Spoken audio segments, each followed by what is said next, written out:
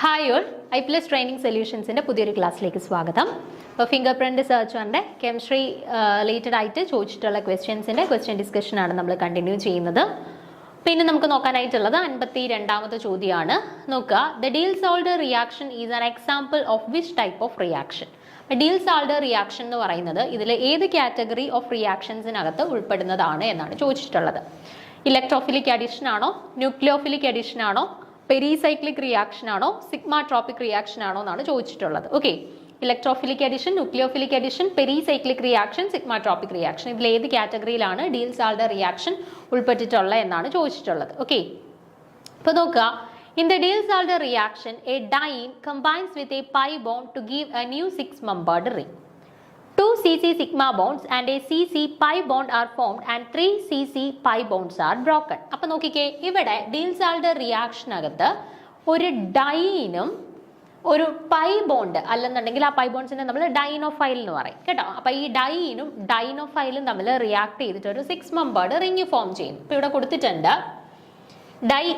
ഇതാണ് നമ്മുടെ ഡൈൻ, അതായത് 2 ഡബിൾ ബോണ്ട്സ് വരുന്ന ഒരു ഗ്രൂപ്പ്. ഓക്കെ, അപ്പോൾ ഈ ഡൈനും ഒരു പൈ ബോണ്ടാണ് ഈ ഡൈനോഫൈൽ എന്ന് പറഞ്ഞിട്ട്, പൈ ബോണ്ട് അല്ലെങ്കിൽ ഡൈനോഫൈൽ എന്ന് പറയും. ഓക്കെ, അപ്പോൾ ഈ ഡൈനും ഡൈനോഫൈലും തമ്മിൽ കമ്പൈൻ ചെയ്തിട്ട് നമുക്ക് കിട്ടിയേക്കുന്ന പ്രോഡക്റ്റ് എന്താണ്? ഇവിടെ ഒരു 6-membered റിംഗ് ആണ് നമുക്ക് ഫോം ചെയ്തിട്ടുള്ളത് അല്ലെ. അതായത് അഡീഷണലി ഇവിടെ എത്ര ബോണ്ട്സ് ഫോം ചെയ്തിട്ടുണ്ട്? ഇവർക്കിടയിൽ ഈ 1-നെയും 6-നെയും ജോയിൻ ചെയ്തിട്ടും 4-നെയും 5-നെയും ജോയിൻ ചെയ്തിട്ടും അഡീഷണൽ ആയിട്ട് 2 ബോണ്ട്സ് ഫോം ചെയ്തിട്ടുണ്ട് അല്ലെ. അപ്പൊ ഇതാണ് നമ്മുടെ ഡീൽ-സാൾട്ട് റിയാക്ഷൻ. ഡീൽ-സാൾട്ട് റിയാക്ഷനകത്ത് ഒരു ഡൈനും ഡൈനോഫൈലും കൂടെ കമ്പൈൻ ചെയ്തിട്ട് ഒരു 6-membered റിംഗ് ഫോം ചെയ്യുന്നുണ്ട്. ഓക്കെ, ഇനി ഇവിടെ നോക്കിക്കേ, ഓൾറെഡി നമ്മുടെ റിയാക്ടൻസിന്റെ സൈഡിൽ ഡൈൻസിനകത്ത് 2 ഡബിൾ ബോണ്ട്സ് ഉണ്ടായിരുന്നു, ഡൈനോഫൈലിനകത്ത് ഒരു ഡബിൾ ബോണ്ട് ഉണ്ടായിരുന്നു. അപ്പോൾ ടോട്ടലി നമ്മുടെ റിയാക്ടന്റിന്റെ സൈഡിൽ 3 പൈ ബോണ്ട്സ് ഉണ്ടായിരുന്നു. ഈ 3 പൈ ബോണ്ട്സിൽ നിന്നും നമ്മുടെ പ്രൊഡക്റ്റ് ഫോം ചെയ്ത സമയത്ത് അതിനകത്ത് എത്ര പൈ ബോണ്ടാണ് ഉള്ളത്? ഒരു പൈ ബോണ്ട് അല്ലെ. അപ്പൊ ഈ 3 പൈ ബോണ്ട്സിൽ നിന്നും നമുക്ക് റിയാക്ട് ചെയ്തിട്ട് കിട്ടിയിട്ടുള്ളത് ഒരു പൈ ബോണ്ടാണ്. അതായത് 3 പൈ ബോണ്ട്സ് റിയാക്ഷൻ നടക്കുന്ന സമയത്ത് അവിടെ ബ്രേക്ക് ചെയ്യുന്നുണ്ട്. ഓക്കെ, 3 പൈ ബോണ്ട്സ് അവിടെ ബ്രേക്ക് ചെയ്യുന്നുണ്ട്. പുതിയതായിട്ട് എത്ര പൈ ബോണ്ടാണ് നമ്മുടെ പ്രോഡക്റ്റിൽ ഫോം ചെയ്തിട്ടുള്ളത്? ഈ സിംഗിൾ ബോണ്ട് ഇപ്പൊ പൈ ബോണ്ട് ആയിട്ടുണ്ട് അല്ലെ. അപ്പം 3 പൈ ബോണ്ട്സ് ബ്രേക്ക് ചെയ്യുകയും ഒരു പുതിയ പൈ ബോണ്ട് അവിടെ ഫോം ചെയ്യുകയും ചെയ്തിട്ടുണ്ട് അല്ലെ. അതുപോലെ തന്നെ എത്ര സിഗ്മ ബോണ്ട്സ് ആണ് പുതിയതായിട്ട് ഫോം ചെയ്തിട്ടുള്ളത്? ഈ 1-നെയും 6-നെയും കണക്ട് ചെയ്തിട്ട് 4-നെയും 5-നെയും കണക്ട് ചെയ്തിട്ട് 2 സിഗ്മ ബോണ്ട്സ് ഫോം ചെയ്തിട്ടുണ്ട് അല്ലെ. അപ്പൊ പുതിയതായിട്ട് 2 സിഗ്മ ബോണ്ട്സും കൂടി ഒരു റിയാക്ഷൻ നടക്കുന്നതിന്റെ ഫലമായിട്ട് ഫോം ചെയ്യുന്നുണ്ട്. ഓക്കെ, അപ്പൊ അതാണ് ഈ പറഞ്ഞിട്ടുള്ളത്. 2 C-C sigma bonds and a C-C pi bond are formed and 3 C-C pi bonds are broken. അപ്പൊ ഈ റിയാക്ഷൻ നടക്കുന്ന സമയത്ത് പുതിയതായിട്ട് 2 സിഗ്മ ബോണ്ട്സും ഫോം ചെയ്യപ്പെട്ടു, പുതിയതായിട്ടൊരു പൈ ബോണ്ട് ഫോം ചെയ്യപ്പെട്ടു അല്ലെ. ഈ ബ്ലൂ വെച്ചിട്ട് മാർക്ക് ചെയ്തേക്കുന്ന 3 പുതിയതായിട്ട് ഫോം ചെയ്ത 3 ബോണ്ട്സ് ആണ്. അതേ സമയത്ത് തന്നെ 1, 2, 3 3 പൈ ബോണ്ട്സ് അവിടെ ബ്രേക്ക് ചെയ്യപ്പെടുകയും ചെയ്തു. Okay, in order for the deal-salt reaction to occur, the diene must be conjugated and must be in cis configuration. അപ്പം ഈ ഒരു ഡീൽ-സാൾട്ട് റിയാക്ഷൻ നടക്കണമെങ്കിൽ ഉള്ള ഒരു കണ്ടീഷൻ നമ്മൾ പറഞ്ഞു, ഒരു ഡൈനും ഡൈനോഫൈലും തമ്മിലാണ് റിയാക്ട് ചെയ്യുന്നതെന്ന് പറഞ്ഞു അല്ലെ. അപ്പൊ ഡൈനകത്ത് 2 ഡബിൾ ബോൺസ് വേണം. ആ 2 ഡബിൾ ബോൺസും കോൺജുഗേറ്റഡ് ആയിട്ടുള്ള ഡബിൾ ബോൺസ് ആയിരിക്കണം കേട്ടോ. കോൺജുഗേറ്റഡ് ആയിട്ടുള്ള ഡബിൾ ബോൺസ് ആയിരിക്കണം. അതായത് ഇപ്പൊ ഇങ്ങനെയാണ് 2 ഡബിൾ ബോൺസ് വരുന്നുണ്ടെങ്കിൽ ഓക്കെ, കോൺജുഗേറ്റഡ് ആയിട്ടുള്ള ഡബിൾ ബോൺസ് ആണ്. അപ്പൊ ഇത് ഡീൽ-സാൾട്ട് റിയാക്ഷനിൽ ഇൻവോൾവ് ചെയ്യുന്നുണ്ട്. പക്ഷേ ഇപ്പം ഇങ്ങനെയാണ് 2 ഡബിൾ ബോണ്ട്സ് വരുന്നുണ്ടെങ്കിലോ അത് ഡീൽ-സാൾട്ട് റിയാക്ഷനകത്ത് ഇൻവോൾവ് ചെയ്യുമോ? ഇല്ല, കാരണം അത് കോൺജുഗേറ്റഡ് അല്ല. നോക്കിക്കേ, അടുത്തടുത്ത് 2 സിംഗിൾ ബോണ്ട് വരുന്നുണ്ട്, 2 ഡബിൾ ബോണ്ട്സ് വന്നിരിക്കുന്ന ഈ 2 പൊസിഷൻസിലായിട്ടാ അല്ലേ. അപ്പൊ അവിടെ എന്ത് നടക്കത്തില്ല? അവിടെ നമ്മുടെ ഡീൽ-സാൾട്ട് റിയാക്ഷൻ നടക്കാനായിട്ട് സാധ്യതയില്ല. കോൺജുഗേറ്റഡ് ആയിട്ട് ഡബിൾ ബോണ്ട്സ് വരണം ഡൈനകത്ത്, എങ്കിലും മാത്രമേ അത് ഡീൽ-സാൾട്ട് റിയാക്ഷനകത്ത് ഇൻവോൾവ് ചെയ്യത്തുള്ളൂ. ഓക്കെ, അപ്പൊ in order for a Diels-Alder reaction to occur, the diene must be conjugated and must be in cis conformation. അതുപോലെ തന്നെ സിസ് കൺഫർമേഷൻ ആയിരിക്കുകയും വേണം. അല്ലേ. ഇവിടെ ഇപ്പൊ സിസ് കൺഫർമേഷൻ അല്ലേ, നോക്കിക്കേ, സെയിം ആളുകൾ രണ്ടും സെയിം സൈഡിൽ ആ രീതിയിലല്ലേ വന്നിരിക്കുന്നത്. ഇവിടെ 2 ഹൈഡ്രജൻ, ഇവിടെ 2 ഡബിൾ ബോൺസ്. ഓക്കെ, അപ്പം സെയിം ആളുകൾ സെയിം സൈഡിലാണ് വന്നിട്ടുള്ളത്. അപ്പോൾ സിസ് കോൺഫിഗറേഷൻ ആണ് അല്ലേ. അപ്പോൾ സിസ് കോൺഫിഗറേഷനും കോൺജുഗേറ്റഡ് ഡൈൻ ആണ് എന്നുണ്ടെങ്കിൽ മാത്രമേ ആ ഡൈൻസ് നമ്മുടെ ഡീൽ-സാൾട്ട് റിയാക്ഷനകത്ത് ഇൻവോൾവ് ചെയ്യുള്ളൂ. The Diels-Alder reaction is faster when there is an electron withdrawing group on the pi bond that is the dienophile and an electron donating groups on the die. ഇനി എപ്പോഴാണ് Diels-Alder ഇതൊന്ന് ഓർത്ത് വെച്ചേക്കണേ. നമ്മുടെ Diels-Alder റിയാക്ഷന്റെ റേറ്റിനെ increase ചെയ്യാനായിട്ട് help ചെയ്യുന്ന രണ്ട് factors ആണ് കൊടുത്തിട്ടുള്ളത്. ഒരു ഇലക്ട്രോൺ വിഡ്രോയിങ് ഗ്രൂപ്പ് നമ്മുടെ ഡൈനോഫൈലിനകത്ത് അറ്റാച്ച്ഡ് ആയിട്ടുണ്ടെങ്കിൽ, ഡൈനോഫൈലിനകത്ത് അല്ലെങ്കിൽ ആ പൈ ബോണ്ടിനകത്ത് ഒരു ഇലക്ട്രോൺ വിഡ്രോയിങ് ഗ്രൂപ്പ് അറ്റാച്ച് ചെയ്തിട്ടുണ്ട് എന്നുണ്ടെങ്കിൽ, അല്ലെന്നുണ്ടെങ്കിൽ നമ്മുടെ ഡൈനകത്തോട്ട് ആര് അറ്റാച്ച് ചെയ്തിട്ടുണ്ടെങ്കിൽ ഒരു ഇലക്ട്രോൺ ഡൊണേറ്റിംഗ് ഗ്രൂപ്പ് അറ്റാച്ച് ചെയ്തിട്ടുണ്ടോ എന്നുണ്ടെങ്കിലും Diels-Alder റിയാക്ഷൻ നോർമലി നടക്കുന്നതിനെക്കാട്ടിൽ ഫാസ്റ്റർ ആയിട്ട് നടക്കും കേട്ടോ. അപ്പോൾ Diels-Alder റിയാക്ഷന്റെ റേറ്റ് ഇൻക്രീസ് ചെയ്യാനായിട്ട് ഹെൽപ്പ് ചെയ്യുന്ന രണ്ട് ഫാക്ടേഴ്സ് ആണ്. ഒന്ന്, ഡൈനോഫൈലിനകത്ത് ഒരു ഇലക്ട്രോൺ വിഡ്രോയിങ് ഗ്രൂപ്പിന്റെ സബ്സ്റ്റിറ്റ്യൂഷൻ വരണം, അല്ലെന്നുണ്ടെങ്കിൽ ഡൈൻസിനകത്ത് ഒരു ഇലക്ട്രോൺ ഡൊണേറ്റിംഗ് ഗ്രൂപ്പിന്റെ സബ്സ്റ്റിറ്റ്യൂഷൻ വരണം. ഈ രണ്ട് കേസസിലുമാണ് ജനറലി എന്ത് ചെയ്യുന്നത്, Diels-Alder റിയാക്ഷന്റെ റേറ്റ് ഫാസ്റ്റർ ആവുന്നത്. Okay. The Diels-Alder reaction is very good example for pericyclic reactions which proceeds via concerted mechanisms, that is all bond breakage and bond formation occurs in a single step. അപ്പം Diels-Alder reaction എന്ന് പറയുന്നത് നമ്മുടെ pericyclic റിയാക്ഷൻസിന് example ആയിട്ട് നമുക്ക് പറയാം. എന്തുകൊണ്ടാണ് pericyclic reactions എന്ന് പറയുന്നത്? എന്താണ്? കൺസേർട്ടഡ് മെക്കാനിസം വഴി നടക്കുന്ന റിയാക്ഷൻസിനെയാണ് നമ്മൾ പെരിസൈക്ലിക് റിയാക്ഷൻ എന്ന് പറയുക. അതായത് ബോണ്ട് ബ്രേക്കിങ്ങും ബോണ്ട് ഫോർമേഷനും എല്ലാം സിംഗിൾ സ്റ്റെപ്പിലായിരിക്കും നടക്കുക. അല്ലാതെ ബോണ്ട് ബ്രേക്ക് ചെയ്യുന്നത് ഒരു സ്റ്റെപ്പിൽ പിന്നെ ഒരു ഇന്റർമീഡിയറ്റ് ഫോം ചെയ്ത് പിന്നെ അടുത്ത സ്റ്റെപ്പിൽ ബോണ്ട് ഫോർമേഷൻ അങ്ങനെയൊന്നുമല്ല. പെരിസൈക്ലിക് റിയാക്ഷൻ ആകുമ്പോൾ കൺസേർട്ടഡ് മെക്കാനിസം ആണ്. അതായത് ബോണ്ട് ബ്രേക്കിങ്ങും ബോണ്ട് ഫോർമേഷനും എല്ലാം തന്നെ ഒറ്റ സിംഗിൾ സ്റ്റെപ്പിൽ നടക്കുന്ന ടൈപ്പ് ഓഫ് റിയാക്ഷൻസിനെയാണ് നമ്മൾ കൺസേർട്ടഡ് റിയാക്ഷൻ എന്ന് പറയുക. ഓക്കെ. അപ്പോൾ നമ്മുടെ പെരിസൈക്ലിക് റിയാക്ഷൻസ് ഈ കൺസേർട്ടഡ് റിയാക്ഷൻസിന്റെ കാറ്റഗറിയിൽ വരുന്നതാണ്. ഓക്കെ. അപ്പം ഇവിടെ Diels-Alder റിയാക്ഷന്റെ കേസിൽ നോക്കിക്കേ, ഓരോ സ്റ്റെപ്പിലായിട്ടാണോ റിയാക്ഷൻസ് നടന്നത്? അല്ല, ഒറ്റ സിംഗിൾ സ്റ്റെപ്പിൽ തന്നെയാണ്. ആ സിംഗിൾ സ്റ്റെപ്പിൽ തന്നെയാണ് ബോണ്ട് ബ്രേക്കിങ്ങും ബോണ്ട് ഫോർമേഷനും എല്ലാം നടന്നത്. ഓക്കെ. അതായത് കൺസേർട്ടഡ് മെക്കാനിസം ആണ് Diels-Alder റിയാക്ഷനും ഫോളോ ചെയ്തിട്ടുള്ളത് അല്ലെ. അപ്പൊ അതുകൊണ്ട് നമുക്ക് പറയാം എന്താണ്, Diels-Alder റിയാക്ഷന്റെ കേസിലും നമ്മുടെ Diels-Alder മെക്കാനിസത്തിന്റെ കേസിലും ഏതാണ് കൺസേർട്ടഡ് മെക്കാനിസം ഫോളോ ചെയ്യുന്നത് കൊണ്ട് തന്നെ പെരിസൈക്ലിക് റിയാക്ഷന്റെ എക്സാമ്പിൾ ആയിട്ട് നമുക്ക് പറയാം. ഓക്കെ.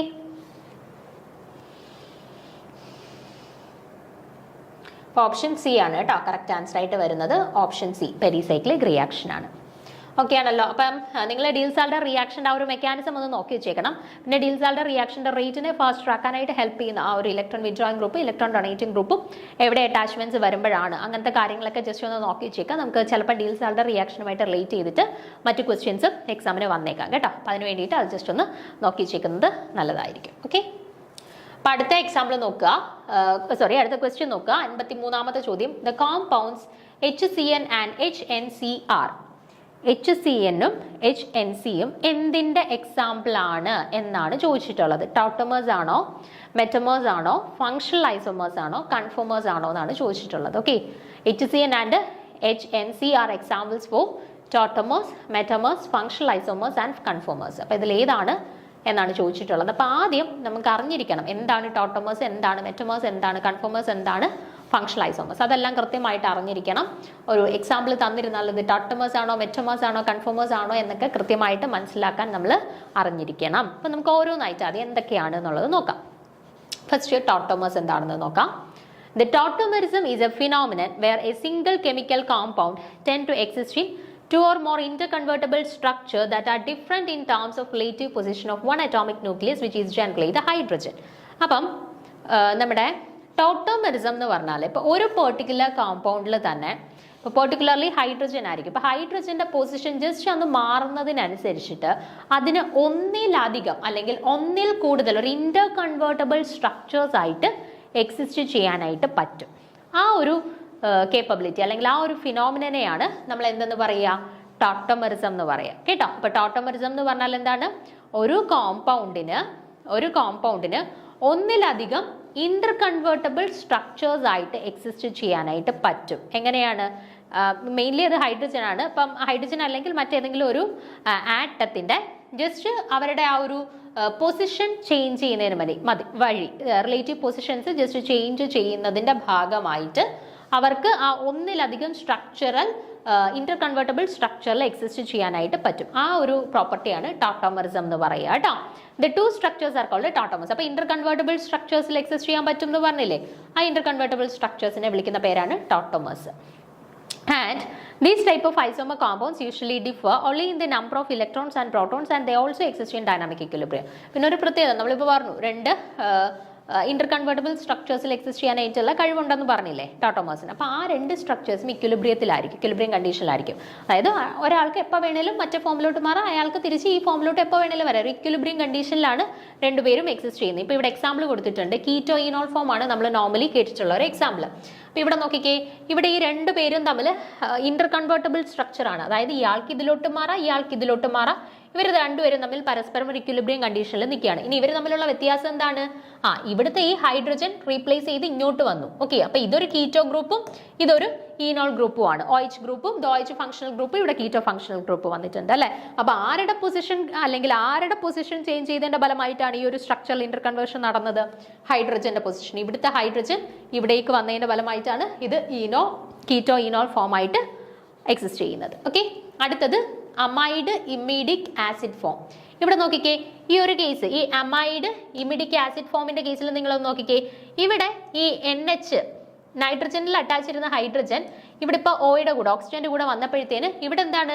ഇത് അമൈഡ് ആയിട്ടും ഇവിടെയോ ഇവിടെ ഇമിഡിക് ആസിഡ് ഫോമിലോട്ട് മാറി. അപ്പൊ ഇവിടെയും ഇന്റർ കൺവേർട്ടബിൾ സ്ട്രക്ചേഴ്സ് ആയിട്ടാണ് ഇവർ എക്സിസ്റ്റ് ചെയ്യുന്നത്. ആരുടെ പൊസിഷൻസ് ജസ്റ്റ് അങ്ങോട്ടും ഇങ്ങോട്ടും മാറിയത് കൊണ്ടാണ്? ഹൈഡ്രജൻ ഇവിടെ ഇരുന്ന ഹൈഡ്രജൻ ജസ്റ്റ് ഇങ്ങോട്ട് മാറിയതിനനുസരിച്ചിട്ട് അവിടെ ഫംഗ്ഷണൽ ഗ്രൂപ്പേ മാറി. ഓക്കെ, ഫംഗ്ഷണൽ ഗ്രൂപ്പ് മാറി, രണ്ട് ഇന്റർ കൺവേർട്ടബിൾ സ്ട്രക്ചേഴ്സ് ആയിട്ട് മാറി അല്ലെ.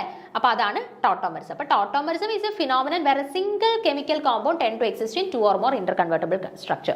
ഒരു സിംഗിൾ കോമ്പൗണ്ടിന് തന്നെ ഒന്നിലധികം ഇന്റർ കൺവേർട്ടബിൾ സ്ട്രക്ചേഴ്സ് ആയിട്ട് എക്സിസ്റ്റ് ചെയ്യാനുള്ള ആ ഒരു കഴിവിനെയാണ് ടോട്ടോമറിസം എന്ന് പറയുന്നത്. ആ ഒരു കോമ്പൗണ്ട്സിനെയാണ്, സെറ്റ് ഓഫ് കോമ്പൗണ്ട്സിനെയാണ് ടോട്ടോമേഴ്സ് എന്ന് പറയുന്നത്.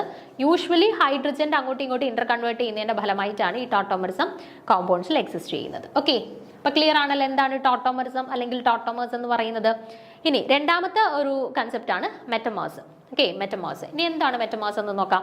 It is a type of isomerism in which the compounds having the same molecular formula but different alkyl groups on either side of the functional groups and are called metamers. അപ്പം metamers എന്ന് പറഞ്ഞാൽ it is a type of isomers and they have the same molecular formula. ഒരേ molecular ഫോർമുലയുള്ള isomers ആണ്.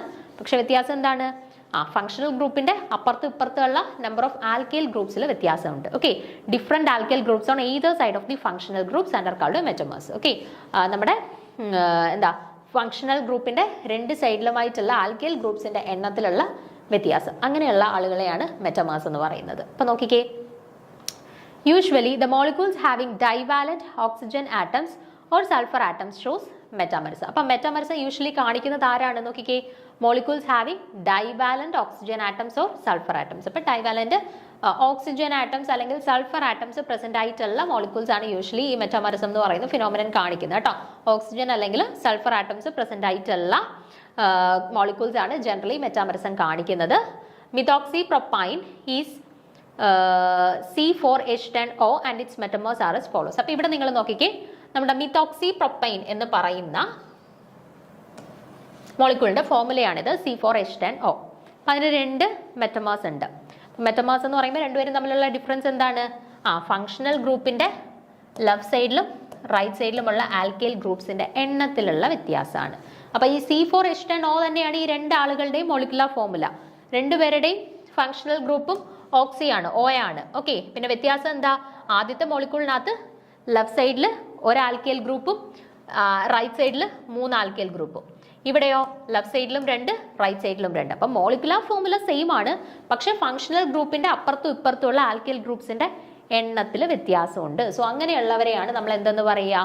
മെറ്റമേഴ്സ് എന്ന് പറയുക. ആ ഒരു ഫിനോമിനെയാണ് നമ്മൾ മെറ്റാമറിസം എന്ന് പറയുക. ഓക്കെ, അപ്പൊ ടോട്ടോമേഴ്സും മെറ്റാമേഴ്സും തമ്മിലുള്ള ഡിഫറൻസ് മനസ്സിലായല്ലോ. ടോട്ടോമേഴ്സ് എന്ന് പറയുന്നത് എന്താണ്? ജനറലി ഒരു മോളിക്യൂളിന് ഒന്നിലധികം ഇന്റർ കൺവേർട്ടബിൾ സ്ട്രക്ചേഴ്സിൽ എക്സിസ്റ്റ് ചെയ്യാനായിട്ടുള്ള കഴിവുണ്ട്. അതിനെയാണ് എന്തെന്ന് പറയുക? ആ ഒരു കഴിവിനെയാണ് അല്ലെങ്കിൽ ആ ഒരു പ്രോപ്പർട്ടിയാണ് ടോട്ടോമറിസം എന്ന് പറയുന്നത്. അങ്ങനെ ഫോം ചെയ്യുന്ന കോമ്പൗണ്ട്സിനെയാണ് നമ്മൾ ടോട്ടോമേഴ്സ് എന്ന് പറയുന്നത്. അപ്പോൾ ടോട്ടോമേഴ്സ് ജനറലി ഫോം ചെയ്യുന്നത് ഹൈഡ്രജൻസിന്റെ പൊസിഷൻ ജസ്റ്റ് അങ്ങോട്ടും ഇങ്ങോട്ടും മാറുന്നതിന്റെ ഫലമായിട്ടാണ് ടോട്ടോമേഴ്സ് ഫോം ചെയ്യുന്നത്. കേട്ടോ, ഏറ്റവും വലിയ എക്സാമ്പിൾ കീറ്റോ ഇനോൾ ഫോം ആണ് ഏറ്റവും വലിയ എക്സാമ്പിൾ ആയിട്ട് വരുന്നത്. മെറ്റാമേഴ്സിന്റെ കേസ് വരുമ്പോഴത്തേന് എന്താണ് ഡിഫറൻസ്? മെറ്റാമേഴ്സിന്റെ കേസ് വരുമ്പോഴത്തേന് ഒരു ഫംഗ്ഷണൽ ഗ്രൂപ്പിന്റെ അപ്പുറത്തും ഇപ്പുറത്തുമുള്ള ആൽക്കൈൽ ഗ്രൂപ്പ്സിന്റെ എണ്ണത്തിലുള്ള വ്യത്യാസം, പക്ഷെ അവരുടെ മോളിക്കുലർ ഫോർമുല ഒക്കെ സെയിം ആണ്, പക്ഷെ ഈ ഒരു ഫംഗ്ഷണൽ ഗ്രൂപ്പിന്റെ അപ്പുറത്തും ഇപ്പുറത്തും വരുന്ന ആൽക്കൈൽ ഗ്രൂപ്പ്സിന്റെ എണ്ണത്തിൽ വ്യത്യാസം വരുന്നു. അങ്ങനെയുള്ളവരെയാണ് നമ്മൾ മെറ്റമേഴ്സ് എന്ന് പറയുക കേട്ടോ. അടുത്തത് ഫങ്ഷണൽ ഐസോമേഴ്സ് നോക്കിക്കേ. The functional isomerism is a type of isomerism in which the compounds that have the same molecular formula but have different functional groups. അപ്പം മോളിക്കുലർ ഫോർമുലയൊക്കെ സെയിം ആണ്, പക്ഷേ വ്യത്യസ്ത ഫങ്ഷണൽ ഗ്രൂപ്പുകളാണ് പ്രസന്റ് ആയിട്ടുള്ളതെങ്കിൽ അങ്ങനെയുള്ളവരെയാണ് നമ്മൾ എന്തെന്ന് പറയുക, ഫങ്ഷണൽ ഐസോമേഴ്സ് എന്ന് പറയാം കേട്ടോ. ഫങ്ഷണൽ ഐസോമേഴ്സ് എന്ന് പറയാം. അപ്പം മോളിക്കുലർ ഫോർമുല സെയിം ആണ്, പക്ഷേ വ്യത്യസ്ത ഫങ്ഷണൽ ഗ്രൂപ്പ് ആയിരിക്കും. അപ്പൊ ഇവിടെ നിങ്ങൾ എക്സാമ്പിൾ നോക്കിക്കേ. ഇവിടെ C3H6O എന്ന് പറയുന്ന ഈ ഒരു കോമ്പൗണ്ടിനെ നമുക്ക് രണ്ട് രീതിയിൽ അല്ലെങ്കിൽ ഈ ഒരു മോളിക്കുലർ ഫോർമുല വരുന്ന രണ്ട് കോമ്പൗണ്ട്സ് എഴുതാൻ പറ്റും. എന്തൊക്കെയാ? CH3 CH2 CHO. ഇതെന്താ? ആൽഡിഹൈഡ് ആണ് അല്ലേ. അതുപോലെ CH3 CO CH3 ഇതെന്താ? കീറ്റോൺ ആണ് അല്ലേ. അപ്പം ഈ ഒരു ആൽഡിഹൈഡും ഉണ്ട്, ഒരു കീറ്റോണും ഉണ്ട്. ഈ ഒരു മോളിക്കുലർ ഫോർമുല ഫോളോ ചെയ്യുന്ന ഒരു ആൽഡിഹൈഡും ഉണ്ട്, ഒരു കീറ്റോണും ഉണ്ട് അല്ലേ. C3H6O എന്ന് പറയുന്ന മോളിക്കുലർ ഫോർമുല ഫോളോ ചെയ്യുന്ന ഒരു ആൽഡിഹൈഡും ഉണ്ട്, ഒരു കീറ്റോണും ഉണ്ട്. അപ്പൊ ഇവർ തമ്മിലുള്ള വ്യത്യാസം എന്താ? സെയിം മോളിക്കുലർ ഫോർമുല ഫോളോ ചെയ്യുന്ന രണ്ട് ആളുകളാണ്, പക്ഷെ രണ്ടിലുമുള്ള ഫങ്ഷണൽ ഗ്രൂപ്പ് സെയിം ആണ്. അങ്ങനെ ഫങ്ഷണൽ ഗ്രൂപ്പ് സെയിം ആണെന്നുണ്ടെങ്കിൽ അങ്ങനെയുള്ളവരെയാണ് എന്തെന്ന് പറയാ, ഫങ്ഷണൽ ഐസോമേഴ്സ് കേട്ടോ. പക്ഷെ മെറ്റമേഴ്സിനകത്ത് ഫങ്ഷണൽ ഗ്രൂപ്പ് സെയിം ആയിരുന്നു, പക്ഷെ രണ്ട് സൈഡിലുമുള്ള ആൽക്കൈൽ ഗ്രൂപ്പ്സുകളുടെ എണ്ണത്തിലായിരുന്നു വ്യത്യാസം. ഇനി ഫങ്ഷണൽ ഐസോമേഴ്സ് വന്നപ്പോഴോ, ഫങ്ഷണൽ ഐസോമേഴ്സിന്റെ കേസിൽ ഫങ്ഷണൽ ഗ്രൂപ്പാണ് വ്യത്യാസം, പക്ഷെ അവരുടെ മോളിക്കുലർ ഫോർമുല സെയിം ആണ്. അങ്ങനെയുള്ളവരെയാണ് ഫങ്ഷണൽ ഐസോമേഴ്സ് എന്ന് പറയുന്നത്. അപ്പോൾ അവരെയും കണ്ടാൽ തിരിച്ചറിയാലോ. ഓക്കെ ആണല്ലോ. ഓക്കെ, ഇനി അടുത്തതാണ് കൺഫോമേഴ്സ്. കൺഫോമേഴ്സ് എന്ന് പറഞ്ഞാൽ എന്താ? They are also known as rotational isomers or conformational isomers. അപ്പം കൺഫോമേഴ്സിനെ നമ്മൾ റൊട്ടേഷണൽ ഐസോമേഴ്സ് അല്ലെന്നുണ്ടെങ്കിൽ കൺഫോർമേഷണൽ ഐസോമേഴ്സ് എന്ന് ജനറലി പറയാറുണ്ട്. Are the molecules that have the same molecular formula and connectivity of atoms but difference in the spatial arrangements of their atoms due to the rotation of single bonds. അപ്പം conformers എന്ന് പറഞ്ഞാൽ അവരുടെ same molecular formula ആയിരിക്കും, അതുപോലെ തന്നെ connectivity എല്ലാം same ആയിരിക്കും, പക്ഷെ അവരുടെ സ്പേഷ്യൽ അറേഞ്ച്മെന്റിൽ വ്യത്യാസം കാണും. അവരുടെ റൊട്ടേഷന്റെ ഫലമായിട്ടോ വല്ല അവരുടെ സ്പേഷ്യൽ അറേഞ്ച്മെന്റ്സിൽ എന്തെങ്കിലും വ്യത്യാസം ഉണ്ടെന്നുണ്ടെങ്കിൽ അങ്ങനത്തെ ടൈപ്പ് ഓഫ് മോളിക്യൂൾസിന്റെ കോമ്പിനേഷൻ അല്ലെങ്കിൽ പെയർസിനെയാണ് നമ്മൾ കൺഫോമേഴ്സ് എന്ന് പറയുന്നത് കേട്ടോ. അപ്പോൾ കൺഫോമേഴ്സിന്റെ കേസിൽ അവരുടെ മോളിക്കുലർ ഫോർമുല സെയിം ആണ്, അവരുടെ കണക്ടിവിറ്റീസ് സെയിം ആണ്, പിന്നെ ഡിഫറൻസ് വരുന്നത് എങ്ങനെയാണ്? അവരുടെ സ്പേഷ്യൽ അറേഞ്ച്മെന്റിൽ മാത്രമാണ് വ്യത്യാസം വരുന്നത് കേട്ടോ. അങ്ങനെയുള്ള കോമ്പൗണ്ട്സിനെയാണ് നമ്മൾ കൺഫോമേഴ്സ് എന്ന് പറയുന്നത്. ഓക്കെ ആണല്ലോ. ടോട്ടോമേഴ്സ് നിങ്ങൾക്ക് മനസ്സിലായിട്ടുണ്ട്, മെറ്റമേഴ്സ് മനസ്സിലായിട്ടുണ്ട്, ഫങ്ഷണൽ ഐസോമേഴ്സ് മനസ്സിലായിട്ടുണ്ട്, അടുത്തത് കൺഫോമേഴ്സ് മനസ്സിലായിട്ടുണ്ട്. ഓക്കെ, അപ്പോൾ ഇനി നമ്മുടെ ചോദ്യത്തിലോട്ടൊന്ന് വന്നേ. നമ്മുടെ ചോദ്യത്തിൽ ആരാണെന്ന് ചോദിച്ചത്? HCN and HNC. ഇത് എന്തിന്റെ എക്സാമ്പിൾ ആണെന്നാണ് പറഞ്ഞത് അല്ലെ. HCN ആൻഡ് HNC എന്ന് പറയുന്നത് എന്തിന്റെ എക്സാമ്പിൾ ആയിട്ടാണ് എന്നാണ് ചോദിച്ചിട്ടുള്ളത്. ഏതാ? ടോട്ടോമേഴ്സ് ആണോ, മെറ്റമേഴ്സ് ആണോ, ഫങ്ഷണൽ ഐസോമേഴ്സ് ആണോ, കൺഫോമേഴ്സ് ആണോ? ഫങ്ഷണൽ ഐസോമേഴ്സ് ആണ്. കാരണം HCNന്റെ കേസിൽ ഫങ്ഷണൽ ഗ്രൂപ്പായിട്ട് വരുന്നത് നൈട്രിലും HNCയുടെ കേസിൽ ഫങ്ഷണൽ ഗ്രൂപ്പായിട്ട് വരുന്നത് ഐസോനൈട്രിലുമാണ്. ഓക്കെ, അപ്പൊ ഇവിടെ രണ്ടുപേരുടെയും കേസ് നോക്കിക്കഴിഞ്ഞാൽ ഫങ്ഷണൽ ഐസോമേഴ്സിന്റെ കേസിൽ നമ്മൾ എന്താ പറഞ്ഞത്? മോളിക്കുലർ ഫോർമുല സെയിം ആയിരിക്കും, പക്ഷെ ഫങ്ഷണൽ ഗ്രൂപ്പ് ഡിഫറെന്റ് ആയിരിക്കും. അങ്ങനെയുള്ളവരെയാണ് നമ്മൾ ഫങ്ഷണൽ ഐസോമേഴ്സ് എന്ന് പറയുന്നത്. ഇവിടെ HCNനും HNCയുടെ കേസ് നോക്കിയാൽ മോളിക്കുലർ ഫോർമുല സെയിം ആണ്. രണ്ടിടത്ത് ഹൈഡ്രജൻ, രണ്ടിടത്തും കാർബൺ, രണ്ടിടത്തും നൈട്രജൻ അല്ലേ. മോളിക്കുലർ ഫോർമുല സെയിം ആണ്. പിന്നെ വ്യത്യാസം വന്നിട്ടുള്ളത് എവിടെ? ഇവിടെ ഫങ്ഷണൽ ഗ്രൂപ്പായിട്ട് ആക്ട് ചെയ്യുന്ന ആരാ? നൈട്രിലും. ഇവിടെ ഫങ്ഷണൽ ഗ്രൂപ്പായിട്ട് ആക്ട് ചെയ്യുന്ന ആരാ? ഐസോനൈട്രിലും ആണ് കേട്ടോ. അപ്പോൾ ഏതിന് എക്സാമ്പിൾ ആയിട്ടാണ് വരിക? അവര് ഫങ്ഷണൽ ഐസോമേഴ്സിന്റെ എക്സാമ്പിൾ ആയിട്ടാണ് വരുന്നത്. ഓക്കെ ആണേ. അപ്പോൾ ഇവിടെ ജസ്റ്റ് നിങ്ങൾ HNC HCN ഇത് ഫങ്ഷണൽ ഐസോമേഴ്സ് ആണ് എന്ന് മാത്രം പഠിച്ചു വെക്കാണ്ട് ടോട്ടോമേഴ്സ് എന്താണ്, മെറ്റാമേഴ്സ് എന്താണ്, ഫങ്ഷണൽ ഐസോമേഴ്സ് എന്താണ്, കൺഫോമേഴ്സ് എന്താണ് എന്നുള്ളത് കൃത്യമായിട്ട് പഠിച്ചു വെച്ചേക്കുക. നമുക്ക് ചിലപ്പോൾ അടുത്ത എക്സാമിൽ ചോദിക്കുന്ന ഏതെങ്കിലും രണ്ട് എക്സാമ്പിൾ തന്നിട്ട് അല്ലെങ്കിൽ ഓപ്ഷൻസ് 4 ഓപ്ഷൻസ് തന്നിട്ട് ചോദിക്കുന്ന which of the following is considered as a tautomers അല്ലെങ്കിൽ മെറ്റമേഴ്സ് എന്ന് പറഞ്ഞിട്ടൊക്കെ ആയിരിക്കും ചോദിക്കുക കേട്ടോ. അല്ലെന്നുണ്ടെങ്കിൽ ഇതുപോലെ എക്സാമ്പിൾ തന്നിട്ട് ചോദിക്കാം ഇത് ടോട്ടോമേഴ്സ് ആണോ, മെറ്റമേഴ്സ് ആണോ, ഐസോമേഴ്സ് ഫങ്ഷണൽ ഐസോമേഴ്സ് ആണോ എന്നൊക്കെ പറഞ്ഞിട്ട് ചോദിക്കാം. അപ്പം അടുത്ത പ്രാവശ്യം നമുക്ക് എക്സാമിന് ചിലപ്പം വരിക വേറൊരു രീതിയിലുള്ള എക്സാമ്പിൾ ആയിരിക്കും കേട്ടോ. അപ്പം നിങ്ങളെല്ലാം ഈ ഓപ്ഷൻസിൽ കൊടുത്തിട്ടുള്ള കാര്യങ്ങളെല്ലാം കൃത്യമായിട്ട് പഠിച്ചു വെച്ചേക്കണം കേട്ടോ. ഏത് ക്വസ്റ്റ്യൻ കിട്ടിയാലും ഒരു ക്വസ്റ്റ്യൻ പേപ്പർ നമ്മൾ അനലൈസ് ചെയ്തത് പഠിക്കുന്ന സമയത്ത് അതിൻ്റെ ഓപ്ഷൻസിൽ കൊടുത്തിട്ടുള്ള കാര്യങ്ങളെല്ലാം ഒന്ന് പഠിച്ചു വെക്കാനായിട്ട് ശ്രമിക്കുക. കാരണം അതുമായിട്ട് റിലേറ്റ് ചെയ്തിട്ട് നമുക്ക് അടുത്ത തവണയും ക്വസ്റ്റ്യൻസ് വരാം കേട്ടോ. അപ്പോൾ ഏതൊരു ചോദ്യം പഠിച്ചാലും അതിൻ്റെ ഓപ്ഷൻസുമായിട്ട് റിലേറ്റ് ചെയ്ത് നമുക്ക് എന്തൊക്കെ കാര്യങ്ങൾ കളക്ട് ചെയ്ത് പഠിക്കാൻ പറ്റുമോ അതെല്ലാം ഒന്ന് നോക്കി വെച്ചേക്കുക കേട്ടോ. അപ്പോൾ ഇവിടെ ഈ 4 കാര്യങ്ങൾ നിങ്ങൾ കൃത്യമായിട്ട് മനസ്സിലാക്കിയിരിക്കുക. അതിൻ്റെ എക്സാമ്പിൾസ് നോക്കി വെച്ചേക്കുക. എക്സാമ്പിൾസ് കണ്ടാൽ അത് ഏത് കാറ്റഗറിയിലാണ് എന്ന് അനലൈസ് ചെയ്യാനും അറിഞ്ഞിരിക്കുക. ഓക്കെ, അപ്പോൾ അടുത്ത ചോദ്യത്തിലോട്ട് പോവാം. 54ാമത്തെ ചോദ്യം, the bears reagent is. Okay, അപ്പോൾ തന്നിട്ടുള്ളതിൽ ബെയേഴ്സ് റീജന്റ് എന്നറിയപ്പെടുന്നത് ഏതാണ് എന്നാണ് ചോദിച്ചിട്ടുള്ളത്. അക്വസ് കേമനോഫോ സൊല്യൂഷൻ ആണോ, 1% ആൽക്കലൈൻ KMnO4 സൊല്യൂഷൻ ആണോ, അസിഡിക് KMnO4 സൊല്യൂഷൻ ആണോ, ആക്വ solution of KMnO4 and K2Cr2O7 ആണോ? കേട്ടോ, K2Cr2O7 എന്നാണേ, K2Cr2O7. അപ്പോൾ ഇതിൽ ഏതിനെയാണ് നമ്മൾ ബെയർസ് റിയേജന്റ് എന്നറിയപ്പെടുന്നതെന്നാണ് ചോദിച്ചിട്ടുള്ളത് കേട്ടോ. അപ്പോൾ നോക്കുക, Baeyer's reagent is an alkaline solution of cold KMnO4. അപ്പോൾ ഏതാണ് നമ്മുടെ ഓപ്ഷനിൽ വരുന്നത്?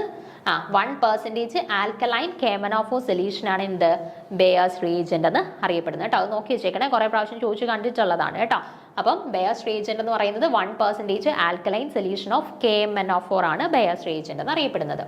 The Bayes reagent is a strong oxidizing agent which is used to identify the presence of double or triple bonds of a hydrocarbon, that is to identify the unsaturation of hydrocarbon compounds used to convert the alkenes into vinyl glycol.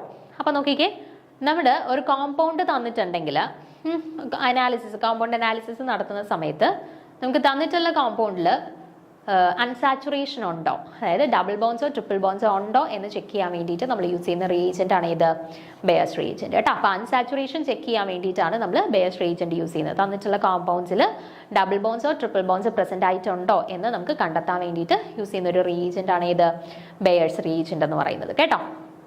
അതുപോലെ തന്നെ bears reagent use ചെയ്തിട്ട് നമുക്ക് ആൽക്കീൻസിനെ എന്തായിട്ട് convert ചെയ്യും? Vicinal ഗ്ലൈക്കോൾസ് ആയിട്ടാണ് convert ചെയ്യുന്നത് കേട്ടോ. അപ്പോൾ ആൽക്കീൻസിനകത്ത് നമ്മൾ ബെയർസ് റിയേജന്റ് ആഡ് ചെയ്യുകയാണെന്നുണ്ടെങ്കിൽ അത് എന്ത് ഫോമിലോട്ടാണ് കൺവേർട്ട് ചെയ്യുന്നത്? വിസിനൽ ഗ്ലൈക്കോൾ ആയിട്ടാണ് കൺവേർട്ട് ചെയ്യുന്നത്. ഓക്കെ, ദെൻ ഇവിടെ ഞാൻ കോമൺ ആയിട്ട് യൂസ് ചെയ്യുന്ന കുറച്ച് റിയേജന്റുകളും അതിന്റെ കെമിക്കൽ നെയിംസും കൊടുത്തിട്ടുണ്ട്. ജസ്റ്റ് ഒന്ന് നോക്കി വെച്ചേരാം. നമുക്ക് ഇപ്പോൾ ബെയർസ് റിയേജന്റ് അല്ലേ ചോദിച്ചിട്ടുള്ളത്, അതുപോലെ നമുക്ക് ചിലപ്പോൾ വേറെ റിയേജൻസ് തന്നിട്ട് അതിൻ്റെ അകത്ത് അല്ലെങ്കിൽ ഏത് കോമ്പോസിഷനുള്ള റിയേജന്റിനെയാണ് നമ്മൾ ഈ ഒരു പേരിൽ അറിയപ്പെടുന്നതെന്ന് പറഞ്ഞിട്ട് ചോദിക്കാം ഇതുപോലെ കേട്ടോ. അപ്പോൾ ജസ്റ്റ് ഒന്ന് നോക്കി വെച്ചേരേ. ഗ്രിഗ്നാർഡ് റിയേജന്റ് എന്ന് പറയുന്നത് നമുക്കറിയാം, എല്ലാവർക്കും അറിയാവുന്നതാണ്. ഓർഗാനോ മഗ്നീഷ്യം ഹാലൈഡ്സിനെയാണ് ഗ്രിഗ്നാർഡ് റിയേജന്റ് എന്നറിയപ്പെടുന്നത് കേട്ടോ. അപ്പോൾ ഗ്രിഗ്നാർഡ് റിയേജന്റ് RMGX അല്ലെന്നുണ്ടെങ്കിൽ ഓർഗാനോ മഗ്നീഷ്യം ഹാലൈഡ്സ് ആണ് എന്ത് ഗ്രിഗ്നാർഡ് റിയേജന്റ് എന്ന് പറയുന്നത്. അടുത്തത് ടൊളൻസ് റിയേജന്റ്. ടൊളൻസ് റിയേജന്റ് എന്ന് പറയുന്നത് എന്താണ്? Alkaline solution of ammoniacal silver nitrate. Alkaline solution of ammoniacal silver നൈട്രേറ്റിനെയാണ് നമ്മൾ ടൊളൻസ് റിയേജന്റ് എന്ന് പറയുന്നത് കേട്ടോ. Alkaline solution of ammoniacal silver nitrate. നമ്മൾ ആൽഡിഹൈഡ്സിനെയും കീറ്റോൺസിനെയും ഒക്കെ ഡിസ്റ്റിങ്വിഷൻ ചെയ്യാൻ വേണ്ടിയിട്ട് യൂസ് ചെയ്യുന്ന ഒരു റിയേജന്റ് ആണ് എന്ത് ടൊളൻസ് റിയേജന്റ് എന്ന് പറയുന്നത് കേട്ടോ. അപ്പോൾ ഓർത്ത് വെച്ചേക്കുക, Tollens reagent is ammoniacal silver nitrate solution കേട്ടോ. Ammoniacal silver nitrate solution. അടുത്തത് ഫെഹലിംഗ് റിയേജന്റ്. ഫെഹലിംഗ് റിയേജന്റ് എന്താണെന്ന് ചോദിച്ചു കഴിഞ്ഞാൽ നോക്കിക്കോണം, ഫെഹലിംഗ് എയും ഉണ്ട് ഫെഹലിംഗ് ബി ഉണ്ട്. ക്വസ്റ്റ്യനകത്ത് ഏതാണ് ചോദിച്ചിട്ടുള്ളതെന്ന് കൃത്യമായിട്ട് നോക്കിയിട്ട് വേണം ആൻസർ ചെയ്യാൻ. അപ്പോൾ ഫെഹലിംഗ് സൊല്യൂഷൻ എ ആണെന്നുണ്ടെങ്കിൽ it is aqua solution of copper sulphate കേട്ടോ. Aqua solution of copper sulphate ആണ് ഫെഹലിംഗ് സൊല്യൂഷൻ എ എന്ന് പറയുന്നത്. ഫെഹലിംഗ് സൊല്യൂഷൻ ബി എന്ന് പറയുന്നത് aqua solution of potassium sodium tartrate കേട്ടോ. Potassium sodium tartrate. അപ്പം ഫെഹലിംഗ് സൊല്യൂഷൻ അല്ലെങ്കിൽ ഫെഹലിംഗ് റിയേജന്റ് എന്നറിയപ്പെടുന്നത് ഏതാണ് എന്നുള്ള രീതിയിൽ ക്വസ്റ്റ്യൻ ചോദിക്കുകയാണെന്നുണ്ടെങ്കിൽ ക്വസ്റ്റ്യൻ പേപ്പറിൽ നോക്കുക, ഫെഹലിംഗ് സൊല്യൂഷൻ എ ആണോ ഫെഹലിംഗ് സൊല്യൂഷൻ ബി ആണോ ചോദിച്ചിട്ടുള്ളതെന്ന്. അപ്പോൾ രണ്ടും ചോദിച്ചിട്ടില്ലെങ്കിൽ ഓപ്ഷനിലുള്ളത് ഏതാണോ അതിനനുസരിച്ചിട്ട് ആൻസർ ചെയ്യുക. അപ്പോൾ ഫെഹലിംഗ് സൊല്യൂഷൻ എ ആണെന്നുണ്ടെങ്കിൽ അതെന്താണ്? ആക്വ സൊല്യൂഷൻ ഓഫ് കോപ്പർ സൾഫേറ്റ് ആണ്. ഫെഹലിംഗ് സൊല്യൂഷൻ ബി ആണെന്നുണ്ടെങ്കിൽ എന്താണ്? സോഡിയം പൊട്ടാസ്യം ടാർട്രേറ്റ് ആണ് കേട്ടോ. Alkaline solution of aqua solution of sodium potassium tartrate ആണ് കേട്ടോ. Aqua solution of sodium potassium tartrate. അടുത്തത് മില്ലൻസ് റിയേജന്റ്. മില്ലൻസ് റിയേജന്റ് എന്താണെന്ന് ചോദിച്ചാൽ it is mercuric nitrate and mercurous nitrate dissolved in nitric acid and distilled water. Okay, അപ്പം Millon's reagent എന്നറിയപ്പെടുന്നത് mercuric nitrate അല്ലെങ്കിൽ mercurous nitrate nitric ആസിഡിൽ distilled വാട്ടറിലൂടെ dissolve ചെയ്തിട്ടുള്ള ആ ഒരു സൊല്യൂഷനെയാണ് നമ്മൾ മില്ലൻസ് റിയേജന്റ് എന്ന് പറയുക. ഓക്കെ, അതുപോലെ തന്നെ കൊളിൻസ് റിയേജന്റ് എന്ന് പറയുന്നത് chromium oxide with pyridine in ഡൈക്ലോറോമീഥെയ്ൻ, അതിനെയാണ് കൊളിൻസ് റിയേജന്റ് എന്ന് പറയുന്നത്. അപ്പോൾ കൊളിൻസ് റിയേജന്റ് എന്ന് പറയുന്നത് chromium oxide with pyridine, chromium oxide with pyridine in dichloromethane, അതിനെയാണ് കൊളിൻസ് റിയേജന്റ് എന്ന് പറയുന്നത്. അടുത്ത ബെനഡിക്റ്റ് റിയേജന്റ്. ബെനഡിക്റ്റ് റിയേജന്റ് എന്ന് പറഞ്ഞാൽ sodium citrate, sodium carbonate and pentahydrate of copper sulphate, ഇതിന്റെ മൂന്നിന്റെയും കൂടെ കോമ്പിനേഷനെയാണ് ബെനഡിക്റ്റ് റിയേജന്റ് എന്ന് പറയുന്നത് കേട്ടോ. അപ്പോൾ ഇത്രയൊന്ന് നോക്കി ചേരാം. നമ്മൾ കോമൺ ആയിട്ട് കെമിസ്ട്രി റിലേറ്റഡ് ആയിട്ടുള്ള ലബോറട്ടറി ആക്ടിവിറ്റീസിൽ യൂസ് ചെയ്യുന്ന കുറച്ച് റിയേജൻസ് ആണ്. അപ്പോൾ നമുക്ക് ചിലപ്പോൾ ചോദിക്കാം ഇതെന്ന് പറയുന്നത് എന്താണ്, ഇപ്പം ഫെഹലിംഗ് സൊല്യൂഷൻ എന്ന് പറഞ്ഞാൽ എന്താണ്, ടൊളൻസ് റിയേജന്റ് എന്ന് പറഞ്ഞാൽ എന്താണ്, കൊളിൻസ് റിയേജന്റ് എന്ന് പറഞ്ഞാൽ എന്താണ് എന്നുള്ള രീതിയിൽ ക്വസ്റ്റ്യൻസ് വരാം കേട്ടോ. അപ്പോൾ ഒന്ന് നോക്കി വെച്ചേക്കുക. ഗ്രിഗ്നാർഡ് റിയേജന്റ് എന്ന് പറയുന്നത് ഓർഗാനോ മഗ്നീഷ്യം ഹാലൈഡ്സ് ആണ്. ടൊളൻസ് റിയേജന്റ് എന്ന് പറയുന്നത് alkaline solution of alkaline solution of ammoniacal silver nitrate ആണ്. ഫാലിംഗ് സൊല്യൂഷൻ എന്ന് പറയുമ്പോൾ ഫാലിംഗ് എ ഉണ്ട്, ഫാലിംഗ് ബി ഉണ്ട്. ഫാലിംഗ് സൊല്യൂഷൻ എ ആണെന്നുണ്ടെങ്കിൽ അമോണിക്കൽ സിൽവർ നൈട്രേറ്റ് ആണ്.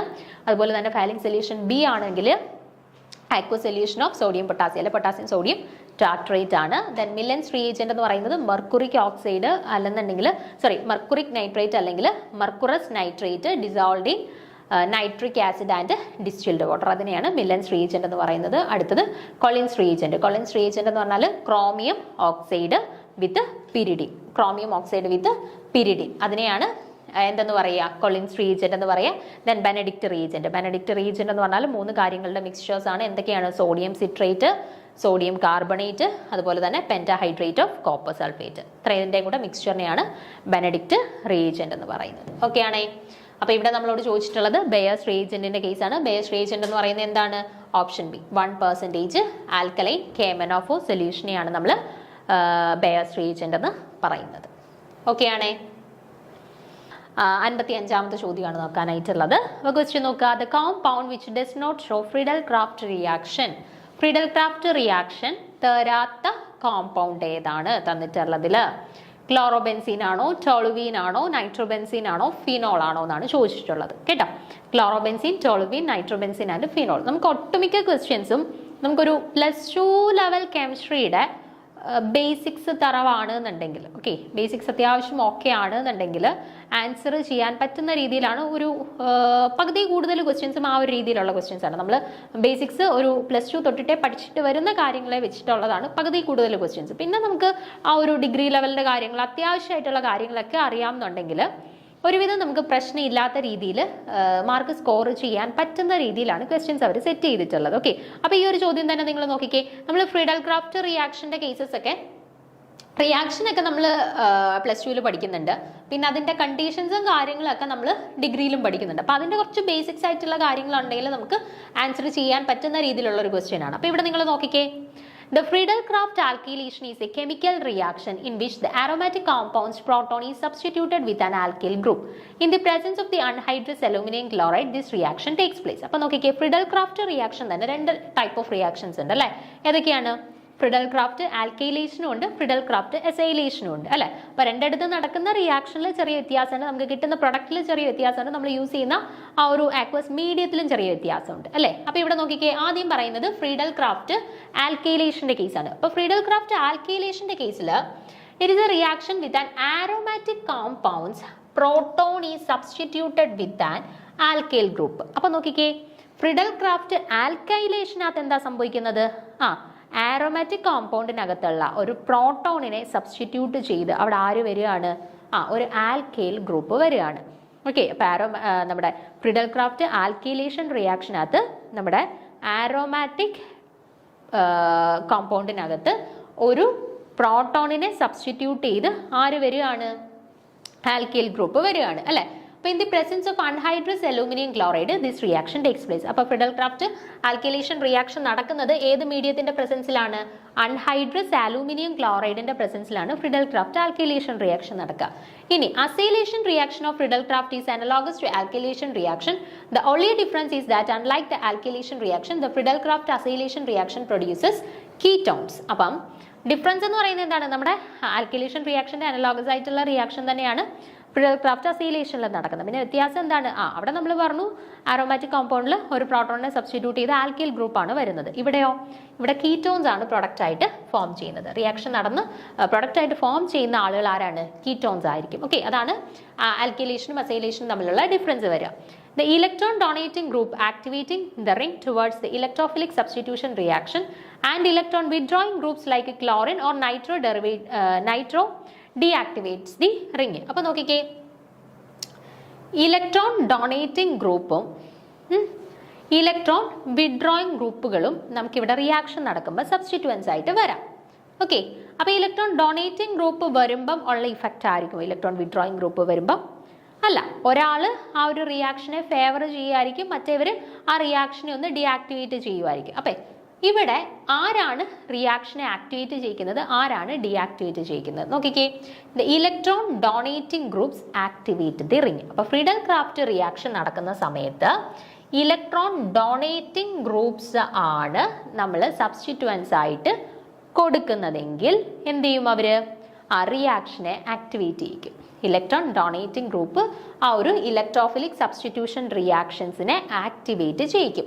അതേ സമയത്ത് തന്നെ നമ്മൾ ഇലക്ട്രോൺ വിഡ്രോയിങ് ഗ്രൂപ്പുകളാണ് സബ്സ്റ്റിറ്റ്യൂവൻസ് ആയിട്ട് കൊടുക്കുന്നതെങ്കിൽ, ഇലക്ട്രോൺ വിഡ്രോയിങ് ഗ്രൂപ്പ് മീൻസ് നമ്മുടെ ക്ലോറിൻ അല്ലെങ്കിൽ നൈട്രോ ഗ്രൂപ്പുകളൊക്കെയാണ് കൊടുക്കുന്നതെന്നുണ്ടെങ്കിൽ എന്ത് സംഭവിക്കും? അവർ നമ്മുടെ റിങ്ങിനെ ഡീആക്ടിവേറ്റ് ചെയ്യിക്കും. ഓക്കെ, അപ്പം ഇലക്ട്രോൺ വിഡ്രോയിങ് ഗ്രൂപ്പുകളും ഇലക്ട്രോൺ ഡൊണേറ്റിംഗ് ഗ്രൂപ്പുകളും നമുക്ക് സബ്സ്റ്റിറ്റ്യൂവൻസ് ആയിട്ട് കൊടുക്കാം. ഇലക്ട്രോൺ ഡൊണേറ്റിംഗ് ഗ്രൂപ്പുകളാണ് സബ്സ്റ്റിറ്റ്യൂവൻസ് ആയിട്ട് കൊടുക്കുന്നതെങ്കിൽ, ഇലക്ട്രോൺ ഡൊണേറ്റിംഗ് ഗ്രൂപ്പാണ് സബ്സ്റ്റിറ്റ്യൂവൻസ് ആയിട്ട് കൊടുക്കുന്നതെങ്കിൽ അവരെന്ത് ചെയ്യുന്നു? നമ്മുടെ ഇലക്ട്രോഫിലിക് സബ്സ്റ്റിറ്റ്യൂഷൻ റിയാക്ഷൻസിനെ ആക്ടിവേറ്റ് ചെയ്യിക്കുന്നു. അതേസമയം ഇലക്ട്രോൺ വിഡ്രോയിങ് ഗ്രൂപ്പുകളെയാണ് നമ്മൾ കൊടുക്കുന്നതെന്നുണ്ടെങ്കിലോ, ഇലക്ട്രോൺ വിഡ്രോയിങ് ഗ്രൂപ്പുകളെയാണ് കൊടുക്കുന്നുണ്ടെങ്കിൽ അവർ റിയാക്ഷനെ ഡീആക്ടിവേറ്റ് ചെയ്യിക്കും, അല്ലെ? റിയാക്ഷനെ ഡീആക്ടിവേറ്റ് ചെയ്യിക്കും. Okay, the Friedel-Crafts reactions are electrophilic substitution reaction. The aromatic nitro compound do not undergo Friedel-Crafts reaction as this group is an electron withdrawing group, so it deactivates the aromatic ring towards the electrophilic substitution reaction. അപ്പോൾ നോക്കിക്കേ, the Friedel-Crafts reactions are electrophilic substitution reaction, അല്ലേ? നമ്മുടെ electrophilic substitution റിയാക്ഷൻസിന്റെ കാറ്റഗറിയിൽ വരുന്ന ഒരു example ആണ് Friedel-Crafts reactions എന്ന് പറയുന്നത്.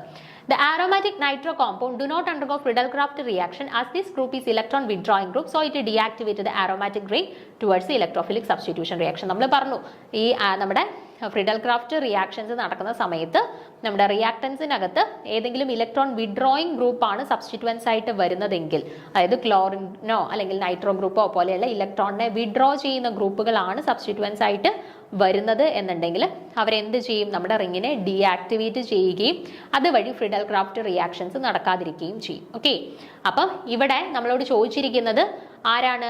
Which among the following does not show Friedel-Crafts reaction എന്നാണ്. അപ്പൊ Friedel-Crafts റിയാക്ഷൻ കാണിക്കുന്നില്ല എന്നുണ്ടെങ്കിൽ അവിടെ ഏതെങ്കിലും ഇലക്ട്രോൺ വിഡ്രോയിങ് സബ്സ്റ്റിറ്റ്യൂവൻസ് നമ്മുടെ അരോമാറ്റിക് റിങ്ങിൽ ഉണ്ടായിരിക്കണം, അല്ലെ? അപ്പൊ നോക്കിയാൽ മതി, ജസ്റ്റ് ചെക്ക് ചെയ്താൽ മതി എന്താണ് ഇലക്ട്രോൺ വിഡ്രോയിങ് സബ്സ്റ്റിറ്റ്യൂവൻസ് ഏതെങ്കിലും വരുന്ന കേസസിൽ ഓപ്ഷൻസിലുണ്ടോ എന്ന്. അപ്പൊ ഏതുണ്ട്? സി ഉണ്ട്, അല്ലെ? നൈട്രോബെൻസീൻ ഉണ്ട്. അപ്പൊ നൈട്രോബെൻസീന്റെ കേസിൽ നോക്കിയാൽ നൈട്രോ ഗ്രൂപ്പ് ആണ് സബ്സ്റ്റിറ്റ്യൂവന്റ് ആയിട്ട് വരുന്നത്. അപ്പൊ നൈട്രോ ഗ്രൂപ്പ് എന്ന് പറയുന്നത് എന്താണ്? ഇലക്ട്രോൺ വിഡ്രോയിങ് സബ്സ്റ്റിറ്റ്യൂവന്റ് ആണ്. നൈട്രോ ഗ്രൂപ്പ് എന്ത് ചെയ്യുന്നു? നമ്മുടെ ബെൻസീനെ അല്ലെങ്കിൽ നമ്മുടെ അരോമാറ്റിക് റിങ്ങിനെ ഡീആക്ടിവേറ്റ് ചെയ്യുകയും അതുവഴി Friedel-Crafts റിയാക്ഷൻ നടക്കാതിരിക്കുകയും ചെയ്യുന്നു. ഓക്കെ, അപ്പൊ which of the compound do not show the Friedel-Crafts reaction? Option C nitrobenzene ആണ് കറക്റ്റ് ആയിട്ടുള്ള ആൻസർ. ഓക്കെ, ഇനി അടുത്ത ചോദ്യം നോക്കാം. Which of the following molecule can exhibit geometrical isomerism? ഇവിടെ 4 കോമ്പൗണ്ട്സ് ഇവിടെ തന്നിട്ടുണ്ട്. ഇതിൽ നമ്മളോട് എന്താ ചോദിച്ചിട്ടുള്ളത്?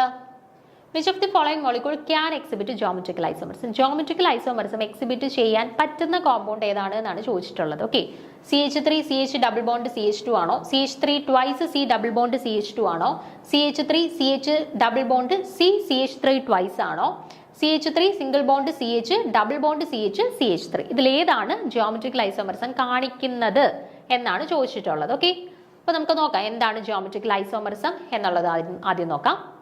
The compounds having the same molecular formula but different arrangements of atoms or groups in the space around the double bonds are called geometrical isomerism, അല്ലേ?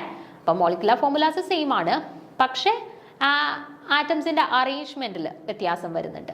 അവരുടെ geometry അല്ലെങ്കിൽ അവരുടെ ആ ഒരു അറേഞ്ച്മെന്റ് ഓഫ് ആറ്റംസിൽ വ്യത്യാസമുണ്ട്, ആ സ്പേസിലുള്ള അവരുടെ അറേഞ്ച്മെന്റ്സിൽ വ്യത്യാസം ഉണ്ട് എന്നുണ്ടെങ്കിൽ അത്തരത്തിലുള്ള ഒരു ഐസോമർസത്തിനെയാണ് നമ്മൾ എന്തെന്ന് പറയുക? ജിയോമെട്രിക്കൽ ഐസോമർസം എന്ന് പറയുക കേട്ടോ. Different arrangements of atoms or groups in space around the double bond. Double ബോൺസിന് ചുറ്റുമുള്ള ആറ്റംസിന്റെ അറേഞ്ച്മെന്റിലുള്ള വ്യത്യാസം ആണ് എന്നുണ്ടെങ്കിൽ അവരെയാണ് നമ്മൾ ജിയോമെട്രിക്കൽ ഐസോമർസം എന്ന് പറയും. ഇപ്പൊ എക്സാമ്പിൾ നമ്മൾ 2 കാറ്റഗറി ഓഫ് ജിയോമെട്രിക്കൽ ഐസോമർസം പഠിച്ചിട്ടുണ്ടല്ലോ. എന്താണ്? സിസും ഉണ്ട്, ട്രാൻസും ഉണ്ട്, അല്ലെ? അപ്പൊ സിസിന്റെയും ട്രാൻസിന്റെയും കേസിലുള്ള വ്യത്യാസം എന്താ?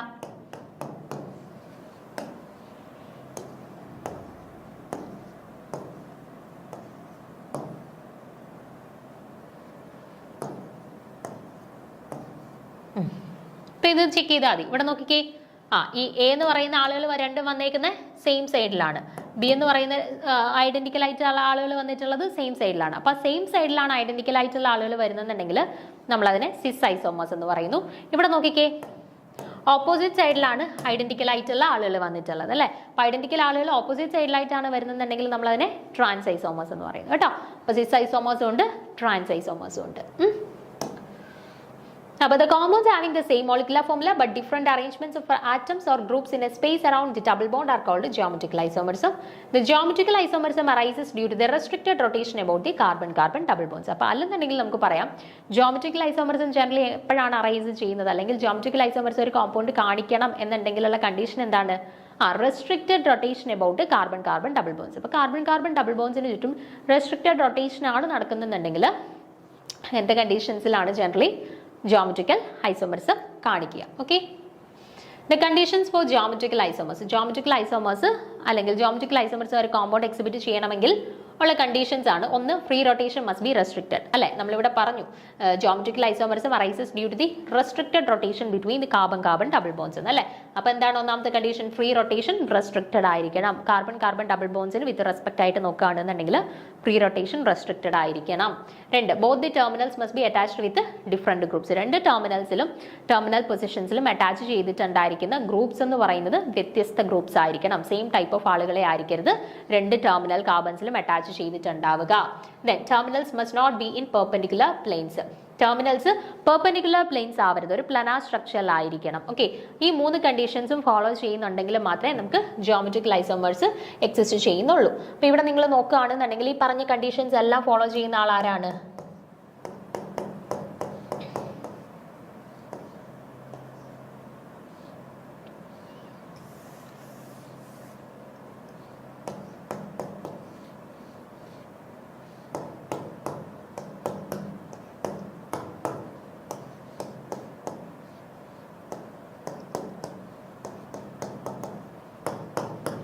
ഇവിടെ നോക്കിക്കേ, ഇത് സിസ് ഫോമിലും എക്സിസ്റ്റ് ചെയ്യാൻ പറ്റുന്നുണ്ട് ഇവർക്ക്. CH2 CH2 അല്ലെ, ഇവിടെ സിസ് ഫോമിലും ട്രാൻസ് ഫോമിലും ഇവർക്ക് എക്സിസ്റ്റ് ചെയ്യാൻ പറ്റുന്നുണ്ട് ഈ ആളുകൾക്ക്. അല്ലെ, ടെർമിനൽ ആ CCക്ക് ചുറ്റും അപ്പുറത്തും ഇപ്പുറത്തും ഉള്ള ആളുകൾക്ക് സിസ് ഫോമും ട്രാൻസ് ഫോമിലും എക്സിസ്റ്റ് ചെയ്യാൻ പറ്റുന്നുണ്ട്. പക്ഷെ വേറെ ആർക്കെങ്കിലും പറ്റുന്നുണ്ടോ? ഇവിടെ നോക്കിക്കേ, ഇവിടെ ഐഡന്റിക്കൽ ആയിട്ടുള്ള രണ്ട് സബ്സ്റ്റിറ്റ്വൻസ് ആണ് ഇവിടെ അറ്റാച്ച്മെന്റ് വന്നിട്ടുള്ളത്. ഇവിടെ നോക്കി, ഈ കാർബണിലോട്ട് അറ്റാച്ച്മെന്റ് വന്നിട്ടുള്ളത് ഐഡന്റിക്കൽ ആയിട്ടുള്ള സബ്സ്റ്റിറ്റ്വൻസ് ആണ്. ഇവിടെ നോക്കിക്കഴിഞ്ഞാലും രണ്ട് ഹൈഡ്രജൻസ്. അല്ലെ, അപ്പോൾ ആ ഒരു കണ്ടീഷൻ നമുക്ക് കൃത്യമായിട്ട് ഫോളോ ചെയ്യാൻ പറ്റുന്നത് എവിടെ മാത്രമേ ഉള്ളൂ? സിസ് ട്രാൻസ് ഐസോമേഴ്സ് എക്സിസ്റ്റ് ചെയ്യാൻ പറ്റുന്ന ഓപ്ഷൻ ഡിയിൽ മാത്രമേ ഉള്ളൂ ആ ഒരു സിസ് ട്രാൻസ് ഐസോമേഴ്സിന്റെ എക്സിസ്റ്റൻസ് കൃത്യമായിട്ട് പോസിബിൾ ആയിട്ട് വരുന്നുള്ളൂ. ഓക്കെ, അപ്പോൾ ഓപ്ഷൻ ഡി ആണ് അവിടെ കറക്റ്റ് ആൻസർ ആയിട്ട് വരുന്നത്. ഓക്കെ, അപ്പൊ ഇനി 57ാമത്തെ ചോദ്യം നോക്കാം. The reagent which may be used to distinguish between the starch and cellulose. സ്റ്റാർച്ചിനെയും സെല്ലുലോസിനെയും ഡിസ്റ്റിംഗ്വിഷ് ചെയ്യാൻ വേണ്ടിയിട്ട് നമുക്ക് ഈ തന്നിട്ടുള്ളതിൽ ഏത് റീജന്റ് യൂസ് ചെയ്യാം? ടൊളൻസ് റീജന്റ് ആണോ, അയഡിൻ സൊല്യൂഷൻ ആണോ, അസിറ്റിക് ആൻഹൈഡ്രേറ്റ് ആണോ, ഫാലിംഗ് സൊല്യൂഷൻ ആണോ യൂസ് ചെയ്യാൻ പറ്റുന്നത് എന്നാണ് ചോദിച്ചിട്ടുള്ളത്. ഓക്കെ, സ്റ്റാർച്ചിനെയും സെല്ലുലോസിനെയും ഡിസ്റ്റിംഗ്വിഷ് ചെയ്യാൻ വേണ്ടിയിട്ട്. ഓക്കെ, അപ്പം നമ്മൾ ഇതിനകത്ത് സ്ഥിരമായിട്ട് ക്വസ്റ്റ്യൻ ചോദിക്കുന്ന രണ്ട് കാര്യങ്ങളാണ്. ഒന്ന് ടോളൻസ് റീജന്റ്, രണ്ട് ഫാലിംഗ് സൊല്യൂഷൻ. അപ്പം ടോളൻസ് റീജന്റും ഫാലിംഗ് സൊല്യൂഷനും എന്താണെന്ന് അറിഞ്ഞിരിക്കണം. ആരുടെ കേസിൽ ആരെ ഡിസ്റ്റിംഗ്വിഷ് ചെയ്യാൻ വേണ്ടിയിട്ടാണ് ഇവരെ യൂസ് ചെയ്യുന്നതെന്ന് അറിഞ്ഞിരിക്കണം. അങ്ങനെ കുറച്ച് കാര്യങ്ങൾ നമുക്ക് ആദ്യം ഒന്ന് ഡിസ്കസ് ചെയ്യാം, അതിനുശേഷം ഇതിൻ്റെ ആൻസറിലോട്ട് പോവാം. ഓക്കെ, അപ്പം ഓരോന്നായിട്ട് ഓപ്ഷൻസിലുള്ള ഓരോ റീജൻസ് ആയിട്ട് നമുക്ക് സ്റ്റാർട്ട് ചെയ്യാം. ആദ്യം നമുക്ക് അയഡിൻ സൊല്യൂഷൻ നോക്കാം. The starch is the most common carbohydrate present in the diet of human being. Iodine solution is used to detect the presence of starch in food.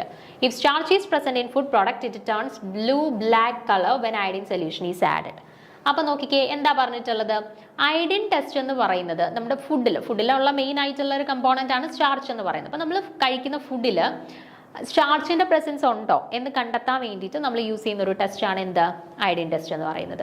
അപ്പോൾ നമ്മുടെ ഫുഡിൽ നമ്മൾ അയഡിൻ സൊല്യൂഷൻ ആഡ് ചെയ്യുന്ന സമയത്ത് നമ്മുടെ food ഒരു blue black കളറിലോട്ട് convert ചെയ്യുകയാണ് എന്നുണ്ടെങ്കിൽ നമുക്ക് ഉറപ്പിക്കാം നമ്മുടെ കയ്യിലുള്ള ആ ഒരു ഫുഡിൽ എന്തിൻ്റെ പ്രസൻസ് ഉണ്ട്? സ്റ്റാർച്ചിൻ്റെ പ്രസൻസ് ഉണ്ട് എന്നുള്ളത് നമുക്ക് ഉറപ്പിക്കാം. ഓക്കെ, അപ്പം നമ്മൾ കഴിക്കുന്ന ഡയറ്റിൽ സ്റ്റാർച്ചിൻ്റെ പ്രസൻസ് ഉണ്ടോ ഇല്ലയോ എന്ന് മനസ്സിലാക്കാൻ വേണ്ടി, ഐഡൻറ്റിഫൈ ചെയ്യാൻ വേണ്ടിയിട്ട് നമ്മൾ യൂസ് ചെയ്യുന്ന ഒരു ടെസ്റ്റാണ് എന്ത്? അയഡിൻ ടെസ്റ്റ് എന്ന് പറയുന്നത്. ക്ലിയർ ആണല്ലോ? അപ്പോൾ അയഡിൻ ടെസ്റ്റ് കേൾക്കുമ്പോഴേ ഓർത്ത് വെച്ചേക്കുക സ്റ്റാർച്ചിൻ്റെ പ്രസൻസ് തിരിച്ചറിയാൻ വേണ്ടിയിട്ട്. സ്റ്റാർച്ചിൻ്റെ പ്രസൻസ് ഉണ്ടെങ്കിൽ നമ്മൾ അയഡിൻ സൊല്യൂഷൻ ആഡ് ചെയ്യുന്ന സമയത്ത് നമ്മുടെ ആ ഒരു ഫുഡ് ഏത് കളറിലോട്ട് മാറും? ഒരു ബ്ലൂ ബ്ലാക്ക് കളറിലോട്ട് മാറും. ഓക്കെ, അടുത്തത് Tollens test. But Tollens test is a chemical test used to detect the presence of aldehydes in a given sample. അപ്പം നമ്മുടെ ഒരു സാമ്പിളിൽ ആൽഡിഹൈഡ്സിന്റെ പ്രസൻസ് ഉണ്ടോ എന്നറിയാൻ വേണ്ടിയിട്ട് നമ്മൾ യൂസ് ചെയ്യുന്ന ഒരു ടെസ്റ്റാണ് ടോളറൻസ് ടെസ്റ്റ്. ഓക്കെ, അയഡിൻ ടെസ്റ്റിന്റെ കേസ് പറഞ്ഞു, സ്റ്റാർച്ചിന്റെ പ്രസൻസ് അറിയാൻ വേണ്ടിയിട്ടാണ് നമ്മൾ അയഡിൻ ടെസ്റ്റ് ചെയ്യുന്നതെന്ന് പറഞ്ഞു. അതുപോലെ തന്നെ ആൽഡിഹൈഡ്സിന്റെ പ്രസൻസ് നമ്മൾ തന്നിട്ടുള്ള സാമ്പിളിൽ ഉണ്ടോ എന്ന് മനസ്സിലാക്കാൻ വേണ്ടിയിട്ട് നമ്മൾ ഇഫക്റ്റീവ് ആയിട്ട് ചെയ്യുന്ന ഒരു ടെസ്റ്റാണ് ടോളറൻസ് ടെസ്റ്റ് എന്ന് പറയുന്നത്. അതിന് വേണ്ടിയിട്ട് യൂസ് ചെയ്യുന്ന റീജന്റ് ആണ് ടോളറൻസ് റീജന്റ് എന്ന് പറയുന്നത് കേട്ടോ.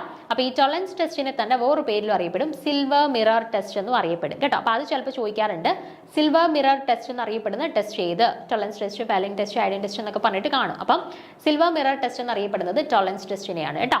അപ്പോൾ നോക്കുക, this test is based on the principle that aldehydes are easily oxidised to carboxylic acid and can be reduced to form silver mirror like precipitate in the presence of tolerance reagent. അപ്പോൾ ഇവിടെ നോക്കിക്കേ, ഇവിടെ നമ്മൾ test ചെയ്യേണ്ട സൊല്യൂഷനകത്തോട്ട് നമ്മൾ tolerance റീജന്റിനെ add ചെയ്യുകയാണെന്ന് കരുതുക. അപ്പോൾ ഏത് അല്ലെങ്കിൽ ഏത് സൊല്യൂഷനാണോ നമുക്ക് ടെസ്റ്റ് ചെയ്യേണ്ടത്, ആ ടെസ്റ്റ് സൊല്യൂഷനകത്തോട്ട് നമ്മൾ ടോളറൻസ് റീജന്റ് ആഡ് ചെയ്യുന്നു. ഓക്കെ, അപ്പോൾ നമ്മുടെ സൊല്യൂഷനകത്ത് ആൽഡിഹൈഡ് പ്രസന്റ് ആയിട്ടുണ്ട് എന്നുണ്ടെങ്കിൽ ഈ ആൽഡിഹൈഡ് എന്ത് ചെയ്യും? ഈ ടോളറൻസ് റീജന്റ് ആഡ് ചെയ്യുന്ന സമയത്ത് ഈ ആൽഡിഹൈഡ്സിന് ഓക്സിഡേഷൻ സംഭവിക്കും. ഓക്കെ, ഓക്സിഡേഷൻ സംഭവിക്കുകയും അത് ഈസിലി എന്തായിട്ട് ഓക്സിഡൈസ് ചെയ്ത് മാറുകയും ചെയ്യുന്നു, കാർബോക്സിലിക് ആസിഡ് ആയിട്ട് ഓക്സിഡൈസ് ചെയ്ത് മാറുന്നു. And can be reduced to form silver mirror like precipitate in the presence of tolerance reagent. എന്നിട്ട് അതെന്ത് ചെയ്യുന്നു? റെഡ്യൂസ് ചെയ്തിട്ട് നമ്മുടെ ആ ഒരു മീഡിയത്തിൽ silver mirror like precipitate form ചെയ്യിക്കും. ഓക്കെ, അങ്ങനെ silver mirror like precipitate form ചെയ്യുകയാണെന്നുണ്ടെങ്കിൽ നമുക്ക് ഉറപ്പിക്കാം, നമുക്ക് തന്നിട്ടുള്ള സൊല്യൂഷനകത്ത് എന്തുണ്ടായിരുന്നു? ആൽഡിഹൈഡ്സ് ഉണ്ടായിരുന്നു. ഓക്കെ, അപ്പം ആൽഡിഹൈഡ്സ് പ്രസന്റ് ആയിട്ടുള്ള സൊല്യൂഷനിലേക്കാണ് നമ്മൾ ടോളറൻസ് റീജന്റ് ആഡ് ചെയ്യുന്നത് എന്നുണ്ടെങ്കിൽ ഈ ആൽഡിഹൈഡ്സ് എന്ത് ചെയ്യുന്നു?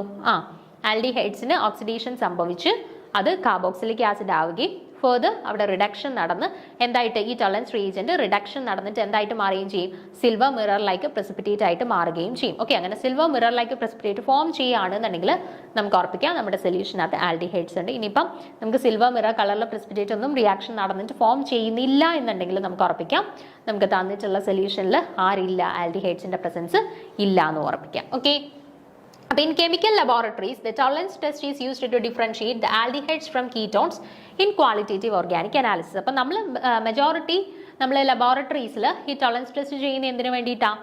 നമുക്ക് തന്നിട്ടുള്ള സൊല്യൂഷനകത്ത് ആൽഡിഹൈഡ്സ് ആണോ കീറ്റോൺസ് ആണോ എന്ന് മനസ്സിലാക്കാൻ വേണ്ടിയിട്ട്, ഐഡന്റിഫൈ ചെയ്യുന്നതിന് വേണ്ടിയിട്ടാണ് നമ്മൾ ടോളറൻസ് ടെസ്റ്റ് ചെയ്യുന്നത്. അപ്പം നമ്മൾ ഈ ടോളറൻസ് റീജന്റ് ആഡ് ചെയ്യുന്ന സമയത്ത് സിൽവർ മിറർ precipitate കിട്ടുകയാണെന്നുണ്ടെങ്കിൽ നമുക്ക് ഉറപ്പിക്കാം നമുക്ക് തന്നിട്ടുള്ളത് ആൽഡിഹൈഡ് ആണ്. ഇനിയിപ്പോൾ സിൽവർ മിറർ precipitate ഫോം ചെയ്യുന്നില്ല എന്നുണ്ടെങ്കിൽ അത് ആരായിരിക്കും? കീറ്റോൺസ് ആയിരിക്കും കേട്ടോ. അപ്പോൾ ആൽഡിഹൈഡ്സിനെയും കീറ്റോൺസിനെയും പരസ്പരം ഡിസ്റ്റിങ്വിഷ് ചെയ്യാൻ വേണ്ടിയിട്ട് നമ്മൾ യൂസ് ചെയ്യുന്ന ഒരു ടെസ്റ്റാണ് എന്ത്? Tolerance test. അവിടെ യൂസ് ചെയ്യുന്ന റീജന്റ് ആണ് ടോളറൻസ് റീജന്റ്. ദെൻ ഈ ടോളറൻസ് റീജന്റ് അല്ലെ ടോളറൻസ് ടെസ്റ്റിനെ തന്നെ വിളിക്കുന്ന വേറെ പേരാണ് സിൽവർ മിറർ ടെസ്റ്റ് കേട്ടോ. ദെൻ നമുക്ക് ഇവിടെ പോസിറ്റീവ് റിസൾട്ട് ആണ് അല്ലെന്നുണ്ടെങ്കിൽ നമുക്ക് തന്നിട്ടുള്ള ആ ഒരു മീഡിയത്തിനകത്ത് ആൽഡിഹൈഡ്സ് ഉണ്ട് എന്നുണ്ടെങ്കിൽ നമുക്കിവിടെ സിൽവർ മിറർ അല്ലെങ്കിൽ ഒരു സിൽവർ കളർ precipitate ഫോം ചെയ്യും. അതാണ് നമ്മുടെ പോസിറ്റീവ് റിസൾട്ട്. ഓക്കെ, ആൽഡിഹൈഡ്സിന്റെ പ്രസൻസ് കാണിക്കുന്ന result. Okay, this test is mainly intended to distinguish between reducing and non-reducing sugar. അതുപോലെ തന്നെ ടോളറൻസ് ടെസ്റ്റ് മറ്റെന്തിനും കൂടെ നമ്മൾ ആൽഡിഹൈഡ്സിനെ ഡിസ്റ്റിങ്വിഷ് ചെയ്യാൻ യൂസ് ചെയ്യുന്നുണ്ടെന്ന് പറഞ്ഞു. അതുപോലെ തന്നെ റെഡ്യൂസിങ് ഷുഗേഴ്സിനെയും നോൺ റെഡ്യൂസിങ് ഷുഗേഴ്സിനെയും ഡിസ്റ്റിങ്വിഷ് ചെയ്യുന്നതിന് വേണ്ടിയിട്ടും എന്ത് യൂസ് ചെയ്യുന്നുണ്ട്? ടോളറൻസ് ടെസ്റ്റ് യൂസ് ചെയ്യുന്നുണ്ട് കേട്ടോ. അപ്പം ആൽഡിഹൈഡ്സിനെ ഐഡന്റിഫൈ ചെയ്യാൻ വേണ്ടിയിട്ട് യൂസ് ചെയ്യുന്നുണ്ട്. അതുപോലെ തന്നെ reducing sugars and non reducing ഷുഗേഴ്സിനെ ഡിസ്റ്റിങ്വിഷ് ചെയ്യുന്നതിന് വേണ്ടിയിട്ടും നമ്മൾ ഈ ഒരു ടെസ്റ്റ് യൂസ് ചെയ്യുന്നുണ്ട്. Okay, mild oxidising agent may easily convert aldehydes to their corresponding carboxylic acid. Ketones, unlike aldehyde, cannot be converted by mild oxidizing agents to any carboxylic acid. Strong oxidizing substances are necessary for the oxidation of ketones, and tolerance reagent has the ability to operate as a moderate oxidizer.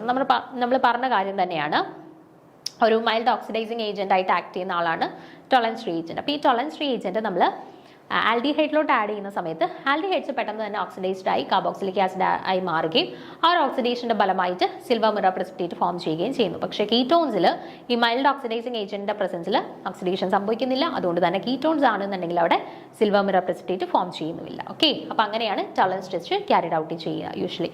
ഇനി അടുത്ത ഒരെണ്ണം കൂടെ പഠിച്ചു വെച്ചേക്കാം, ഫാലിംഗ് test. Okay, ഫാലിംഗ് ടെസ്റ്റിൽ നമ്മൾ use ചെയ്യുന്ന സൊല്യൂഷനാണ് ഫാലിംഗ് solution. It is used to differentiate between water-soluble carbohydrates, that is the aldehydes, and ketone functional group, and as a test for reducing sugars. The aldehydes undergo this test while ketone does not. അപ്പം ഇവിടെ നമ്മൾ ഒന്നെങ്കിൽ പറയാം water soluble ആയിട്ടുള്ള കാർബോഹൈഡ്രേറ്റ്സിനെ identify ചെയ്യാൻ വേണ്ടിയിട്ട്, അല്ലെന്നുണ്ടെങ്കിൽ ആൽഡിഹൈഡ്സിനെയും കീറ്റോൺസിനെയും പരസ്പരം ഡിസ്റ്റിങ്വിഷ് ചെയ്യാൻ. അതായത് ഫെലിംഗ് ടെസ്റ്റിലും ആൽഡിഹൈഡ്സ് മാത്രമേ പോസിറ്റീവ് റിസൾട്ട് തരുള്ളൂ, കീറ്റോൺസ് തരത്തില്ല. അപ്പോൾ ആൽഡിഹൈഡ്സിനെയും കീറ്റോൺസിനെയും ഡിസ്റ്റിങ്വിഷ് ചെയ്യാൻ വേണ്ടിയിട്ട് നമുക്ക് ഫെലിംഗ് ടെസ്റ്റ് യൂസ് ചെയ്യാം. അതുപോലെ തന്നെ റെഡ്യൂസിങ് ഷുഗേഴ്സിനെ കണ്ടുപിടിക്കുന്നതിന് വേണ്ടിയിട്ട് നമുക്കിത് യൂസ് ചെയ്യാം. അതുപോലെ തന്നെ വാട്ടർ സോൾബിൾ ആയിട്ടുള്ള കാർബോഹൈഡ്രേറ്റ്സിനെ കണ്ടെത്തുന്നതിന് വേണ്ടിയിട്ട് അല്ലെങ്കിൽ ഡിസ്റ്റിങ്വിഷ് ചെയ്യുന്നതിന് വേണ്ടിയിട്ടും നമുക്ക് യൂസ് ചെയ്യാൻ പറ്റുന്ന ഒരു ടെസ്റ്റാണ് ഫെലിംഗ് ടെസ്റ്റ് എന്ന് പറയുക. ഓക്കെ, അപ്പം and also for the differential aliphatic aldehydes from the aromatic aldehydes. അതുപോലെ തന്നെ ആൽഡിഹൈഡ്സിനെ തിരിച്ചറിയാൻ പറ്റും എന്ന് പറഞ്ഞു നമ്മൾ. ഫെലിംഗ് സൊല്യൂഷൻ യൂസ് ചെയ്ത് ആൽഡിഹൈഡ്സിനെ ഡിസ്റ്റിങ്വിഷ് ചെയ്യാൻ പറ്റും എന്ന് പറഞ്ഞു അല്ലേ. അതുപോലെ തന്നെ ആലിഫാറ്റിക് ആൽഡിഹൈഡ്സിനെയും ആരോമാറ്റിക് ആൽഡിഹൈഡ്സിനെയും ഡിസ്റ്റിങ്വിഷ് ചെയ്യാൻ യൂസ് ചെയ്യുന്ന ടെസ്റ്റ് ഏതാണെന്ന് ചോദിച്ചാലും ഫെലിംഗ് ടെസ്റ്റ് ആണ്. അല്ലെങ്കിൽ യൂസ് ചെയ്യുന്ന റിയേജന്റ് ഏതാണെന്ന് ചോദിച്ചാലും ഫെലിംഗ് റിയേജന്റ് ആണ് കേട്ടോ, അല്ലെ ഫെലിംഗ് സൊല്യൂഷൻ ആണ് കേട്ടോ. ആലിഫാറ്റിക് ആൽഡിഹൈഡ് ആൻഡ് ആരോമാറ്റിക് ആൽഡിഹൈഡ്സിനെ തമ്മിൽ ഡിസ്റ്റിങ്വിഷ് ചെയ്യാൻ വേണ്ടിയിട്ട് നമ്മൾ യൂസ് ചെയ്യുന്ന ടെസ്റ്റ് ആണ് ഫെലിംഗ് ടെസ്റ്റ്. ഇവിടെ ഞാൻ ഓൾറെഡി കഴിഞ്ഞ ചോദ്യത്തിൽ നമ്മൾ പറഞ്ഞിട്ടുണ്ടായിരുന്നു, ഫെലിംഗ് സൊല്യൂഷൻ തന്നെ നമുക്ക് രണ്ട് തരത്തിലുള്ള ഫെലിംഗ് സൊല്യൂഷൻ ഉണ്ട്. ഫെലിംഗ് സൊല്യൂഷൻ എയും ഉണ്ട്, ഫെലിംഗ് സൊല്യൂഷൻ ബിയും ഉണ്ട്. അതിൽ ഫെലിംഗ് സൊല്യൂഷൻ എ എന്ന് പറയുന്നത് എന്താണ്? കോപ്പർ സൾഫേറ്റ് ആണ്. കോപ്പർ സൾഫേറ്റ് ആണ്, aqueous solution of copper sulphate ആണ്. അതുപോലെ തന്നെ ഫെലിംഗ് സൊല്യൂഷൻ ബി എന്ന് പറയുന്നത് എന്താണ്? പൊട്ടാസ്യം സോഡിയം ടാർട്രേറ്റ് ആണ്. പൊട്ടാസ്യം സോഡിയം ടാർട്രേറ്റ് ആണ്, അത് ഓർത്ത് വെച്ചോണേ. Fehling solution A copper sulphate ആണ്, Fehling solution B potassium sodium tartrate ആണ് കേട്ടോ. If the given sample contains an aldehyde group, then it gets oxidized to the corresponding carboxylate anion and a reddish brown precipitate is formed. Whereas if the sample contains a ketone group or aromatic aldehyde, then there is no response to the test. അപ്പോൾ ഇവിടെ എന്താണ് നോക്കിക്കേ, നമ്മൾ tolerance ടെസ്റ്റിൽ പറഞ്ഞായിരുന്നു നമുക്ക് തന്നിട്ടുള്ളത് aldehyde ആണെന്നുണ്ടെങ്കിൽ എന്ത് ചെയ്യുന്നു, ആൽഡിഹൈഡ്സിൻ്റെ പ്രസൻസിൽ അവർക്ക് ടോളറൻസ് റീജിയൻ്റെ പ്രസൻസിൽ അവർ ഓക്സിഡൈസ് ചെയ്തിട്ട് കാർബോക്സിലിക് ആസിഡ് ആയിട്ട് മാറുന്നു, ഒരു സിൽവർ കളർ പ്രസിപ്പിറ്റേറ്റ് അവിടെ ഫോം ചെയ്യുന്നു എന്ന് പറഞ്ഞു. അതുപോലെ തന്നെ നമ്മുടെ ഫെലിംഗ് ടെസ്റ്റ് നടത്തുന്ന സമയത്ത് നമുക്ക് ആൽഡിഹൈഡ്സിനെയും കീറ്റോൺസിനെയും ഡിസ്റ്റിങ്വിഷ് ചെയ്യാമെന്ന് പറഞ്ഞു അല്ലേ. അപ്പോൾ ആൽഡിഹൈഡ്സ് ആണെന്നുണ്ടെങ്കിൽ ഒരു റെഡിഷ് ബ്രൗൺ കളറിലെ പ്രസിപ്പിറ്റേറ്റ് ആയിരിക്കും അവിടെ ഫോം ചെയ്യുക. എങ്ങനെ? ഫെലിംഗ് സൊല്യൂഷനുമായിട്ട് അവർ റിയാക്ട് ചെയ്തിട്ട് അത് ഓക്സിഡൈസ് ചെയ്തിട്ട് കാർബോക്സിലിക് ആസിഡ് ആയിട്ട് മാറുന്നു. അതിൻ്റെ ഫലമായിട്ട് ഒരു റെഡിഷ് ബ്രൗൺ പ്രസിപ്പിറ്റേറ്റ് അവിടെ ഫോം ചെയ്യുന്നു. ഓക്കെ, ഇനിയിപ്പം നമ്മുടെ കയ്യിൽ കീറ്റോൺസ് അല്ലെന്നുണ്ടെങ്കിൽ ആരോമാറ്റിക് ആൽഡിഹൈഡ്സ് ആണ് തന്നിട്ടുള്ളതെങ്കിൽ ഇവർ രണ്ടുപേരും പോസിറ്റീവ് റിസൾട്ട് തരത്തില്ല. അതായത് ഇവർ രണ്ടുപേരും യൂസ് ചെയ്തിട്ടാണ് റിയാക്ഷൻ നടത്തുന്നുണ്ടെങ്കിൽ പ്രത്യേകിച്ച് റിസൾട്ട് ഒന്നും കാണത്തില്ല കേട്ടോ. പ്രത്യേകിച്ച് റിയാക്ഷൻസ് ഒന്നും നടക്കത്തില്ല, പ്രത്യേകിച്ച് ആ ഒരു റെഡിഷ് ബ്രൗൺ പ്രസിപ്പിറ്റേറ്റ് ഒന്നും അവിടെ ഫോം ചെയ്യത്തുമില്ല. ഓക്കെ, അപ്പോൾ ഓർത്ത് വെച്ചേക്കുക, ആരേ തരത്തുള്ളൂ? ആലിഫാറ്റിക് ആൽഡിഹൈഡ്സ് ആണ് ജനറലി ഈ ഒരു റിസൾട്ട് നമുക്കിവിടെ തരുന്നത് കേട്ടോ. ആരോമാറ്റിക് ആൽഡിഹൈഡ്സോ അല്ലെന്നുണ്ടെങ്കിൽ കീറ്റോൺസോ ഈ ഒരു റിസൾട്ട് നമുക്ക് തരില്ല ഇവിടെ. ഓക്കെ ആണേ. അപ്പം അയഡിൻ സൊല്യൂഷൻ അല്ലെങ്കിൽ അയഡിൻ ടെസ്റ്റ് ഓർത്ത് വെച്ചേക്കുക, ടോളറൻസ് ടെസ്റ്റ് ഓർത്ത് വെച്ചേക്കുക, ഫെലിംഗ് ടെസ്റ്റ് ഓർത്ത് വെച്ചേക്കുക. ഇത് ടോളറൻസ് ആൻഡ് ഫെലിംഗ് ടെസ്റ്റുമായിട്ട് റിലേറ്റ് ചെയ്ത് റിപ്പീറ്റഡ്ലി ക്വസ്റ്റ്യൻസ് എക്സാംസിന് വരുന്നതാണ്. അപ്പോൾ ബേസിക് ആയിട്ടുള്ള അത്രയും നമ്മൾ ഈ പറഞ്ഞ കാര്യങ്ങളെങ്കിലും ജസ്റ്റ് ഒന്ന് ഓർത്ത് വെച്ചേക്കാനായിട്ട് ശ്രമിക്കുക. അപ്പോൾ ഇവിടെ നോക്കിക്കേ, നമ്മളോട് ചോദിച്ചത് എന്തായിരുന്നു? The reagent used to distinguish between starch and cellulose അല്ലേ. അപ്പോൾ സ്റ്റാർച്ചിനെ ഡിസ്റ്റിങ്വിഷ് ചെയ്യാൻ വേണ്ടിയിട്ട് നമ്മൾ യൂസ് ചെയ്യുന്ന ടെസ്റ്റ് ഏതാണെന്ന് പറഞ്ഞു? അയഡിൻ ടെസ്റ്റ് ആണ് അല്ലേ. അപ്പോൾ അയഡിൻ സൊല്യൂഷൻ യൂസ് ചെയ്തിട്ടാണ് സ്റ്റാർച്ചിന്റെ പ്രസൻസ് നമ്മൾ കണ്ടെത്തുക അല്ലേ. ഇപ്പോൾ ഒരു ഫുഡിനകത്ത് സ്റ്റാർച്ചിന്റെ പ്രസൻസ് ഉണ്ടെന്നുണ്ടെങ്കിൽ നമ്മൾ അയഡിൻ സൊല്യൂഷൻ ആഡ് ചെയ്യുന്ന സമയത്ത് അത് ഏത് കളറിലോട്ട് കൺവേർട്ട് ചെയ്യും? ഒരു ബ്ലൂ ബ്ലാക്ക് കളറിലോട്ട് കൺവേർട്ട് ചെയ്യുകയാണെന്നുണ്ടെങ്കിൽ സ്റ്റാർച്ചിന്റെ പ്രസൻസ് ഉണ്ട്. ഓക്കെ, അപ്പോൾ സ്റ്റാർച്ചിനെയും സെല്ലുലോസിനെയും ഡിസ്റ്റിങ്വിഷ് ചെയ്യാൻ വേണ്ടിയിട്ട് യൂസ് ചെയ്യുന്ന ടെസ്റ്റാണ് iodine solution test. Okay, clear ആണല്ലോ. അപ്പോൾ അത് ഇനി നമുക്ക് 58ാമത്തെ ചോദ്യത്തിലോട്ട് പോവാം. The polysaccharide on hydrolysis gives only fructose. അപ്പോൾ ഇവിടെ 4 പോളിസാക്കറൈഡ്സ് തന്നിട്ടുണ്ട്: cellulose, amylopectin, amylose and inulin. അപ്പോൾ ഇതിൽ ആരുടെ ഹൈഡ്രോളിസിസ് ചെയ്യുമ്പോഴാണ് നമുക്ക് ഹൈഡ്രോളിസിസ് പ്രൊഡക്റ്റ് ആയിട്ട് ഫ്രക്ടോസ് മാത്രം കിട്ടുക? വേറെ ഒന്നുമില്ല, ഫ്രക്ടോസ് പ്ലസ് മറ്റൊന്നില്ല, ഫ്രക്ടോസ് മാത്രമേ നമുക്ക് ഹൈഡ്രോളിസിസ് പ്രൊഡക്റ്റ് ആയിട്ട് കിട്ടുന്നുള്ളൂ. അപ്പോൾ അതാരാണ് എന്നാണ് ചോദിച്ചിട്ടുള്ളത്. ഓക്കെ, അപ്പോൾ ആദ്യം നമുക്ക് സെല്ലുലോസും അമൈലോപെക്റ്റിനും അമൈലോസും ഇനുലിനും ഒക്കെ ഹൈഡ്രോളൈസ് ചെയ്താൽ കിട്ടുന്ന ഹൈഡ്രോളിസിസ് പ്രോഡക്ട്സ് എന്തൊക്കെയാണെന്ന് അറിയണം അല്ലേ. എങ്കിൽ മാത്രമല്ലേ ഇത് ആൻസർ ചെയ്യാനായിട്ട് പറ്റുള്ളൂ. അപ്പോൾ ആദ്യം നമുക്ക് കുറച്ച് ബേസിക്സ് ആയിട്ട് മോണോസാക്കറൈഡ്സ്, പോളിസാക്കറൈഡ്സ്, ഒളിഗോസാക്കറൈഡ്സ് ഒക്കെ ആയിട്ട് റിലേറ്റ് ചെയ്തിട്ട് അതിൻ്റെയൊക്കെ കുറച്ച് എക്സാമ്പിൾസും കാര്യങ്ങളൊക്കെ ഒന്ന് ബേസിക് ആയിട്ട് പഠിച്ചു വെച്ചേക്കാം. കാരണം നമുക്ക് ചോദിക്കുന്നതാണ്, which of the following is considered as an oligosaccharide അല്ലെ, which of the following is considered as a monosaccharide എന്നൊക്കെ പറഞ്ഞിട്ട് ക്വസ്റ്റ്യൻസ് വരുന്നതാണ്. ഓക്കെ, നമുക്ക് ബേസ് ആയിട്ടുള്ള കുറച്ച് കാര്യങ്ങളൊന്ന് നോക്കി വെച്ചേക്കാം. അപ്പം നമ്മുടെ കാർബോഹൈഡ്രേറ്റ്സിനെ പ്രധാനമായിട്ടും 3 ആയിട്ട് ക്ലാസിഫൈ ചെയ്തിട്ടുണ്ട്. എന്തൊക്കെയാ? മോണോസാക്കറൈഡ്സ് ഉണ്ട്, ഒളിഗോസാക്കറൈഡ്സ് ഉണ്ട്, പോളിസാക്കറൈഡ്സ് ഉണ്ട്. ഇനി മൂന്നും തമ്മിലുള്ള ഡിഫറൻസ് നമുക്ക് നോക്കാം. ആദ്യം monosaccharides. Monosaccharides are the simplest carbohydrates. Okay, monosaccharides എന്ന് പറയുന്നത് സിംപ്ലസ്റ്റ് ഫോം ഓഫ് കാർബോഹൈഡ്രേറ്റ്സ് ആണ്. അതുപോലെ സിമ്പിൾ ഷുഗേഴ്സ് എന്നും അറിയപ്പെടും. Monosaccharides are the simplest carbohydrates and they are also known as simple sugars. They cannot be hydrolyzed further into simple sugars. അപ്പം monosaccharides എന്ന് പറയുന്നത് simplest form of sugars. അപ്പോൾ അവരെ നമുക്ക് വീണ്ടും ഹൈഡ്രോലൈസ് ചെയ്ത് ചെറുതാക്കാൻ പറ്റുമോ? ഇല്ല, അത് സിംപ്ലസ്റ്റ് ഫോം ഓഫ് ഷുഗർ. അവരെ നമുക്ക് വീണ്ടും ഹൈഡ്രോലൈസ് ചെയ്ത് മറ്റ് ഷുഗർ പാർട്ടിക്കിൾസ് അല്ലെ മറ്റ് ഡിഫറെൻറ്റ് ടൈപ്സ് ഓഫ് ഷുഗേഴ്സ് ആക്കി കൺവേർട്ട് ചെയ്യാനായിട്ട് പറ്റത്തില്ല കേട്ടോ. The major examples for monosaccharides. അപ്പോൾ ഓർത്ത് വെച്ചേക്കണേ, മോണോസാക്കറൈഡ്സിന്റെ എക്സാമ്പിൾ ആണ് ഗ്ലൂക്കോസ് ഉണ്ട്, ഗാലക്ടോസ് ഉണ്ട്, ഫ്രക്ടോസ് ഉണ്ട്, മാനോസ് ഉണ്ട്. ഇതെല്ലാം എന്താണ്? നമ്മുടെ മോണോസാക്കറൈഡ്സിന്റെ എക്സാമ്പിൾസ് ആണ് കേട്ടോ. ഗ്ലൂക്കോസ് ഉണ്ട്, ഗാലക്ടോസ് ഉണ്ട്, ഫ്രക്ടോസ് ഉണ്ട്, മാനോസ് ഉണ്ട്. ഇതെല്ലാം ഏതിന്റെ എക്സാമ്പിൾസ് ആണ്? നമ്മുടെ മോണോസാക്കറൈഡ്സിന്റെ എക്സാമ്പിൾസ് ആണ്. Okay, the monosaccharides which contains aldehydes is known as aldose. Example glucose and galactose. അപ്പോൾ മോണോസാക്കറൈഡ്സിനകത്ത് ആൽഡിഹൈഡ്സിന്റെ പ്രസൻസ് ആണ്, അല്ലെങ്കിൽ ആൽഡിഹൈഡ് പ്രസന്റ് ആയിട്ടുള്ള മോണോസാക്കറൈഡ്സിനെ വിളിക്കുന്ന പേരാണ് എന്ത്? നമ്മുടെ ആൽഡോസ് കേട്ടോ, ആൽഡോസ്. ഇനി മോണോസാക്കറൈഡ്സിനകത്ത് കീറ്റോ ഗ്രൂപ്പ് ആണ് പ്രസന്റ് ആയിട്ടുള്ളതെങ്കിൽ അതിനെ വിളിക്കുന്ന പേരാണ് കീറ്റോസ് കേട്ടോ. അപ്പൊ ആൽഡിഹൈഡ്സ് ആണ് മോണോസാക്കറൈഡ്സിൽ പ്രസന്റ് ആയിട്ടുള്ള ഫംഗ്ഷണൽ ഗ്രൂപ്പ് എങ്കിൽ നമ്മൾ അതിനെ ആൽഡോസ് എന്ന് പറയും.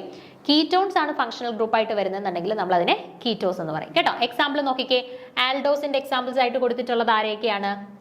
ഗ്ലൂക്കോസ് ഉണ്ട്, ഗാലക്ടോസ് ഉണ്ട് കേട്ടോ. അപ്പൊ ഗ്ലൂക്കോസും ഗാലക്ടോസും ആൽഡോസിന്റെ എക്സാമ്പിൾസ് ആയിട്ട് വരുന്ന മോണോസാക്കറൈഡ്സ് ആണ്. ഇനി കീറ്റോസിന്റെ എക്സാമ്പിൾസ് ആയിട്ട് വരുന്നത് ആരൊക്കെയാണ്? ഫ്രക്ടോസ് കേട്ടോ. ഫ്രക്ടോസ് കീറ്റോസിന്റെ എക്സാമ്പിൾ ആയിട്ട് വരുന്നതാണ്. അതായത് ഗ്ലൂക്കോസിലും ഗാലക്ടോസിലും ഫംഗ്ഷണൽ ഗ്രൂപ്പ് ആയിട്ട് വരുന്നത് ആൽഡിഹൈഡ്സ് ആണ്. ഫ്രക്ടോസിനകത്ത് ഫംഗ്ഷണൽ ഗ്രൂപ്പ് ആയിട്ട് വരുന്നത് ആരാണ്? കീറ്റോൺ ആണ്. ഓക്കെ ആണേ. ഇനി glucose is also known as the grape sugar or blood sugar. അത് ചോദിക്കാറുള്ളതാണ്. ഗ്രേപ്പ് ഷുഗർ അല്ലെന്നുണ്ടെങ്കിൽ ബ്ലഡ് ഷുഗർ എന്നറിയപ്പെടുന്ന മോണോസാക്കറൈഡ് ഏതാണ് എന്ന് ചോദിക്കാറുണ്ട്. ഏതാണ്? ഗ്ലൂക്കോസ് ആണ് കേട്ടോ. ഗ്ലൂക്കോസിനെയാണ് ഗ്രേപ്പ് ഷുഗർ അല്ലെന്നുണ്ടെങ്കിൽ ബ്ലഡ് ഷുഗർ എന്നറിയപ്പെടുന്നത്. പിന്നെ അതുപോലെ തന്നെ ഫ്രൂട്ട് ഷുഗർ എന്നറിയപ്പെടുന്ന ഏതാണെന്ന് ചോദിച്ചാൽ ഏതാണ്? ഫ്രക്ടോസ് ആണ് കേട്ടോ. ഫ്രക്ടോസിനെയാണ് ഫ്രൂട്ട് ഷുഗർ എന്നറിയപ്പെടുക. Then glucose and fructose both reduce the tolerance reagent and Fehling solution. അതും കൂടെ ഒന്ന് ഓർത്ത് വെച്ചേക്കുക. നമ്മുടെ ടോളറൻസ് ടെസ്റ്റിലും അതുപോലെ തന്നെ ഫാലിംഗ് ടെസ്റ്റിലും പോസിറ്റീവ് റിസൾട്ട് തരുന്ന രണ്ട് ആളുകളാണ് ഗ്ലൂക്കോസും അതുപോലെ തന്നെ ഫ്രക്ടോസും കേട്ടോ. ഗ്ലൂക്കോസും ഫ്രക്ടോസും both reduce tolerance reagent and Fehling solution. Tolerance റിയേജന്റിനെ ഫാലിംഗ് റിയേജന്റിനെയും റെഡ്യൂസ് ചെയ്യിക്കുന്ന രണ്ട് ആളുകളാണ് ആര്? ഗ്ലൂക്കോസും ഫ്രക്ടോസും. ഓക്കെ, അപ്പോൾ ഇത്രയും കാര്യങ്ങൾ മോണോസാക്കറൈഡ്സുമായിട്ട് റിലേറ്റ് ചെയ്ത് ബേസിക് ആയിട്ട് അറിഞ്ഞിരിക്കുക. മോണോസാക്കറൈഡ്സ് എന്ന് പറയുന്നത് സിംപ്ലസ്റ്റ് ഫോം ഓഫ് കാർബോഹൈഡ്രേറ്റ്സ് ആണ്. നമുക്ക് അവരെ വീണ്ടും ഫെർദർ ഹൈഡ്രോലൈസ് ചെയ്തിട്ട് സിമ്പിൾ ഷുഗർ പാർട്ടിക്കിൾസ് ആക്കി കൺവേർട്ട് ചെയ്യാനായിട്ട് പറ്റത്തില്ല. എക്സാമ്പിൾ ഓർത്ത് വെച്ചിരിക്കുക. ഗ്ലൂക്കോസ് ഉണ്ട്, ഗാലക്ടോസ് ഉണ്ട്, ഫ്രക്ടോസ് ഉണ്ട്, മാനോസ് ഉണ്ട്. ഇതെല്ലാം എന്താണ്? മോണോസാക്കറൈഡ്സിന്റെ എക്സാമ്പിൾസ് ആണ്. പിന്നെ അതുപോലെ തന്നെ ആൽഡിഹൈഡ്സ് ആണ് മോണോസാക്കറൈഡ്സിനകത്ത് ഫംഗ്ഷണൽ ഗ്രൂപ്പ് ആയിട്ട് വരുന്നെങ്കിൽ അവരെ നമ്മൾ ആൽഡോസ് എന്ന് പറയുന്നു. കീറ്റോൺസ് ആണ് ഫംഗ്ഷണൽ ഗ്രൂപ്പ് ആയിട്ട് വരുന്നെങ്കിൽ നമ്മൾ അവരെ കീറ്റോസ് എന്ന് പറയുന്നു. ദെൻ ആൽഡോസിന്റെ എക്സാമ്പിൾസ് ആയിട്ടുള്ളതാണ് ഗ്ലൂക്കോസും ഗാലക്ടോസും. കീറ്റോസിന്റെ എക്സാമ്പിൾ ആയിട്ട് വരുന്നതാണ് എന്ത്? ഫ്രക്ടോസ്. ഓക്കെ, ദെൻ ഗ്ലൂക്കോസിനെയാണ് ഗ്രേപ്പ് ഷുഗർ, ബ്ലഡ് ഷുഗർ എന്നറിയപ്പെടുന്നത്. ഫ്രൂട്ട് ഷുഗർ എന്നറിയപ്പെടുന്നത് ഫ്രക്ടോസിനെയാണ്. ഇത്രയും കാര്യങ്ങൾ ബേസ് ആയിട്ട് അറിഞ്ഞിരിക്കുക. അടുത്തത് ഒളിഗോസാക്കറൈഡ്സ്. എന്താണ് ഒളിഗോസാക്കറൈഡ്സ് എന്ന് പറഞ്ഞാൽ? The carbohydrates which have A definite number of monosaccharides on hydrolysis. അതായത് 2 മുതൽ 9 വരെയുള്ള മോണോസാക്കറൈഡ്സ് കമ്പൈൻ ചെയ്ത് ഫോം ചെയ്യുന്ന കാർബോഹൈഡ്രേറ്റുകളെയാണ് ഒളിഗോസാക്കറൈഡ്സ് എന്ന് പറയും. അതായത് ഒളിഗോസാക്കറൈഡ്സിനെ നമ്മൾ ഹൈഡ്രോലൈസ് ചെയ്യുകയാണെന്നുണ്ടെങ്കിൽ 2 to 9 നമ്പർ ഓഫ് മോണോസാക്കറൈഡ്സ് ആയിരിക്കും നമുക്ക് ഹൈഡ്രോളിസിസ് പ്രോഡക്ട്സ് ആയിട്ട് കിട്ടുക കേട്ടോ. അപ്പോൾ ഓർത്ത് വെച്ചേക്ക്, എപ്പോഴും ഒളിഗോസാക്കറൈഡ്സ് എന്ന് പറയുന്നത് 2 മുതൽ 9 വരെ എണ്ണമുള്ള മോണോസാക്കറൈഡ് കമ്പൈൻ ചെയ്ത് ഫോം ചെയ്യുന്ന കാർബോഹൈഡ്രേറ്റ്സ് ആണ് ഒളിഗോസാക്കറൈഡ്സ് എന്ന് പറയുന്നത് കേട്ടോ. ഇനി ഒളിഗോസാക്കറൈഡ്സിനെ നമ്മൾ ഈ നമ്പർ ഓഫ് മോണോസാക്കറൈഡ്സിനെ ബേസ് ചെയ്തിട്ട് നമുക്ക് ക്ലാസിഫൈ ചെയ്യാൻ പറ്റും. നോക്കിക്കേ, ഡൈസാക്കറൈഡ്സ് എന്ന് പറഞ്ഞാൽ നമ്മളിപ്പോൾ ഈ ഒളിഗോസാക്കറൈഡ്സിനെ ഹൈഡ്രോലൈസ് ചെയ്യുമ്പോഴത്തേന് 2 ഹൈഡ്രോളിസിസ് പ്രോഡക്ട്സ് ആണ് അല്ലെങ്കിൽ 2 മോണോസാക്കറൈഡ്സ് ആണ് കിട്ടുന്നുണ്ടെങ്കിൽ അത്തരത്തിലുള്ള കാർബോഹൈഡ്രേറ്റ്സ് അല്ലെങ്കിൽ ഒളിഗോസാക്കറൈഡ്സിനെയാണ് ഡൈസാക്കറൈഡ് എന്ന് പറയുന്നത്. എക്സാമ്പിൾ നോക്കി വെച്ചേക്കുക. ഡൈസാക്കറൈഡ്സിന്റെ എക്സാമ്പിൾ ആണ് സുക്രോസും മാൾട്ടോസും കേട്ടോ. സുക്രോസും മാൾട്ടോസും. അതുപോലെ തന്നെ മാൾട്ടോസിനെ ഹൈഡ്രോലൈസ് ചെയ്താൽ 2 ഗ്ലൂക്കോസ് യൂണിറ്റ്സ് ആണ് കിട്ടുന്നത്. ഈ പറയുന്ന പോയിന്റ്സ്, ഇമ്പോർട്ടൻ്റ് ആയിട്ടുള്ള പോയിന്റ്സ് എല്ലാം ജസ്റ്റ് ഒന്ന് നോട്ട് ചെയ്ത് വെച്ചേക്കുക. മാൾട്ടോസിനെ ഹൈഡ്രോളൈസ് ചെയ്താൽ ഗ്ലൂക്കോസ് പ്ലസ് ഗ്ലൂക്കോസ് ആയിരിക്കും നമ്മുടെ പ്രൊഡക്റ്റ് ആയിട്ട് കിട്ടുക. അതുപോലെ തന്നെ സൂക്രോസിനെയാണ് ഹൈഡ്രോളൈസ് ചെയ്യുന്നതെങ്കിൽ നമുക്ക് കിട്ടുന്ന പ്രൊഡക്റ്റ് ഗ്ലൂക്കോസ് പ്ലസ് ഫ്രക്ടോസ് ആണ്. ഓർത്ത് വെച്ചേക്കണേ, ഒന്ന് നോട്ട് ചെയ്ത് വെച്ചേക്കുക. മാൾട്ടോസിനെ ഹൈഡ്രോളൈസ് ചെയ്താൽ ഗ്ലൂക്കോസ് പ്ലസ് ഗ്ലൂക്കോസ് ആണ് പ്രൊഡക്റ്റ് ആയിട്ട് കിട്ടുക. അതുപോലെ തന്നെ സൂക്രോസിനെ ഹൈഡ്രോളൈസ് ചെയ്താൽ ഗ്ലൂക്കോസ് പ്ലസ് ഫ്രക്ടോസ് ആണ് പ്രൊഡക്റ്റ് ആയിട്ട് കിട്ടുക കേട്ടോ. അപ്പോൾ ഈ സൂക്രോസും മാൾട്ടോസും എന്തിന്റെ എക്സാമ്പിൾ ആണ്? ഡൈസാക്കറൈഡ്സിന്റെ എക്സാമ്പിൾ ആണ്. അടുത്തത് ട്രൈസാക്കറൈഡ്സ്. ട്രൈസാക്കറൈഡ്സ് എന്ന് പറയുമ്പോൾ എന്താണ്? 3 മോണോസാക്കറൈഡ് യൂണിറ്റ് കമ്പൈൻ ചെയ്ത് ഫോം ചെയ്യുന്നതാണ് ട്രൈസാക്കറൈഡ്സ് എന്ന് പറയുന്നത്. എക്സാമ്പിൾ ഏതാണെന്ന് നോക്കിക്കേ. റാഫിനോസ് ആണ് ട്രൈസാക്കറൈഡിന്റെ എക്സാമ്പിൾ. റാഫിനോസ് എന്ന് പറയുന്നത് ആരുടെയൊക്കെ കോമ്പിനേഷൻ ആണെന്നൂടെ നോക്കി വെച്ചേക്കുക. ഗ്ലൂക്കോസ്, ഗാലക്ടോസ്, ഫ്രക്ടോസ് കേട്ടോ. അടുത്ത നോക്കിക്കേ, ടെട്രാസാക്കറൈഡ്സ്. ടെട്രാസാക്കറൈഡ്സ് എന്ന് പറയുമ്പോൾ എന്തായിരിക്കും? 4 മോണോസാക്കറൈഡ് യൂണിറ്റുകൾ കമ്പൈൻ ചെയ്ത് ഫോം ചെയ്യുന്ന ആളാണ് എന്ത്? ടെട്രാസാക്കറൈഡ്സ് എന്ന് പറയുന്നത് കേട്ടോ. അപ്പം 4 മോണോസാക്കറൈഡ് യൂണിറ്റുകൾ കമ്പൈൻ ചെയ്യുന്നു. അല്ലെങ്കിൽ ടെട്രാസാക്കറൈഡ്സിനെ നമ്മൾ ഹൈഡ്രോളൈസ് ചെയ്യുകയാണെന്നുണ്ടെങ്കിൽ ഹൈഡ്രോളിസിസ് പ്രോഡക്റ്റ് ആയിട്ട് 4 മോണോസാക്കറൈഡ്സ് കിട്ടും. അതിന് എക്സാമ്പിൾ നോക്കിക്കേ, എന്താണ്? സിസാമോസ് ആണ് നമ്മുടെ ടെട്രാസാക്കറൈഡ്സിന്റെ എക്സാമ്പിൾ ആയിട്ട് വരുന്നത്. അടുത്തത് പെൻറ്റാസാക്കറൈഡ്സ്. എന്തായിരിക്കും? 5 മോണോസാക്കറൈഡ് യൂണിറ്റ്സ് കമ്പൈൻ ചെയ്ത് ഫോം ചെയ്യുന്ന ഒളിഗോസാക്കറൈഡ്സ് ആണ് പെൻറ്റാസാക്കറൈഡ്സ് എന്ന് പറയുന്നത്. എക്സാമ്പിൾ ആയിട്ട് വരുന്നത് വെർബാസ്കോസ് ആണ് പെൻറ്റാസാക്കറൈഡ്സിന്റെ എക്സാമ്പിൾ ആയിട്ട് വരുന്നത്. അടുത്തത് ഹെക്സാസാക്കറൈഡ്സ്. ഹെക്സാസാക്കറൈഡ്സ് ആകുമ്പോൾ നമ്മൾ ഹൈഡ്രോളൈസ് ചെയ്യുമ്പോഴത്തേന് 6 മോണോസാക്കറൈഡ് യൂണിറ്റ്സ് ആയിരിക്കും ഹൈഡ്രോളിസിസ് പ്രോഡക്ട്സ് ആയിട്ട് കിട്ടുക. അല്ലെന്നുണ്ടെങ്കിൽ നമുക്ക് പറയാം 6 മോണോസാക്കറൈഡ് യൂണിറ്റുകൾ കമ്പൈൻ ചെയ്ത് ഫോം ചെയ്യുന്ന ഒളിഗോസാക്കറൈഡ് ആണ് ഹെക്സാസാക്കറൈഡ്സ് എന്ന് പറയാം. ഓക്കെ, ഇനി അടുത്തത് പോളിസാക്കറൈഡ്സ്. ഓക്കെ, അപ്പോൾ മോണോസാക്കറൈഡ്സ് നമ്മൾ പറഞ്ഞു, ഒളിഗോസാക്കറൈഡ്സ് പറഞ്ഞു. മൂന്നാമത്തെ കാറ്റഗറി ഓഫ് കാർബോഹൈഡ്രേറ്റ്സ് ആണ് പോളിസാക്കറൈഡ്സ് എന്ന് പറയാം.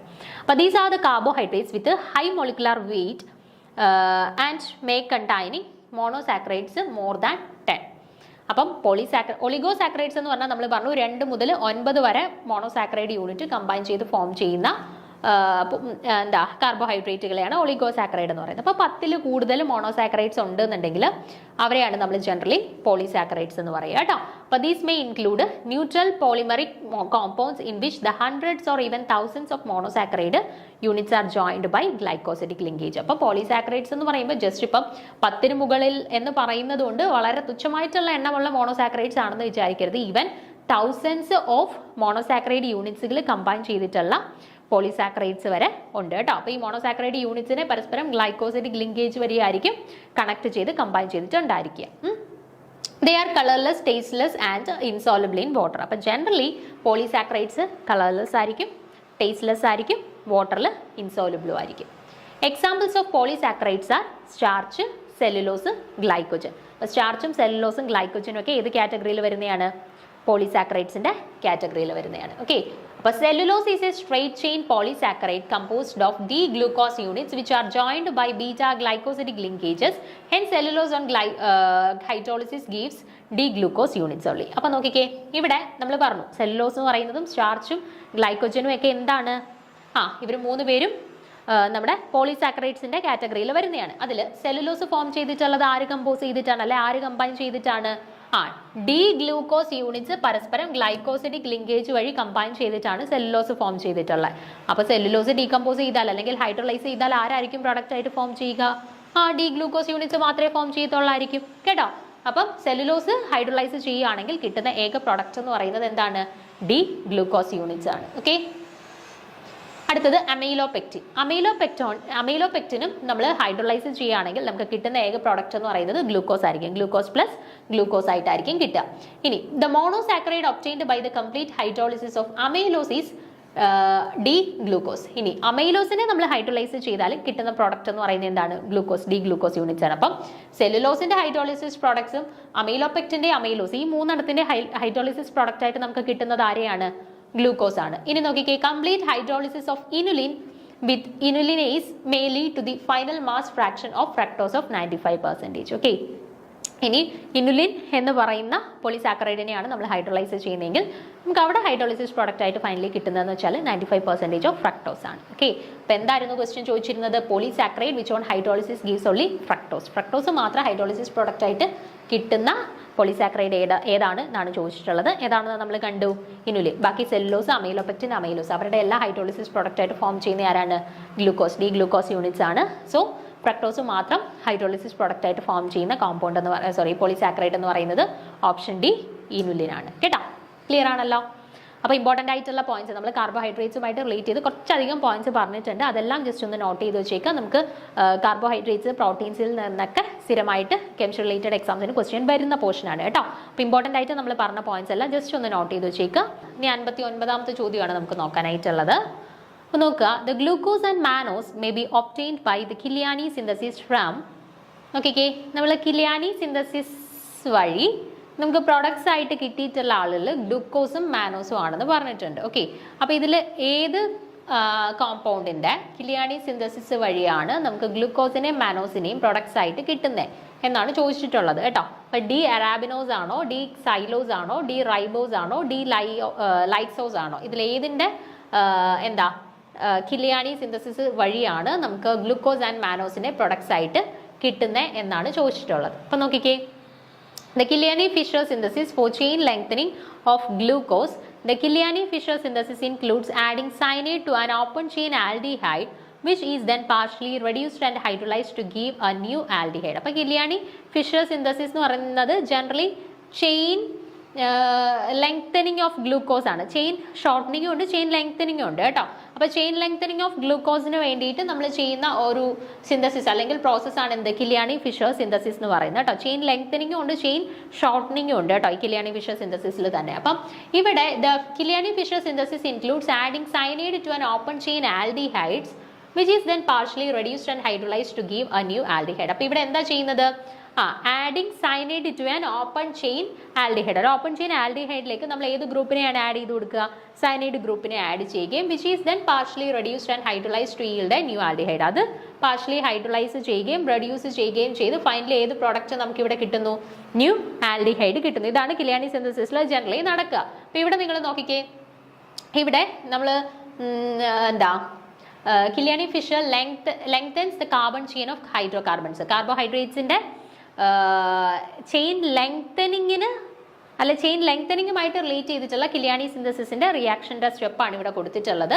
അപ്പോൾ ഇവിടെ നോക്കിക്കേ, നമുക്ക് കിട്ടിയിട്ടുള്ള പ്രോഡക്റ്റ് ആരൊക്കെയാണ്, ഡി ഗ്ലൂക്കോസും ഡി മാനോസും. അപ്പോൾ കിലിയാനി സിന്തസിസ് വഴി D glucose and D mannose produce ചെയ്യുന്നത് എവിടെയാണ് എന്നായിരുന്നു നമ്മുടെ ചോദ്യം. അപ്പോൾ നോക്കിക്കേ, ഡി അറാബിനോസിന്റെ കേസിൽ കിലിയാനി സിന്തസിസ് നടത്തിയ സമയത്താണ് നമുക്ക് ആരെ കിട്ടിയേക്കുന്നത്, ഗ്ലൂക്കോസിനെ മാനോസിനെ. ആരെ വെച്ചിട്ടാണ് റിയാക്ട് ചെയ്തിട്ടുള്ളത്, HCN in presence of hydrogen and palladium BSO4ന്റെ പ്രസൻസിൽ റിയാക്ട് ചെയ്യിച്ചു അല്ലേ. അപ്പോൾ എന്താ നമ്മൾ പറഞ്ഞത്, ഒരു ഓപ്പൺ ചെയിൻ ആൽഡിഹൈഡ്സിനകത്തോട്ട് HCN-നെ ആഡ് ചെയ്തിട്ടാണ് എന്ത് നടക്കുന്നത്, കിലിയാനി-ഫിഷർ സിന്തസിസ് നടക്കുന്നത്. ചെയിൻ ലെങ്തനിങ് ആണ് അവിടെ നടക്കുന്നത് അല്ലേ. അപ്പോൾ ഇവിടെ നോക്കിക്കേ, ഇവിടെ 1 2 3 4 5 കാർബൺ ആറ്റംസ് ആയിരുന്നു. ഇവിടെയോ 1 2 3 4 5 6 കാർബൺ ആറ്റംസ് ആണ് അല്ലേ. അപ്പോൾ ഗ്ലൂക്കോസിന്റെ കാർബൺ ആറ്റംസ് ഇവിടെ 5 കാർബൺ ആറ്റംസിൽ നിന്ന് ഉണ്ടായിരിക്കുന്ന പ്രോഡക്റ്റിൽ ചെയിൻ ലെങ്തൻ ചെയ്തു. 5 കാർബൺ ആറ്റംസിൽ നിന്ന് 6 കാർബൺ ആറ്റംസ് ആയി. അതാണ് കിലിയാനി-ഫിഷർ സിന്തസിസ് ഫോർ ചെയിൻ ലെങ്തനിങ് എന്ന് പറഞ്ഞത് കേട്ടോ.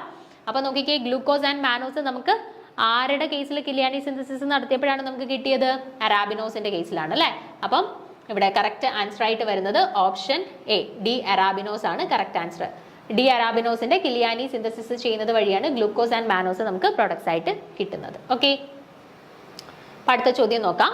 60ാമത്തെ ചോദ്യമേ, the oxides of nitrogen which is iso electronic with CO2. CO2മായിട്ട് ഐസോ ഇലക്ട്രോണിക് ആയിട്ടുള്ള നൈട്രജന്റെ ഓക്സൈഡ്സ് ഏത് എന്നാണ് ചോദിച്ചിട്ടുള്ളത്. NO ആണോ, N2O2 ആണോ, NO2 ആണോ, N2 ആണ്. ഇതിലേതാണ് CO2മായിട്ട് ഐസോ ഇലക്ട്രോണിക് ആയിട്ടുള്ള സ്പീഷീസ് ആണ് ചോദിച്ചത്. അപ്പോൾ ഐസോ ഇലക്ട്രോണിക് ആയിട്ടുള്ള സ്പീഷീസ് ആണെന്നുണ്ടെങ്കിൽ നമുക്കറിയാം എന്താണ്, ഐസോ ഇലക്ട്രോണിക് ആയിട്ടുള്ള സ്പീഷീസ് ആകുമ്പോൾ ഇലക്ട്രോൺസിന്റെ എണ്ണം സെയിം ആയിരിക്കും, ഇലക്ട്രോൺസിന്റെ കൗണ്ട് സെയിം ആയിരിക്കും, സെയിം നമ്പർ ഓഫ് ഇലക്ട്രോൺസ് ആയിരിക്കും. അത് ഏതിന്റെ കേസിലാണ് എന്നുള്ളത് നമുക്കൊന്ന് ചെക്ക് ചെയ്ത് നോക്കാം. CO2ന്റെ കേസിൽ ടോട്ടൽ ഇലക്ട്രോൺ കൗണ്ട് എത്രയാണ്, കാർബണിന്റെ കേസിൽ ടോട്ടൽ ഇലക്ട്രോൺസ് 6, ഓക്സിജന്റെ കേസിൽ 8 ആണ്. ഇവിടെ 2 ഓക്സിജൻ ഉണ്ട്, so 8 × 2, so 6 + 16 which is equal to 22. Okay, അപ്പോൾ CO2ന്റെ കേസിൽ നമുക്ക് ടോട്ടൽ ഇലക്ട്രോൺസിന്റെ കൗണ്ട് കിട്ടി 22. ഇനി NOയുടെ കേസിൽ നോക്കാം. അപ്പോൾ ഒന്നെങ്കിൽ നമുക്ക് ഈ ടോട്ടൽ ഇലക്ട്രോൺസിനെ കൗണ്ട് ചെയ്താൽ മതി, അല്ലെങ്കിൽ വാലൻസ് ഇലക്ട്രോൺസിനെ കൗണ്ട് ചെയ്താലും മതി കേട്ടോ.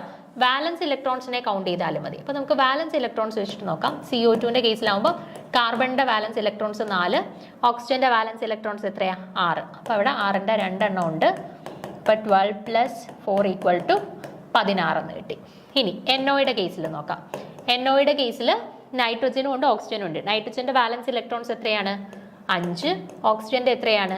6. അപ്പോൾ ടോട്ടൽ എത്ര ആയി? 5 5 10 11 കിട്ടി. അടുത്ത N2O2ന്റെ കേസ് നോക്കാം. N2O2ന്റെ കേസിൽ 2 നൈട്രജനും ഉണ്ട് 2 ഓക്സിജനും ഉണ്ട്. നൈട്രജന്റെ കേസിൽ എത്രയാണ്?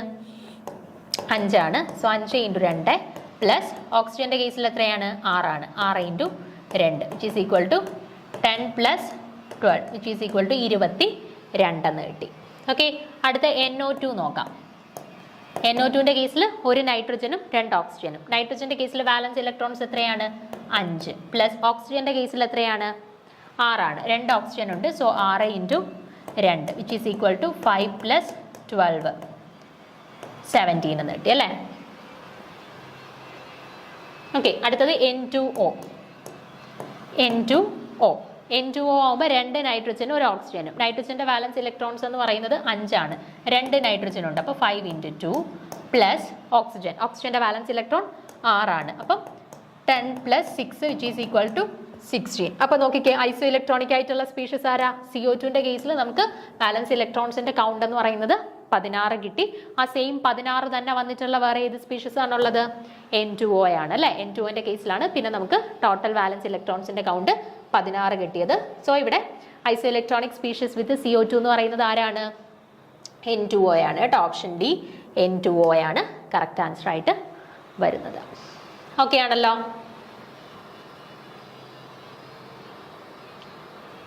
ഓക്കെ, ഓപ്ഷൻ ഡി N2O ആണ് കറക്റ്റ് ആയിട്ടുള്ള ആൻസർ. ഇനി 61ാമത്തെ ചോദ്യം നോക്കാം. Gamma rays R. ഓക്കെ, ഇപ്പോൾ ഇവിടെ ഗാമ റേസുമായിട്ട് റിലേറ്റ് ചെയ്തിട്ടുള്ള കുറച്ച് സ്റ്റേറ്റ്മെന്റ്സ് ഇവിടെ തന്നിട്ടുണ്ട്. നോക്കുക, extremely small and fast moving particles of matter, high speed positrons, electromagnetic radiation, high speed neutrons. അപ്പോൾ ഇതിലേതാണ് ഗാമ റേസുമായിട്ട് റിലേറ്റ് ചെയ്തിട്ട് കറക്റ്റ് ആയിട്ടുള്ള സ്റ്റേറ്റ്മെന്റ് എന്നാണ് ചോദിച്ചിട്ടുള്ളത് കേട്ടോ. Extremely small and fast moving particles of matter ആണോ, ഹൈ സ്പീഡ് പൊസിട്രോൺസ് ആണോ, ഇലക്ട്രോമാഗ്നറ്റിക് റേഡിയേഷൻസ് ആണോ, ഹൈ സ്പീഡ് ന്യൂട്രോൺസ് ആണോ? ഇതിലേതാണ് ഗാമ റേസ് എന്നാണ് ചോദിച്ചിരിക്കുന്നത്. ഓക്കെ, അപ്പോൾ ഇവിടെ ആദ്യം നമുക്ക് alpha rays, beta rays, gamma റേസുമായിട്ട് റിലേറ്റ് ചെയ്തിട്ടുള്ള കുറച്ച് കാര്യങ്ങളൊന്ന് പഠിച്ചു ചെയ്യാം. കാരണം നമുക്ക് ഇവരുടെ പെനിട്രേഷനുമായിട്ട് റിലേറ്റ് ചെയ്തിട്ട് സ്റ്റെബിലിറ്റിയുമായിട്ടൊക്കെ റിലേറ്റ് ചെയ്തിട്ടൊക്കെ ക്വസ്റ്റ്യൻസ് വരുന്നതാണ് കേട്ടോ. അപ്പോൾ ഈ alpha rays, beta rays, gamma റേസുമായിട്ടൊക്കെ റിലേറ്റ് ചെയ്തിട്ടുള്ള കുറച്ച് മെയിൻ ആയിട്ടുള്ള കാര്യങ്ങൾ നിങ്ങളൊന്ന് അറിഞ്ഞിരിക്കുക. അപ്പം അങ്ങനെയുള്ള കുറച്ച് പോയിന്റ്സ് ഇവിടെ ഇൻക്ലൂഡ് ചെയ്തിട്ടുണ്ട്. നമുക്ക് അതെന്താണെന്ന് നോക്കാം. അതിനുശേഷം ആൻസറിലോട്ട് പോവാം. അപ്പോൾ ഇവിടെ നോക്കിക്കേ, ആദ്യം നമുക്ക് ആൽഫ റേസുമായിട്ട് റിലേറ്റ് ചെയ്തിട്ട് കുറച്ച് ഇമ്പോർട്ടൻ്റ് ആയിട്ടുള്ള പോയിന്റ്സ് പറയാം. നോക്കിക്കേ, they are not rays but they consist of material particles called alpha particles which carry 2 units of positive charge and 4 times as heavy as hydrogen atoms. That is, they are the nuclei of helium atoms അല്ലേ? അപ്പം alpha rays എന്ന് പറയുന്നത് actually ഒരു raise എന്ന് നമുക്ക് പറയാൻ പറ്റത്തില്ല. പക്ഷേ it is a material particle called alpha particle. നമ്മൾ ആൽഫ റേസ് എന്ന് പറയുന്നുണ്ടെങ്കിലും ആക്ച്വലി അതൊരു റേസ് അല്ല, പക്ഷെ ഒരു മെറ്റീരിയൽ പാർട്ടിക്കിൾസ് ആണ്. നമ്മൾ അതിനെ ആൽഫ പാർട്ടിക്കിൾസ് എന്ന് പറയാറുണ്ട്. ഇനി എന്താണ് ആൽഫ പാർട്ടിക്കിൾസ് എന്ന് പറയുന്നത്? ഹീലിയം ന്യൂക്ലിയുമായിട്ട് സിമിലർ ആയിട്ടുള്ള ആളുകളാണ് ആൽഫ പാർട്ടിക്കിൾസ്. സോ നമ്മൾ ഹീലിയം ന്യൂക്ലിയ ആയിട്ടാണ് ജനറലി ആൽഫ പാർട്ടിക്കിൾസിനെ റെപ്രസെന്റ് ചെയ്യുക. അവരുടെ മാസ് നമ്പർ 4ഉം അറ്റോമിക് നമ്പർ അല്ലെങ്കിൽ ചാർജ് 2ഉമാണ്. അങ്ങനെയുള്ള പാർട്ടിക്കിൾസിനെയാണ് നമ്മൾ ആൽഫ പാർട്ടിക്കിൾസ് എന്ന് പറയുക ജനറലി, അല്ലെ ആൽഫ റേസ് എന്ന് പറയുക. Their velocity is 1/10 of the velocity of light. നമ്മുടെ ലൈറ്റിന്റെ വെലോസിറ്റിയുടെ ഏകദേശം 1/10 മാത്രമേ ഉള്ളൂ എന്ത്? ആൽഫ റേസിന്റെ വെലോസിറ്റി എന്ന് പറയുന്നത്. These particles ionize the gas through which they pass. Then alpha പാർട്ടിക്കിൾസിന്റെ പ്രത്യേകത എന്താ? ആൽഫ റേസ് അല്ലെങ്കിൽ ആൽഫ പാർട്ടിക്കിൾസ് ഏതെങ്കിലും ഗ്യാസിലൂടെ പാസ് ചെയ്ത് കടത്തി വിടുകയാണ് എന്നുണ്ടെങ്കിൽ they have the capability to ionize the gas. ആ ഗ്യാസിനെ അയണൈസ് ചെയ്യാനായിട്ടുള്ള കേപ്പബിലിറ്റി ആർക്കുണ്ട്? ആൽഫ പാർട്ടിക്കിൾസിനുണ്ട്. ഇമ്പോർട്ടൻ്റ് ആണ്. എന്താണ്? These particles ionise the gas through which they pass. ഏതെങ്കിലും ഗ്യാസിലൂടെ നമ്മൾ ഈ ഒരു ആൽഫ റേസിനെ അല്ലെ ആൽഫ പാർട്ടിക്കിൾസിനെ കടത്തി വിടുകയാണ് എന്നുണ്ടെങ്കിൽ അവർക്ക് ആ ഒരു റേസ് അല്ലെങ്കിൽ ആ ഒരു ഗ്യാസ് പാർട്ടിക്കിൾസിനെ അയോണൈസ് ചെയ്യാനായിട്ടുള്ള കേപ്പബിലിറ്റി ഉണ്ട്. Being relatively larger size they cannot easily penetrate through A solid matter. ഇനി ഇവരുടെ പെനിട്രേഷൻ വൈസ് നോക്കുകയാണ് എന്നുണ്ടെങ്കിൽ അത്യാവശ്യം മാസ് നമ്പർ 4 ആണ് അല്ലേ? അത്യാവശ്യം മാസ് ഉള്ള ആളാണ് ആൽഫ റേസ് അല്ലെങ്കിൽ ആൽഫ പാർട്ടിക്കിൾസ് എന്ന് പറയുന്നത്. അതുകൊണ്ട് തന്നെ സോളിഡ് പാർട്ടിക്കിൾസിലൂടെ ഈസി ആയിട്ട് പെനിട്രേറ്റ് ചെയ്ത് പോവുക എന്ന് പറയുന്നത് കുറച്ച് ബുദ്ധിമുട്ടാണ് അല്ലേ? അപ്പോൾ they cannot easily penetrate through A solid matter. Relatively larger size ആയതുകൊണ്ട് തന്നെ ആൽഫ റേസിന് അല്ലെങ്കിൽ ആൽഫ പാർട്ടിക്കിൾസിന് നമ്മുടെ സോളിഡ് മാറ്ററിലൂടെ ഈസിലി പെനിട്രേറ്റ് ചെയ്ത് പോവുക എന്ന് പറയുന്നത് കുറച്ച് ബുദ്ധിമുട്ടാണ്. ഓക്കെ, അപ്പോൾ ഇത്രയും കാര്യങ്ങൾ ആൽഫ റേസുമായിട്ട് റിലേറ്റ് ചെയ്തിട്ടൊന്ന് ഓർത്ത് വെച്ചേക്കുക. ആൽഫ റേസ് എന്ന് പറയുന്നത് എന്താണ്? നമ്മുടെ ഹീലിയം ന്യൂക്ലിയുമായിട്ട് സിമിലർ ആയിട്ടുള്ള ആളുകളാണ് ആൽഫ റേസ് എന്ന് പറയുന്നത്. അവരുടെ മാസ് നമ്പർ 4ഉം ചാർജ് 2ഉമായിട്ടാണ് നമ്മൾ ജനറലി റെപ്രസെന്റ് ചെയ്യുക. അതായത് He2 4 എന്നുള്ള രീതിയിലാണ് നമ്മൾ ജനറലി ആൽഫ റേസിനെ റെപ്രസെന്റ് ചെയ്യുക. ആൽഫ പാർട്ടിക്കിൾസിനെ റെപ്രസെന്റ് ചെയ്യുക ഈ ഒരു രീതിയിലാണ് നമ്മൾ ജനറലി റെപ്രസെന്റ് ചെയ്യുക. അല്ലെന്നുണ്ടെങ്കിൽ ഇങ്ങനെയായിരിക്കും നമ്മൾ ആൽഫ പാർട്ടിക്കിൾസിനെ റെപ്രസെന്റ് ചെയ്യാറുള്ളത്. ഓക്കെ, പിന്നെ ഇവരുടെ വെലോസിറ്റി എന്ന് പറയുന്നത് ലൈറ്റിന്റെ വെലോസിറ്റിയുടെ ഏകദേശം 1/10 ഭാഗം മാത്രമേ ഉള്ളൂ. ആരുടെ വെലോസിറ്റി വരിക? ആൽഫ പാർട്ടിക്കിൾസ്, ആൽഫ റേസിന്റെ വെലോസിറ്റി വരുന്നുള്ളൂ. ദെൻ ഇത് ഗ്യാസിലൂടെ നമ്മൾ കടത്തി വിടുകയാണെന്നുണ്ടെങ്കിൽ, പാസ് ചെയ്ത് വിടുകയാണെന്നുണ്ടെങ്കിൽ they have the capability to ionise the gas. ആ ഗ്യാസിനെ അയണൈസ് ചെയ്യിക്കാനായിട്ടുള്ള കേപ്പബിലിറ്റി ഇവർക്കുണ്ട്. ദെൻ നമ്മൾ എന്താ പെനിട്രേഷന്റെ കേസാണ് പറഞ്ഞത്. ഇവരെ നമ്മൾ ഒരു സോളിഡ് സർഫസിലൂടെ പെനിട്രേറ്റ് ചെയ്യിക്കുകയാണെന്നുണ്ടെങ്കിൽ, ഒരു സോളിഡ് സർഫസിലൂടെ നമ്മൾ കടത്തി വിടുകയാണെന്നുണ്ടെങ്കിൽ ഇവർക്ക് മാസ് അത്യാവശ്യം കൂടുതൽ, സൈസ് അത്യാവശ്യം കൂടുതലായതുകൊണ്ട് തന്നെ സോളിഡ് സർഫസിലൂടെ വളരെ പെട്ടെന്ന് ഇവർ പെനിട്രേറ്റ് ചെയ്ത് പോകത്തുമില്ല. ഓക്കെ, അടുത്തത് ബീറ്റ പാർട്ടിക്കിൾസ് നോക്കാം. The beta rays are also non-rays but consist of negatively charged material called beta particles. അപ്പോൾ beta particles നെ നമ്മൾ എങ്ങനെയാണ് ജനറലി റെപ്രസെന്റ് ചെയ്യാറുള്ളത്?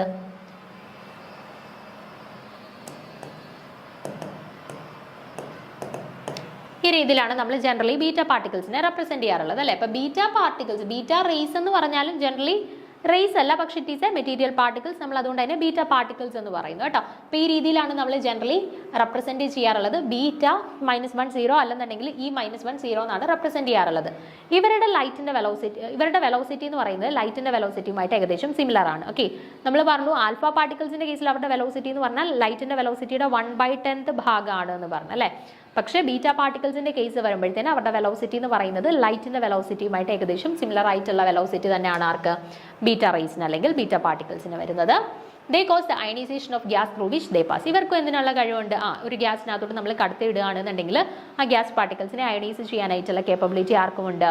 ബീറ്റ പാർട്ടിക്കിൾസിനും ഉണ്ട്. Okay, they are 100 times more penetrating than alpha particles. Alpha particles നമ്മൾ പറഞ്ഞു, alpha പാർട്ടിക്കിൾസിന്റെ size അത്യാവശ്യം വലുതായതുകൊണ്ട് തന്നെ നല്ല സോളിഡ് പാർട്ടിക്കിൾസിലൂടെ വളരെ ഈസി ആയിട്ട് പെട്ടെന്നൊന്നും ഇവർക്ക് പെനിട്രേറ്റ് ചെയ്ത് പോകാനായിട്ട് പറ്റത്തില്ല എന്ന് പറഞ്ഞായിരുന്നു അല്ലേ? പക്ഷേ ബീറ്റ പാർട്ടിക്കിൾസിനോ നമ്മുടെ ആൽഫ പാർട്ടിക്കിൾസിന്റെ പെനിട്രേഷൻ പവറിനെക്കാട്ടിൽ ഏകദേശം 100 times പെനിട്രേറ്റിംഗ് പവർ ആർക്കുണ്ട്? ബീറ്റ പാർട്ടിക്കിൾസിനുണ്ട് കേട്ടോ. അപ്പോൾ ആൽഫ പാർട്ടിക്കിൾസിനെക്കാട്ടിൽ പെനിട്രേറ്റിംഗ് പവർ ബീറ്റ പാർട്ടിക്കിൾസിനുണ്ട്. ദെൻ ആൽഫ പാർട്ടിക്കിൾസിനായാലും ബീറ്റ പാർട്ടിക്കിൾസിനായാലും അയണൈസ് ചെയ്യാനായിട്ടുള്ള, ഗ്യാസസിനെ അയണൈസ് ചെയ്യാനായിട്ടുള്ള കേപ്പബിലിറ്റി ഉണ്ട്. ഓക്കെ, അടുത്തത് ഗാമ റേസ്. ഗാമ റേസ് നോക്കിക്കേ. Gamma rays arising from the energy rearrangement within the nucleus after the emission of an alpha or beta particle. അപ്പം ഗാമ റേസ് എങ്ങനെയാണ് ഒറിജിനേറ്റ് ചെയ്യുന്നത്?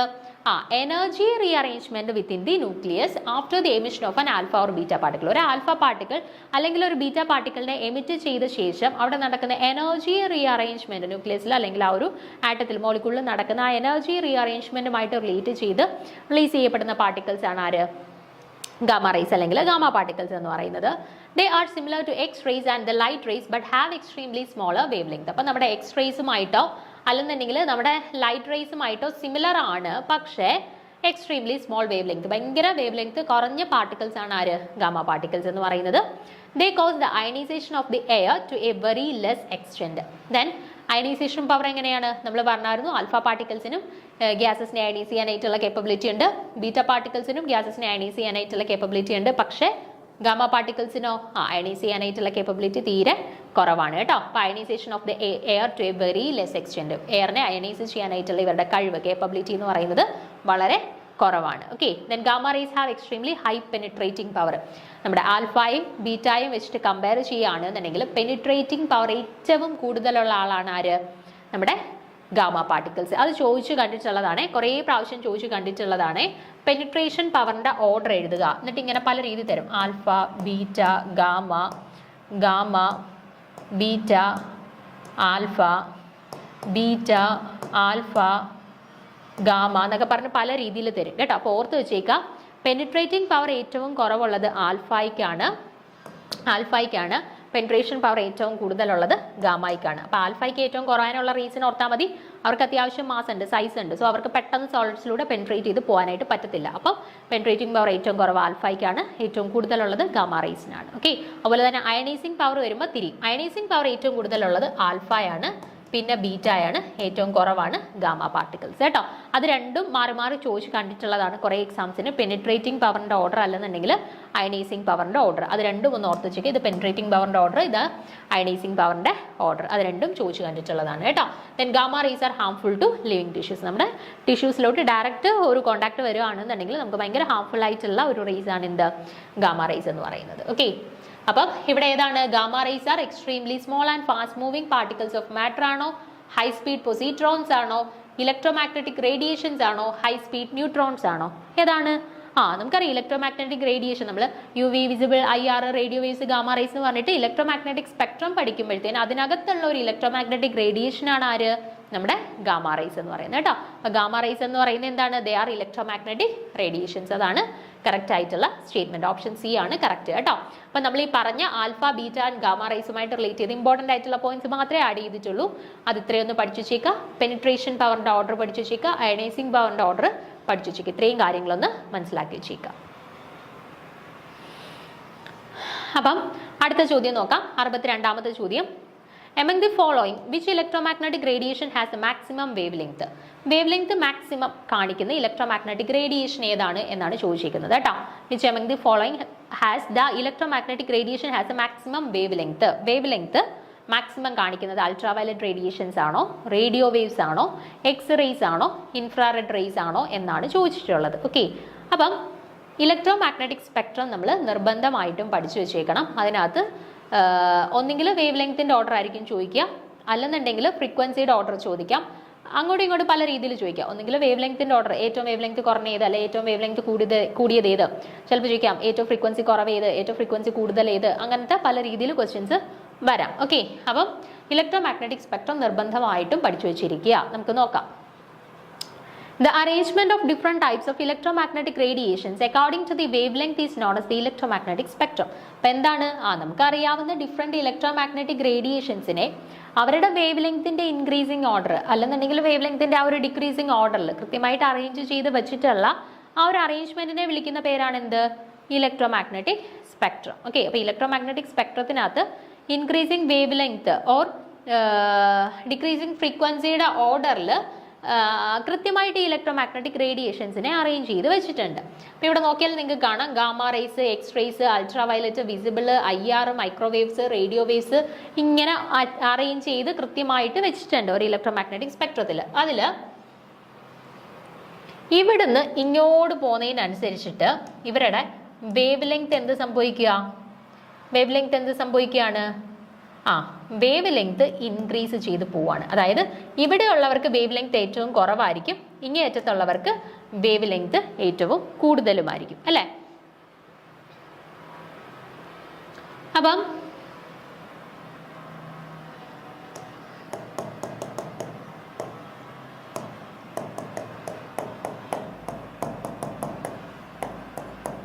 ഇവിടെ ഈ മൂന്ന് റിലേഷൻസ് നിങ്ങൾക്ക് അറിയാവുന്ന റിലേഷൻസ് ആണല്ലോ. E equal to H nu, nu equal to C by lambda, so E equal to H C by lambda. ഈ റിലേഷൻസ് അറിയാമല്ലോ. അപ്പോൾ ഇവിടെ നിങ്ങൾ നോക്കിക്കേ, നമ്മുടെ ഫ്രീക്വൻസിയും വേവ് ലെങ്ത്തും തമ്മിലുള്ള റിലേഷൻ എന്താണ്? ഡയറക്റ്റ് റിലേഷൻഷിപ്പ് ആണോ, ഇൻവേഴ്സ് റിലേഷൻഷിപ്പ് ആണോ? Nu equal to C by lambda എന്നാണ്. അതായത് ഇൻവേഴ്സ് റിലേഷൻഷിപ്പ് ആണ്. വേവ് ലെങ്ത് കൂടുമ്പോൾ ഫ്രീക്വൻസി കുറയുന്നു, ഫ്രീക്വൻസി കുറയുമ്പോൾ വേവ് ലെങ്ത് കൂടുന്നു അല്ലേ? അപ്പോൾ ഒരു ഇൻവേഴ്സ് റിലേഷൻഷിപ്പാണ് ഇവർക്ക് തമ്മിലുള്ളത്. ഓക്കെ, അപ്പോൾ അങ്ങനെയാണെന്നുണ്ടെങ്കിൽ നമുക്കറിയാം ലെഫ്റ്റ് ടു റൈറ്റ് പോകുന്നതിനനുസരിച്ചിട്ട് വേവ് ലെങ്ത് കൂടി വരികയാണ്. അപ്പോൾ വേവ് ലെങ്ത് കൂടി വരികയാണെന്നുണ്ടെങ്കിൽ ഫ്രീക്വൻസിക്ക് എന്ത് സംഭവിച്ചുകൊണ്ടിരിക്കുകയാണ്? ഫ്രീക്വൻസി ഡിക്രീസ് ചെയ്തുകൊണ്ടിരിക്കുകയാണ് അല്ലേ? അപ്പോൾ ഗാമ റേസിൽ നിന്ന് റേഡിയോ വേവ്സിലോട്ട് പോകുന്നതിനനുസരിച്ചിട്ട് ഇവരുടെ വേവ് ലെങ്ത് കൂടി വരികയാണ്, വേവ് ലെങ്ത് കൂടി വരികയാണ്. അപ്പോൾ വേവ് ലെങ്ത് കൂടി വരികയാണെന്നുണ്ടെങ്കിൽ അവരുടെ ഫ്രീക്വൻസിക്ക് എന്ത് സംഭവിച്ചുകൊണ്ടിരിക്കുകയാണ്? ഫ്രീക്വൻസി ഡിക്രീസ് ചെയ്തുകൊണ്ടിരിക്കുകയാണ്. അപ്പോൾ ഇങ്ങേയറ്റത്തുള്ള ഗാമ റേസിനാണ് വേവ് ലെങ്ത് ഏറ്റവും കുറവ്, എന്നാൽ ഫ്രീക്വൻസി ഏറ്റവും കൂടുതലുള്ളത്. അങ്ങേയറ്റത്തുള്ള റേഡിയോ വേവ്സിനാണ് വേവ് ലെങ്ത് ഏറ്റവും കൂടുതലുള്ളത്, എന്നാൽ ഫ്രീക്വൻസി ഏറ്റവും കുറവുള്ളത്. ഓക്കെ ആണേ, പ്രശ്നമൊന്നുമില്ലേ? അത് നോട്ട് ചെയ്ത് വെച്ച് തന്നെ ഇമ്പോർട്ടൻ്റ് ആണ്, പഠിച്ചു വെച്ചേക്കുക. അതുപോലെ തന്നെ ഈ ഇലക്ട്രോമാഗ്നറ്റിക് സ്പെക്ട്രത്തിൽ ഈ റേഡിയേഷൻസിൻ്റെ ഓർഡർ കൃത്യമായിട്ട് നോക്കി വെച്ചേക്കുക. Gamma rays, X rays, UV rays, visible, infrared, microwave, radio. Order കൃത്യമായിട്ടും മനസ്സിലാക്കി വെച്ചിരിക്കുക. ഇനി നോക്കിക്കേ, ഇവിടെ നമ്മൾ രണ്ട് കാര്യങ്ങൾ പറഞ്ഞു. ഒന്ന് നമുക്കറിയാം nu equal to C by ലാംഡയാണ്. അപ്പോൾ ഫ്രീക്വൻസി വേവ് ലെങ്ത് തമ്മിൽ ഇൻവേഴ്സ് റിലേഷൻഷിപ്പ് ആണ്. വേവ് ലെങ്ത് കൂടുകയാണെങ്കിൽ ഫ്രീക്വൻസി കുറയാണ് അല്ലേ. അതുപോലെ തന്നെ E equal to H nu അല്ലെന്നുണ്ടെങ്കിൽ E equal to C by ലാംഡയാണ് അല്ലേ. അതായത് എനർജിയും വേവ് ലെങ്ത്തും ഇൻവേഴ്സ് റിലേഷൻഷിപ്പ് ആണ്, എന്നാൽ എനർജിയും ഫ്രീക്വൻസി ഡയറക്റ്റ് റിലേഷൻഷിപ്പ് ആണ് അല്ലേ. എനർജി ഫ്രീക്വൻസി ഡയറക്റ്റും എനർജി വേവ് ലെങ്ത് ഇൻവേഴ്സ് റിലേഷൻഷിപ്പും ആണ് കാണിക്കുന്നത്. സോ നമുക്ക് എന്ത് പറയാം, ഇവിടുന്ന് ഇങ്ങോട്ട് പോകുന്നതിനനുസരിച്ചിട്ട് വേവ് ലെങ്ത് കൂടി വരികയാണ്. അപ്പം വേവ് ലെങ്ത്തും എനർജിയും ഇൻവേഴ്സ് റിലേഷൻഷിപ്പ് ആയിട്ട് നമുക്ക് പറയാം ഇവിടുന്ന് ഇങ്ങോട്ട് പോകുന്നതിനനുസരിച്ചിട്ട് എനർജിക്ക് എന്ത് സംഭവിക്കുമായിരിക്കും, എനർജി കുറയുമായിരിക്കും. സോ നമുക്ക് ഒരു കാര്യം പറയാം, എന്താണ്, ഗാമ റേസിന്റെ കറസ്പോണ്ടിങ് ആയിട്ട് നോക്കിയാൽ ഏറ്റവും ഷോർട്ടസ്റ്റ് വേവ് ലെങ്ത് ആണ്, അതുപോലെ തന്നെ ഹയസ്റ്റ് ഫ്രീക്വൻസി ആണ്, അതുപോലെ തന്നെ ഹയസ്റ്റ് എനർജിയാണ്. അപ്പം നമുക്ക് ക്വസ്റ്റ്യൻ വരികയാണ്, ഹയസ്റ്റ് എനർജി ഉള്ള ഇലക്ട്രോ മാഗ്നറ്റിക് റേഡിയേഷൻ ഏതാണെന്ന് ചോദിച്ചാൽ ആരാണ്, ഗാമ റേസ് ആണ്. ഹയസ്റ്റ് വേവ് ലെങ്ത് ഉള്ള ലോവസ്റ്റ് വേവ് ലെങ്ത് ഉള്ള ഇലക്ട്രോ മാഗ്നറ്റിക് റേഡിയേഷൻ ആരാണെന്ന് ചോദിച്ചാൽ ആരാണ്, ഗാമ റേസ് ആണ്. ഹയസ്റ്റ് ഫ്രീക്വൻസി ഉള്ള ഇലക്ട്രോ മാഗ്നറ്റിക് റേഡിയേഷൻ ആരാണെന്ന് ചോദിച്ചാൽ ആരാണ്, ഗാമ റേസ് ആണ്. ഓക്കെ, ഇനി അടുത്തത് ഇങ്ങേ അറ്റത്തോട്ട് വരുമ്പോൾ ആരാണ് അറ്റത്തുള്ളത്, റേഡിയോ വേവ്സ്. ഈ റേഡിയോ വേവ്സിനായിരിക്കും എന്ത്, ലോങ്ങസ്റ്റ് വേവ് ലെങ്ത് ഉള്ളത് ഈ റേഡിയോ വേവ്സിനാണ്. അതുപോലെ തന്നെ ഷോർട്ടസ്റ്റ് ഫ്രീക്വൻസി ഉള്ളത് റേഡിയോ വേവ്സിനാണ്. അതുപോലെ തന്നെ ഷോർട്ടസ്റ്റ് എനർജി ഉള്ളത് ഓക്കെ ആർക്കാണ്, റേഡിയോ വേവ്സിനാണ്. അപ്പോൾ ഈ പറഞ്ഞ ഈ കാര്യങ്ങൾ കൃത്യമായിട്ട് നോക്കി വെച്ചോണേ. ലോങ്ങസ്റ്റ് വേവ് ലെങ്ത് ആർക്ക്, ഷോർട്ടസ്റ്റ് വേവ് ലെങ്ത് ആർക്ക്, ലോങ്ങസ്റ്റ് എനർജി ആർക്ക്, ഷോർട്ടസ്റ്റ് എനർജി ആയിരിക്കും, ലോങ്ങസ്റ്റ് ഫ്രീക്വൻസി ആർക്ക്, ഷോർട്ടസ്റ്റ് ഫ്രീക്വൻസി ആർക്ക്, കൃത്യമായിട്ടും നോക്കി വെച്ചേക്കാം കേട്ടോ. ഇമ്പോർട്ടൻ്റ് ആണേ, ഓർഡറും പഠിച്ചു വെച്ചേക്കാം. The visible light belong to the electromagnetic waves of a particular range of wavelength that stimulate the sense of light. The region above the visible light are called ultraviolet region, X-rays and gamma rays and cosmic rays. അപ്പം visible റീജിയന് മുന്നേ കിടക്കുന്ന ആളുകൾ ആരൊക്കെയാണ്, ultraviolet raise ഉണ്ട്, X raise ഉണ്ട്, gamma rays ഉണ്ട്, ഇങ്ങോട്ട് cosmic വേവ്സും കൂടെ ഉണ്ട് കേട്ടോ. പിന്നെ അതുപോലെ തന്നെ the position below the visible region are IR, microwave and radio. അതുപോലെ വിസിബിൾ റീജിയൻ കഴിഞ്ഞിട്ട് IR ഉണ്ട്, മൈക്രോവേവ്സ് ഉണ്ട്, റേഡിയോ വേവ്സ് ഉണ്ട്. Okay, the radio waves has the lowest frequency or highest wavelength. അപ്പോൾ ഏറ്റവും വേവ് ലെങ്ത് കൂടിയത് അല്ലെങ്കിൽ frequency ഏറ്റവും കുറഞ്ഞത് ആർക്കാണ്, റേഡിയോ വേവ്സിനാണ്. ഓക്കെ, ഇനി വേവ് ലെങ്ത് ഏറ്റവും കുറഞ്ഞത് അല്ലെങ്കിൽ ഫ്രീക്വൻസി ഏറ്റവും കൂടുതൽ ആർക്കാണ്, കോസ്മിക് റേസ്. അല്ലെന്നുണ്ടെങ്കിൽ കോസ്മിക് റേസ് ഓപ്ഷനിൽ ഇല്ലെങ്കിൽ ഗാമ റേസ്. കാരണം ചില ടെക്സ്റ്റുകളിൽ ഗാമ റേസ് ഇപ്പുറത്ത് നമുക്ക് കോസ്മിക് റേസും കൂടെ കൊടുത്തിട്ടുണ്ടായിരിക്കും കേട്ടോ. അപ്പം വേവ് ലെങ്ത് ഏറ്റവും കുറഞ്ഞത് ആര് എന്ന് ചോദിച്ചിട്ട് ഓപ്ഷനിൽ കോസ്മിക് റേസ് ഉണ്ടെങ്കിൽ നിങ്ങൾക്ക് കോസ്മിക് റേസ് എന്ന് എഴുതാം, ഇല്ല ഗാമ റേസ് ആണെന്നുണ്ടെങ്കിൽ ഗാമ റേസ് എഴുതാം. അതുപോലെ ഹയസ്റ്റ് ഫ്രീക്വൻസി ഉള്ളത് ആര് എന്നുള്ള ക്വസ്റ്റ്യനകത്ത് ഗാമ റേസ് ഉണ്ടെന്നുണ്ടെങ്കിൽ ഗാമ റേസേ ഉള്ളതെന്നുണ്ടെങ്കിൽ അത് എഴുതാം, അല്ല കോസ്മിക് റേസ് ഉണ്ട് ക്വസ്റ്റ്യൻ ഓപ്ഷനിലെങ്കിൽ അത് എഴുതാം കേട്ടോ. The different types of radiations are arranged in the decreasing order of the frequency or increasing order of wavelength as cosmic, gamma rays, X-rays, ultraviolet, visible, infrared, microwave and radio waves. അപ്പോൾ ഒന്നെങ്കിൽ നമുക്ക് പറയാം shorter wave length to higher wave ലെങ്ത്തിലോട്ട്, അല്ലെങ്കിൽ higher frequency to lower ഫ്രീക്വൻസിയിലോട്ടാണ് electro magnetic സ്പെക്ട്രത്തിനകത്ത് electro magnetic റേഡിയേഷൻസിനെ arrange ചെയ്തിട്ടുള്ളത്. അപ്പോൾ ആ ഓർഡറാണ് പറഞ്ഞിട്ടുള്ളത്. ആദ്യം cosmic rays, then gamma rays, then X rays, then UV rays, then visible light, then IR, then microwaves and finally radio waves. ഈ ഒരു ഓർഡറിലാണ് അറേഞ്ച് ചെയ്ത് പോയിട്ടുള്ളത്. ഓക്കെ, കൃത്യമായിട്ടും ഓർത്ത് വെച്ചേക്കുക, വളരെ ഇമ്പോർട്ടൻ്റ് ആണ്, ക്വസ്റ്റ്യൻസ് ചോദിക്കുന്ന ഏരിയയും കൂടാണ്. ഓക്കെ, അപ്പോൾ ഇവിടെ കറക്റ്റ് ആൻസർ ഏതാ, which among the following electromagnetic radiation has maximum wave length. Maximum wave length എന്ന് പറയുന്നത് ആർക്കാണ്, ഇവിടുന്ന് ഇങ്ങേ അറ്റത്ത് വരുന്ന ആൾക്കാണ് വേവ് ലെങ്ത് ഏറ്റവും കൂടുതൽ. അപ്പം അങ്ങേ അറ്റത്ത് ആരാണ്, ഏറ്റവും അങ്ങേ അറ്റത്തുള്ള ആൾ റേഡിയോ വേവ്സ് ആണ്. സോ റേഡിയോ വേവ്സിനാണ് മാക്സിമം എന്ത് വരിക, വേവ് ലെങ്ത് വരിക. സോ കറക്റ്റ് ആൻസർ ആയിട്ട് വരുന്നത് ആരാണ്, ഓപ്ഷൻ B ആണ്. ഓക്കെ, ഇനി അടുത്ത ക്വസ്റ്റ്യൻ നോക്കുക, 63. The half life period of the radioactive element is 140 days. After 560 days 1 gram of the element will reduced to. അപ്പം നോക്കിക്കേ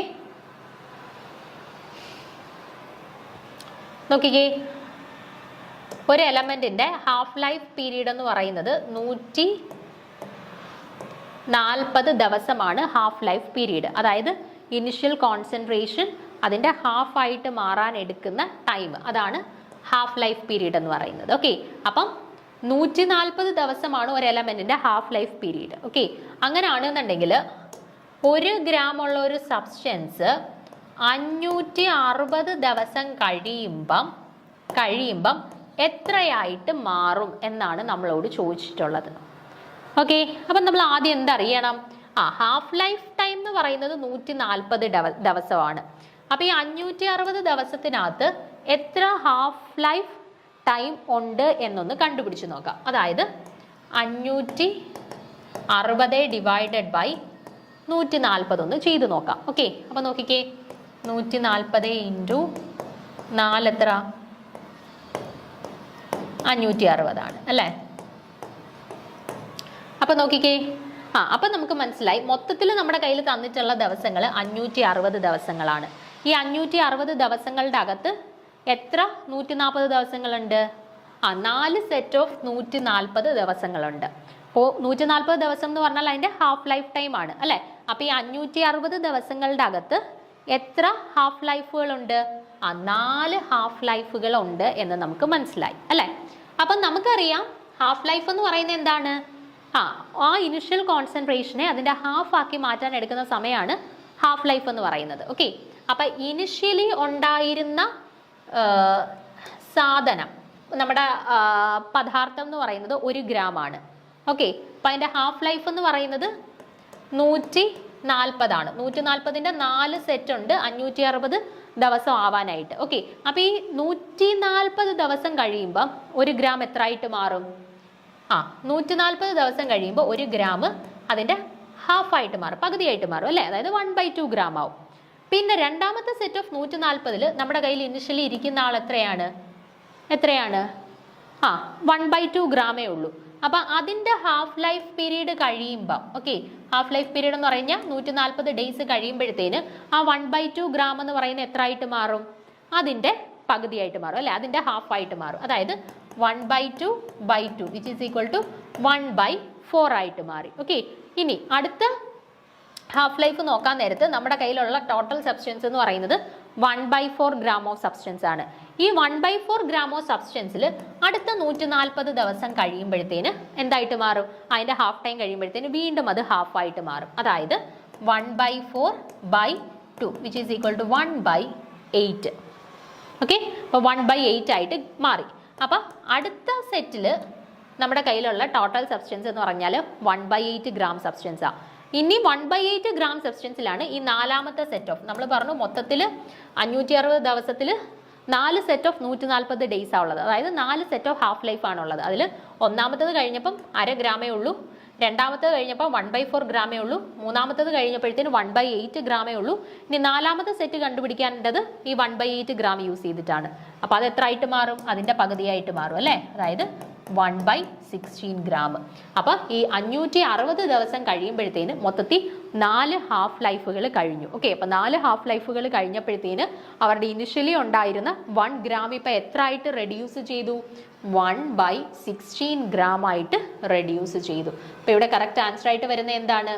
1/16 ഗ്രാം. അപ്പം ഇത് നമ്മൾ എന്താ ഹാഫ് ലൈഫിൻ്റെ ഇക്വേഷൻ യൂസ് ചെയ്തിട്ടോ നമ്മുടെ ഫസ്റ്റ് ഓർഡർ അത് ഓർത്ത് വെച്ചേക്കുക. ജനറലി നമ്മുടെ ന്യൂക്ലിയർ റിയാക്ഷൻസ് എല്ലാം അല്ലെങ്കിൽ റേഡിയോ ആക്റ്റീവ് റിയാക്ഷൻസ് എല്ലാം ഫസ്റ്റ് ഓർഡർ കൈനറ്റിക്സ് ആണ് ഫോളോ ചെയ്യുന്നത് കേട്ടോ. അത് ചിലപ്പോൾ ചോദിക്കാം സീറോ ഓർഡർ ആണോ, ഫസ്റ്റ് ആണോ, സെക്കൻഡ് ആണോ, തേർഡ് ആണോ എന്ന് ചോദിക്കാം. അപ്പം ജനറലി ന്യൂക്ലിയർ റിയാക്ഷൻസ് അല്ലെങ്കിൽ റേഡിയോ ആക്റ്റീവ് റിയാക്ഷൻസ് എല്ലാം ഫസ്റ്റ് ഓർഡർ കൈനറ്റിക്സ് ആണ് ഫോളോ ചെയ്യുന്നത്. അപ്പോൾ ഈ ഒരു ആൻസർ ചെയ്യുന്നതിന് വേണ്ടിയിട്ട് നമ്മൾ ഫസ്റ്റ് ഓർഡറിൻ്റെ റേറ്റ് ഇക്വേഷനോ അല്ലെന്നുണ്ടെങ്കിൽ ഹാഫ് ലൈഫിൻ്റെ ഇക്വേഷനോ ഒന്നും ആവശ്യമില്ല, ജസ്റ്റ് ലോജിക്ക് മാത്രം അപ്ലൈ ചെയ്താൽ മതി. നമുക്കിവിടെ തന്നിട്ടുണ്ട് 140 ദിവസമാണ് ഹാഫ് ലൈഫ് ടൈം എന്ന് തന്നിട്ടുണ്ട്. ഇനിഷ്യലി എടുത്തിട്ടുള്ള സബ്സ്റ്റൻസ് 1 ഗ്രാം ആണെന്ന് തന്നിട്ടുണ്ട്. 560 ദിവസം കഴിയുമ്പോൾ ഉള്ള സബ്സ്റ്റൻസിൻ്റെ അളവാണ് കണ്ടുപിടിക്കേണ്ടത്. ഓക്കെ, അപ്പം എന്ത് ചെയ്താൽ മതി? 560-നകത്ത് എത്ര ഹാഫ് ലൈഫ് ഉണ്ടെന്ന് ആദ്യം ചെക്ക് ചെയ്യുക. അതിനുശേഷം ഓരോ ഹാഫ് ലൈഫിലും ആ 1 ഗ്രാം സബ്സ്റ്റൻസിന് എന്ത് മാറ്റം സംഭവിച്ച് അവസാനം ഈ 4 പ്രാവശ്യം ഹാഫ് ലൈഫ് കംപ്ലീറ്റ് ആകുന്ന സമയത്ത് നമ്മുടെ സബ്സ്റ്റൻസ് എത്ര ആയിട്ട് മാറും എന്ന് കണ്ടുപിടിക്കുക. ഓക്കെ അല്ലേ? സിമ്പിൾ അല്ലേ? ഓക്കെ, അപ്പം ഓപ്ഷൻ ഡി 1/16 ഗ്രാം ആണ് കറക്റ്റായിട്ട് വരുന്നത്. പിന്നെ നമുക്ക് 64ാമത്തെ ചോദ്യമാണ് നോക്കാനായിട്ടുള്ളത്. ചോദ്യം നോക്കുക.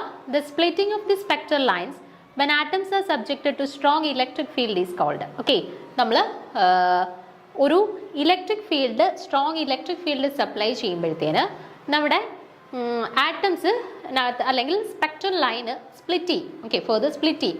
ആ splitting of the spectral lines under the influence of an electric field ഏത് പേരിലാണ് അറിയപ്പെടുന്നതെന്നാണ് ചോദിച്ചിരിക്കുന്നത് കേട്ടോ. Splitting of the spectral lines under the influence of electric field, അതാണ് നോക്കേണ്ടത്. ഇലക്ട്രിക് ഫീൽഡ് പ്രൊവൈഡ് ചെയ്യുന്ന സമയത്തുള്ള സ്പ്ലിറ്റിംഗ് ഓഫ് സ്പെക്ട്രൽ ലൈൻസ് അതിന് ഏത് പേരിലാണ് അറിയപ്പെടുന്നത് എന്നാണ് ചോദിച്ചത്. ഓക്കെ, സ്റ്റാർക്ക് ഇഫക്റ്റ് ആണോ, സീമാൻ ഇഫക്റ്റ് ആണോ, ഫോട്ടോ ഇലക്ട്രിക് ഇഫക്റ്റ് ആണോ, ഡി കെ എന്നാണോ പറയുന്നതെന്നാണ് ചോദിച്ചിട്ടുള്ളത്. ഓക്കെ, അപ്പം നമുക്ക് നോക്കാം. ആദ്യം രണ്ട് കാര്യങ്ങളാണ് നമ്മളിവിടെ അറിഞ്ഞിരിക്കേണ്ടത്. സീമാൻ ഇഫക്റ്റും സ്റ്റാർക്ക് ഇഫക്റ്റും സാധാരണ ക്വസ്റ്റ്യൻസിനൊക്കെ ഒരുവിധപ്പെട്ട പരീക്ഷയ്ക്കൊക്കെ ചോദിച്ചു കണ്ടിട്ടുള്ളതാണ് സീമാൻ ഇഫക്റ്റോ സ്റ്റാർക്ക് ഇഫക്റ്റോ. അപ്പോൾ നോക്കുക, സീമാൻ ഇഫക്റ്റ് എന്ന് പറഞ്ഞാൽ splitting of the spectral lines in the magnetic field കേട്ടോ. ഒരു മാഗ്നറ്റിക് ഫീൽഡിന്റെ ഇൻഫ്ലുവൻസിലാണ് സ്പെക്ട്രൽ ലൈൻസിന്റെ സ്പ്ലിറ്റിംഗ് നടക്കുന്നതെങ്കിൽ അതിനെ വിളിക്കുന്ന പേരാണ് Zeeman effect. Means splitting of the lines നടക്കുന്നത് അണ്ടർ ദി ഇലക്ട്രിക് ഫീൽഡ് ആണെന്നുണ്ടെങ്കിൽ, ഓക്കെ, ഇലക്ട്രിക് ഫീൽഡിന്റെ ഇൻഫ്ലുവൻസിലാണ് സ്പ്ലിറ്റിംഗ് ഓഫ് ലൈൻസ് നടക്കുന്നുണ്ടെങ്കിൽ അതിനെ വിളിക്കുന്ന പേരാണ് സ്റ്റാർക്ക് ഇഫക്റ്റ്. ഓക്കെ, അപ്പോൾ സ്റ്റാർക്ക് ഇഫക്റ്റ് ഉണ്ട്, സീമാൻ ഇഫക്റ്റ് ഉണ്ട്. അപ്പോൾ സ്റ്റാർക്ക് ഇഫക്റ്റ് എന്ന് പറഞ്ഞാൽ splitting of the spectral lines under the influence of an electric field, and Zeeman effect എന്ന് പറഞ്ഞാൽ splitting of the spectral lines under the influence of magnetic field. അത് രണ്ടും തിരിഞ്ഞു പോവാതെ കൃത്യമായിട്ട് നോക്കി വെച്ചേക്കുക. അപ്പോൾ നമ്മളോട് ഇവിടെ ചോദ്യത്തിൽ എന്തായിരുന്നു ചോദിച്ചത്? Splitting of the spectral lines when atom subjected to strong electric field ആണ് ചോദിച്ചത്. ഇലക്ട്രിക് ഫീൽഡ് ആകുമ്പോൾ സ്റ്റാർക്ക് ഇഫക്റ്റ് ആണ് കേട്ടോ. ഓപ്ഷൻ എ ആണ്, സ്റ്റാർക്ക് ഇഫക്റ്റ് ആണ് കറക്റ്റ് ആൻസർ ആയിട്ട് വരുന്നത്. ഓക്കെ, ഇനി 65ാമത്തെ ചോദ്യം നോക്കുക. Which of the following has the largest atomic radius? അപ്പോൾ ഇവിടെ 4 പേരെ കൊടുത്തിട്ടുണ്ട്. ഇതിൽ അറ്റോമിക് റേഡിയസ് ഏറ്റവും കൂടുതൽ ആർക്കാണെന്നാണ് ചോദിച്ചിട്ടുള്ളത്. Lithium, sodium, radium, strontium. ഇതിൽ ആർക്കാണ് ലിത്തിയം, പൊട്ടാസ്യം, റേഡിയം, സ്ട്രോൺഷ്യം, ഇതിൽ ആർക്കാണ് അറ്റോമിക് റേഡിയസ് ഏറ്റവും കൂടുതലെന്നാണ് ചോദിച്ചിരിക്കുന്നത്. വളരെ സിമ്പിൾ ആയിട്ടുള്ള ക്വസ്റ്റ്യൻ ആണ്. നമുക്ക് പീരിയോഡിക് ടേബിളിനെ കുറിച്ചിട്ട് ഒരു ധാരണ ഉണ്ടെന്നുണ്ടെങ്കിൽ വളരെ സിമ്പിളായിട്ട് എഴുതാൻ പറ്റുന്നതേ ഉള്ളൂ കേട്ടോ. അപ്പോൾ നോക്കിക്കേ, in general the atomic radius decreases on going left to right in a period. നമുക്കറിയാം അറ്റോമിക് റേഡിയസിന്റെ ട്രെൻഡ് എങ്ങനെയാണ് ഗ്രൂപ്പ് ആൻഡ് പീരീഡിൽ വേരി ചെയ്യുന്നത്. ഒരു പീരീഡിൽ ലെഫ്റ്റ് ടു റൈറ്റ് പോകുന്നതിനനുസരിച്ചിട്ട് അറ്റോമിക് റേഡിയസ് ഡിക്രീസ് ചെയ്ത് വരുന്നു. അതുപോലെ ഒരു ഗ്രൂപ്പിൽ മുകളിൽ നിന്ന് താഴോട്ട് വരുന്നതിനനുസരിച്ചിട്ട് അറ്റോമിക് റേഡിയസ് ഇൻക്രീസ് ചെയ്ത് വരുന്നുണ്ട് അല്ലേ. അപ്പോൾ എപ്പോഴും ഒരു ഗ്രൂപ്പിന്റെ ഏറ്റവും എൻഡിലായിട്ട് വരുന്ന മെമ്പറിനായിരിക്കും ഏറ്റവും വലിയ അറ്റോമിക് റേഡിയസ് അല്ലെങ്കിൽ അറ്റോമിക് സൈസ് വരിക. ഓക്കെ, അപ്പോൾ അത് വെച്ചിട്ട് നമുക്ക് ഇവിടെയും ആൻസർ ചെയ്താൽ മതിയല്ലോ. അപ്പോൾ നോക്കിക്കേ, it is because the outer electrons are in the same valence shell during the period and effective nuclear charge rises, the atomic number rises, increasing the attraction of electrons to the nucleus. അപ്പം ഇവിടെ പീരീഡിൽ നമ്മൾ left to right പോകുമ്പോൾ അവരുടെ size കുറഞ്ഞു വരാനായിട്ടുള്ള reason എന്താണ്? നമ്മൾ ഇവിടെ ഓരോ ഇലക്ട്രോൺസിനെയും ആഡ് ചെയ്യുന്നത് സെയിം ഓർബിറ്റലിൽ തന്നെയാണ്. ഇപ്പം സെക്കൻഡ് പീരീഡ് ആണെന്നുണ്ടെങ്കിൽ ആ സെക്കൻഡ് ഓർബിറ്റൽ ഷെല്ലിലോട്ട് തന്നെയാണ് ആ ഇലക്ട്രോൺസിനെ ഫുൾ ആഡ് ചെയ്ത് പോകുന്നത് അല്ലേ. അപ്പം സെയിം ഓർബിറ്റലിലോട്ടാണ് ഇലക്ട്രോൺസ് ആഡായി വരുന്നത് അല്ലേ. അതുകൊണ്ടാണ് എന്ത് ഇഫക്റ്റീവ് ന്യൂക്ലിയർ ചാർജ് ഇൻക്രീസ് ചെയ്യുകയും ഫെർദർ സൈസ് കുറഞ്ഞ് വരികയും ചെയ്യുന്നത്. Okay, in general the atomic radius increase going top to bottom in a group with increase in atomic number. നമുക്കറിയാവുന്ന കാര്യമാണ്. ടോപ്പ് ടു ബോട്ടം വരുന്നതിനനുസരിച്ചിട്ട് സൈസ് കൂടി വരുന്നു, ലെഫ്റ്റ് റൈറ്റ് പോകുന്നതിനനുസരിച്ചിട്ട് സൈസ് കുറഞ്ഞു വരുന്നു. അപ്പോൾ സൈസ് കൂടുതലുള്ളവരെ ചോദിച്ചാൽ എന്ത് ചെയ്താൽ മതി? ഗ്രൂപ്പിന്റെ ഏറ്റവും താഴെ വരുന്നവർക്കായിരിക്കും അറ്റോമിക് റേഡിയസ് ഏറ്റവും കൂടുതലായിട്ട് വരുന്നത്. ഇനിയിപ്പോൾ അറ്റോമിക് റേഡിയസ് ഏറ്റവും കുറവ് വരുന്നതാണ് ചോദിക്കുന്നുണ്ടെങ്കിൽ നമ്മുടെ പീരീഡിൽ അങ്ങേ എൻഡിൽ റൈറ്റ് എൻഡിൽ വരുന്നവർക്കായിരിക്കും ഏറ്റവും ചെറിയ അറ്റോമിക് റേഡിയസ് വരുന്നത്. ഓക്കെ, അപ്പോൾ ഇവിടെ ചോദിച്ചിരിക്കുന്ന ആരുടെ കേസാണ്? Lithium,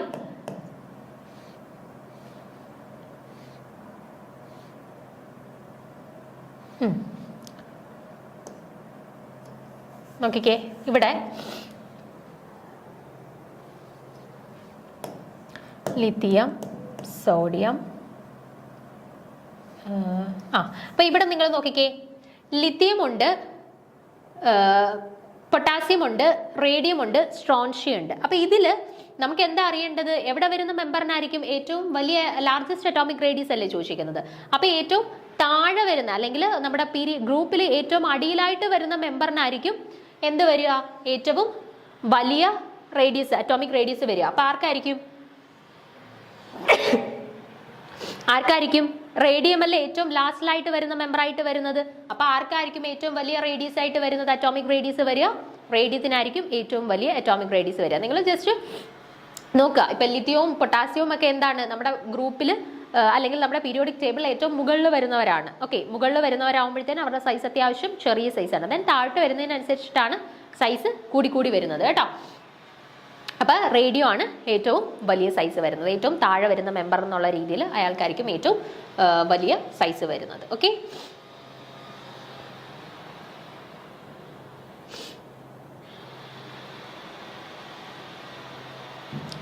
beryllium, magnesium, calcium, strontium, barium, radium എന്നല്ലേ വരുന്നത്. അപ്പോൾ സ്ട്രോൺഷ്യവും കഴിഞ്ഞിട്ടാണ് കേട്ടോ. Beryllium, magnesium, calcium, strontium, barium, radium. അപ്പോൾ സ്ട്രോൺഷ്യം കഴിഞ്ഞിട്ട് താഴെയാണ് ആര് വരുന്നത്? റേഡിയം വരുന്നത് കേട്ടോ. അതുകൊണ്ടാണ് സ്ട്രോൺഷ്യത്തിനെക്കാട്ടിലും വലിയ സൈസ് റേഡിയത്തിനുണ്ട് കേട്ടോ. Then, which among the following is the strongest acid? അപ്പോൾ ഇവിടെ 4 ഓപ്ഷൻ തന്നിട്ടുണ്ട്. ഇതിൽ ഏറ്റവും സ്ട്രോങ്ങസ്റ്റ് ആയിട്ടുള്ള ആസിഡ് ആരാണ് എന്നാണ് ചോദിച്ചിട്ടുള്ളത്. HF ആണോ, HCl ആണോ, HBr ആണോ, HI ആണോ? ആരാണ് ഏറ്റവും സ്ട്രോങ്ങസ്റ്റ് ആയിട്ടുള്ള ആസിഡ് എന്നാണ് ചോദിച്ചിട്ടുള്ളത്. അപ്പോൾ നമുക്ക് എങ്ങനെ ചെയ്യാമെന്ന് നോക്കാം. The acidic strength increases down the group as the size of the atom increases as well as the electronegativity of the central atom decreases down the group. അപ്പോൾ ആസിഡ് സ്ട്രെങ്ത്തിനെ അഫക്റ്റ് ചെയ്യുന്ന ആദ്യത്തെ ഫാക്ടറാണ് പറഞ്ഞിട്ടുള്ളത്. എന്താണ്? Size of the anion increase ചെയ്യുന്നതിനനുസരിച്ചിട്ട് acid സ്ട്രെങ്ത്തും എന്ത് സംഭവിക്കും എന്നാണ് പറഞ്ഞത്? ആസിഡ് സ്ട്രെങ്ത്തും ഇൻക്രീസ് ചെയ്യും അല്ലേ. അതായത് fluorine, chlorine, bromine, iodine. Okay, അപ്പോൾ ഇത് ആനിയോൺസ് ആണ്. Fluorine, chlorine, bromine, iodine. താഴോട്ട് വരുന്നതിനനുസരിച്ചിട്ട് ഈ ആനിയോൺസിന്റെ സൈസിന് എന്ത് സംഭവിച്ചുകൊണ്ടിരിക്കുക? സൈസ് കൂടിക്കൊണ്ടിരിക്കുകയാണ് അല്ലേ. നമ്മൾ എന്താ പറഞ്ഞത്? Acid strength increases down the group as the size of the anion increases. Size of the anion increase ചെയ്യുന്നതിനനുസരിച്ചിട്ട് അവരുടെ ആസിഡ് സ്ട്രെങ്തും എന്ത് സംഭവിക്കും? Acid strength also increases. അപ്പോൾ ഫ്ലൂറിനെക്കാട്ടിൽ കൂടുതലാണ് ക്ലോറിൻ, അതിനെക്കാട്ടിൽ കൂടുതലാണ് ബ്രോമിൻ, ആൻഡ് അതിനെക്കാട്ടിൽ കൂടുതലാണ് അയഡിൻ വരുന്ന സമയത്ത് അവരുടെ ആസിഡ് സ്ട്രെങ്ത് കേട്ടോ. അപ്പോൾ HFനെക്കാട്ടിൽ കൂടുതലായിരിക്കും, HCl അതിനെക്കാട്ടിൽ കൂടുതലായിരിക്കും, HBr അതിനെക്കാട്ടിൽ കൂടുതലായിരിക്കും HIക്ക്.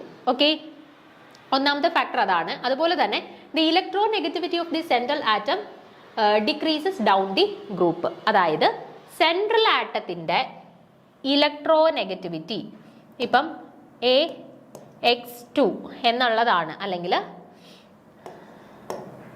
AX2 എന്നുള്ളതാണ് നമ്മുടെ കോമ്പൗണ്ട് എന്ന് കരുതുക. ഓക്കെ, അതിൽ ഈ സെൻട്രൽ ആറ്റം എയുടെ ഇലക്ട്രോ നെഗറ്റിവിറ്റി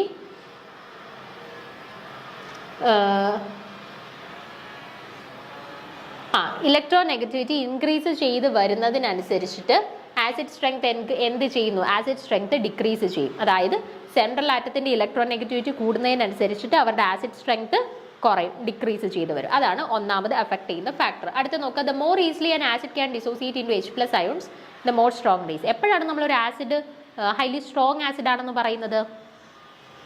അതിന് ഈസിലി H+ അയോൺസിനെ ഡിസോസിയേറ്റ് ചെയ്യാൻ പറ്റുന്നുണ്ടെങ്കിൽ നമുക്ക് പറയാം it is A strong acid. ഇനി വളരെ ഈസി ആയിട്ട് തന്നെ H+ അയോൺസിനെ ഡിസോസിയേറ്റ് ചെയ്യാൻ പറ്റുന്നില്ല എന്നുണ്ടെങ്കിൽ then it is A weak acid കേട്ടോ. അപ്പം സ്ട്രോങ് ആസിഡ് ആണെന്നുണ്ടെങ്കിൽ വളരെ ഈസി ആയിട്ട് അല്ലെങ്കിൽ വേഗത്തിൽ H+ അയോൺസിനെ ഡിസോസിയേറ്റ് ചെയ്യും. വീക്ക് ആസിഡ് ആണെന്നുണ്ടെങ്കിൽ അത് വളരെ വേഗത്തിൽ H+ അയോൺസിനെ ഡിസോസിയേറ്റ് ചെയ്യത്തുമില്ല. ഓക്കെ, അപ്പോൾ HI is the strongest acid. The increasing order of the acid strength is HF, HCl, HBr and HI. അപ്പോൾ നോക്കിക്കേ, HI is the strongest acid. അപ്പോൾ ഈ തന്നിട്ടുള്ളതിൽ സ്ട്രോങ്ങസ്റ്റ് ആയിട്ടുള്ള ആസിഡ് ആരാണ്? HF, HCl, HBr, HI ആണ് നമുക്ക് തന്നിട്ടുള്ളത്. അപ്പം നമ്മളിപ്പോൾ ഓൾറെഡി പറഞ്ഞു എന്താണ്? ആനിയോൺസിന്റെ സൈസ് കൂടി വരുന്നതിനനുസരിച്ചിട്ട് ആസിഡ് സ്ട്രെങ്ത് കൂടും. ഓക്കെ, അപ്പോൾ ഇവിടുത്തെ ഫ്ലൂറിൻ, ക്ലോറിൻ, ബ്രോമിൻ, അയഡിൻ 4 ആനിയോൺസിനെയും കൺസിഡർ ചെയ്താൽ ഏറ്റവും വലിയ സൈസുള്ള ആനിയോൺ ആരാണ്? അയഡിൻ ആണ്, I- ആണ് അല്ലേ. അപ്പോൾ ആരുടെ സൈസ് ആയിരിക്കും? HIക്കകത്തുള്ള അയഡിന്റെ സൈസാണ് ഏറ്റവും വലുതായിട്ടുള്ളത്. സോ HI ആയിരിക്കും കമ്പാരിറ്റീവ്ലി സ്ട്രോങ്ങർ ആസിഡ് ആയിട്ട് ആക്ട് ചെയ്യുന്നത്, അല്ലെങ്കിൽ പെട്ടെന്ന് H+നെ ഡിസോസിയേറ്റ് ചെയ്ത് സ്ട്രോങ്ങർ ആസിഡ് ആയിട്ട് ആക്ട് ചെയ്യാനായിട്ട് പറ്റുന്നത്. ഓക്കെ, അപ്പോൾ കറക്റ്റ് ഓർഡർ എന്ന് പറയുന്നത് ഇതാണ്: fluorine, chlorine, bromine and iodine. Okay, അപ്പോൾ കറക്റ്റ് ആൻസർ ആയിട്ട് വരുന്നത് ഓപ്ഷൻ ഡി HI ആണ് സ്ട്രോങ്ങർ ആസിഡ് ആയിട്ട് ആക്ട് ചെയ്യുന്നത്. അല്ലാന്നുണ്ടെങ്കിൽ നമുക്ക് HSAB പ്രിൻസിപ്പിൾ നിങ്ങൾ പഠിച്ചിട്ടുണ്ടായിരിക്കുമല്ലോ, hard soft acid base principle. HSAB principle use ചെയ്തിട്ടും നമുക്കിതിൻ്റെ ആൻസർ കണ്ടുപിടിക്കാനായിട്ട് പറ്റും. ഓക്കെ, അപ്പോൾ HSAB പ്രിൻസിപ്പിൾ അനുസരിച്ചിട്ട് എന്താ പറയുന്നത്? എപ്പോഴും ഹാർഡ് ആസിഡ് ഹാർഡ് ബേസുമായിട്ട് റിയാക്ട് ചെയ്താൽ മാത്രമേ സ്റ്റേബിൾ ആയിട്ടുള്ള കോംപ്ലക്സ് ഫോം ചെയ്യൂ. അതുപോലെ സോഫ്റ്റ് ആസിഡ് ആണെങ്കിൽ സോഫ്റ്റ് ബേസുമായിട്ട് റിയാക്ട് ചെയ്താൽ മാത്രമേ സ്റ്റേബിൾ ആയിട്ടുള്ള പ്രോഡക്റ്റ് ഫോം ചെയ്യുന്നുള്ളൂ. ഓക്കെ, ഇപ്പോൾ ഒരു ഹാർഡ് ആസിഡും സോഫ്റ്റ് ബേസും കൂടെ, അല്ലെങ്കിൽ ഒരു സോഫ്റ്റ് ആസിഡും ഹാർഡ് ബേസും കൂടെയാണ് റിയാക്ട് ചെയ്യുന്നതെന്നുണ്ടെങ്കിൽ നമുക്ക് കിട്ടുന്ന പ്രോഡക്റ്റ് എന്ന് പറയുന്നത് അൺസ്റ്റേബിൾ ആയിരിക്കും. ഓക്കെ, എപ്പോഴും സ്റ്റേബിൾ പ്രോഡക്റ്റ് കിട്ടണമെങ്കിൽ ഹാർഡ് ആസിഡും ഹാർഡ് ബേസും അല്ലെങ്കിൽ സോഫ്റ്റ് ആസിഡും സോഫ്റ്റ് ബേസും തമ്മിൽ റിയാക്ട് ചെയ്താലേ പറ്റുള്ളൂ. അപ്പോൾ അൺസ്റ്റേബിൾ ആയിട്ടുള്ള ആളാണ് കിട്ടേണ്ടതെന്നുണ്ടെങ്കിൽ hard acid or soft base or soft acid or hard base combine ചെയ്യുമ്പോഴാണ് നമുക്ക് അൺസ്റ്റേബിൾ ആയിട്ടുള്ള പ്രോഡക്റ്റ് കിട്ടുക. ഓക്കെ, ഇനി നിങ്ങൾക്ക് ഡൗട്ട് വരും, എന്താണ് ഹാർഡ് ആസിഡ്, എന്താണ് ഹാർഡ് ബേസ്, എന്താണ് സോഫ്റ്റ് ആസിഡ്, എന്താണ് സോഫ്റ്റ് ബേസ്. ഓക്കെ, അപ്പം സിമ്പിൾ ആയിട്ട് പറയാം, അതിൻ്റെ കുറേ കാര്യങ്ങളുണ്ട്, അതൊന്നും പറയുന്നില്ല, ജസ്റ്റ് ആൻസർ ചെയ്യാൻ ആവശ്യമായിട്ടുള്ള കാര്യം മാത്രമേ പറയുന്നുള്ളൂ. ഹാർഡ് ആസിഡ് എന്ന് പറഞ്ഞാൽ സ്മോൾ സൈസും ലാർജ് പോസിറ്റീവ് ചാർജും ഉള്ളവരെയാണ് ഹാർഡ് ആസിഡ് എന്ന് പറയുക. ജനറലി ചെറിയ സൈസും എന്നാൽ പോസിറ്റീവ് ചാർജും, അത്യാവശ്യം നല്ല പോസിറ്റീവ് ചാർജും ഉള്ളവരെയാണ് നമ്മൾ ഹാർഡ് ആസിഡ് ആയിട്ട് കൺസിഡർ ചെയ്യുക. അപ്പോൾ സോഫ്റ്റ് ആസിഡ് എന്തായിരിക്കും? ഇതിൻ്റെ ജസ്റ്റ് ഓപ്പോസിറ്റ്, അതായത് ലാർജ് സൈസും സ്മോൾ പോസിറ്റീവ് ചാർജും ഉള്ളവരായിരിക്കും സോഫ്റ്റ് ആസിഡ്. ഓക്കെ, ഇനി ഹാർഡ് ബേസ് അപ്പം എന്തായിരിക്കും? സ്മോൾ സൈസും ലാർജ് നെഗറ്റീവ് ചാർജും ഉള്ളവരെയാണ് നമ്മൾ ഹാർഡ് ബേസ് എന്ന് പറയുക. അപ്പോൾ എന്താണ് സോഫ്റ്റ് ബേസ് എന്ന് പറയുന്നത്? സോഫ്റ്റ് ബേസ് എന്ന് പറയുന്നത് എന്തായിരിക്കും? സോഫ്റ്റ് ബേസ് എന്ന് പറയുന്നത് ലാർജ് സൈസും ഇതിൻ്റെ ഓപ്പോസിറ്റ് സ്മോൾ നെഗറ്റീവ് ചാർജും ഉള്ളവരെയാണ് എന്നെന്ന് പറയുക സോഫ്റ്റ് ബേസ് എന്ന് പറയുന്നത്. അപ്പോൾ ഹാർഡ് ആസിഡ് എന്ന് പറയുന്നത് ചെറിയ സൈസും കൂടിയ പോസിറ്റീവ് ചാർജും ഉള്ളവരാണ് ഹാർഡ് ആസിഡ്. ഹാർഡ് ബേസ് എന്ന് പറയുന്നത് ചെറിയ സൈസും കൂടിയ നെഗറ്റീവ് ചാർജും ഉള്ളവരാണ് ഹാർഡ് ബേസ്.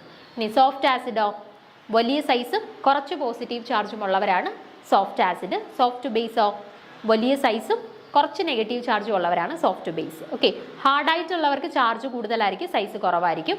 സോഫ്റ്റ് ആയിട്ടുള്ളവർക്ക് ചാർജ് കുറവായിരിക്കും, സൈസ് കൂടുതലായിരിക്കും. ഓക്കെ, അത്ര ഓർത്ത് വെച്ചേക്കാം. ഇനി എപ്പോഴും ഓർത്ത് വെച്ചേക്കാം, സ്റ്റേബിൾ കോംപ്ലക്സ് ഫോം ചെയ്യുന്ന സമയത്ത് ഹാർഡ് ആസിഡും ഹാർഡ് ബേസും അല്ലെങ്കിൽ സോഫ്റ്റ് ആസിഡും സോഫ്റ്റ് ബേസുമാണ് കമ്പൈൻ ചെയ്യുന്നത്. അൺസ്റ്റേബിൾ പ്രോഡക്റ്റ് ആണ് ഫോം ചെയ്യുന്നതെന്നുണ്ടെങ്കിൽ ഹാർഡ് ആസിഡ് സോഫ്റ്റ് ബേസ് അല്ലെങ്കിൽ സോഫ്റ്റ് ആസിഡ് ഹാർഡ് ബേസ് ആയിരിക്കും കമ്പൈൻ ചെയ്യുന്നത്. ഓക്കെ, അപ്പോൾ ഇവിടെ ഞാൻ H+ എന്ന് എഴുതി കഴിഞ്ഞാൽ H+ ഹാർഡ് ആസിഡ് ആണോ അതോ സോഫ്റ്റ് ആസിഡ് ആണോ? നോക്കിക്കേ, നമുക്കറിയാം ഹൈഡ്രജന്റെ സൈസ് എന്ന് പറയുന്നത് വളരെ ചെറിയ സൈസാണ്, അതിനൊരു പോസിറ്റീവ് ചാർജും ഉണ്ട് അല്ലേ? അപ്പോൾ ചെറിയ സൈസും പോസിറ്റീവ് ചാർജും ഉണ്ട് എന്നുണ്ടെങ്കിൽ അതാരാണ്? ഹാർഡ് ആസിഡ് ആണ് അല്ലേ? ഹാർഡ് ആസിഡ് ആണ്.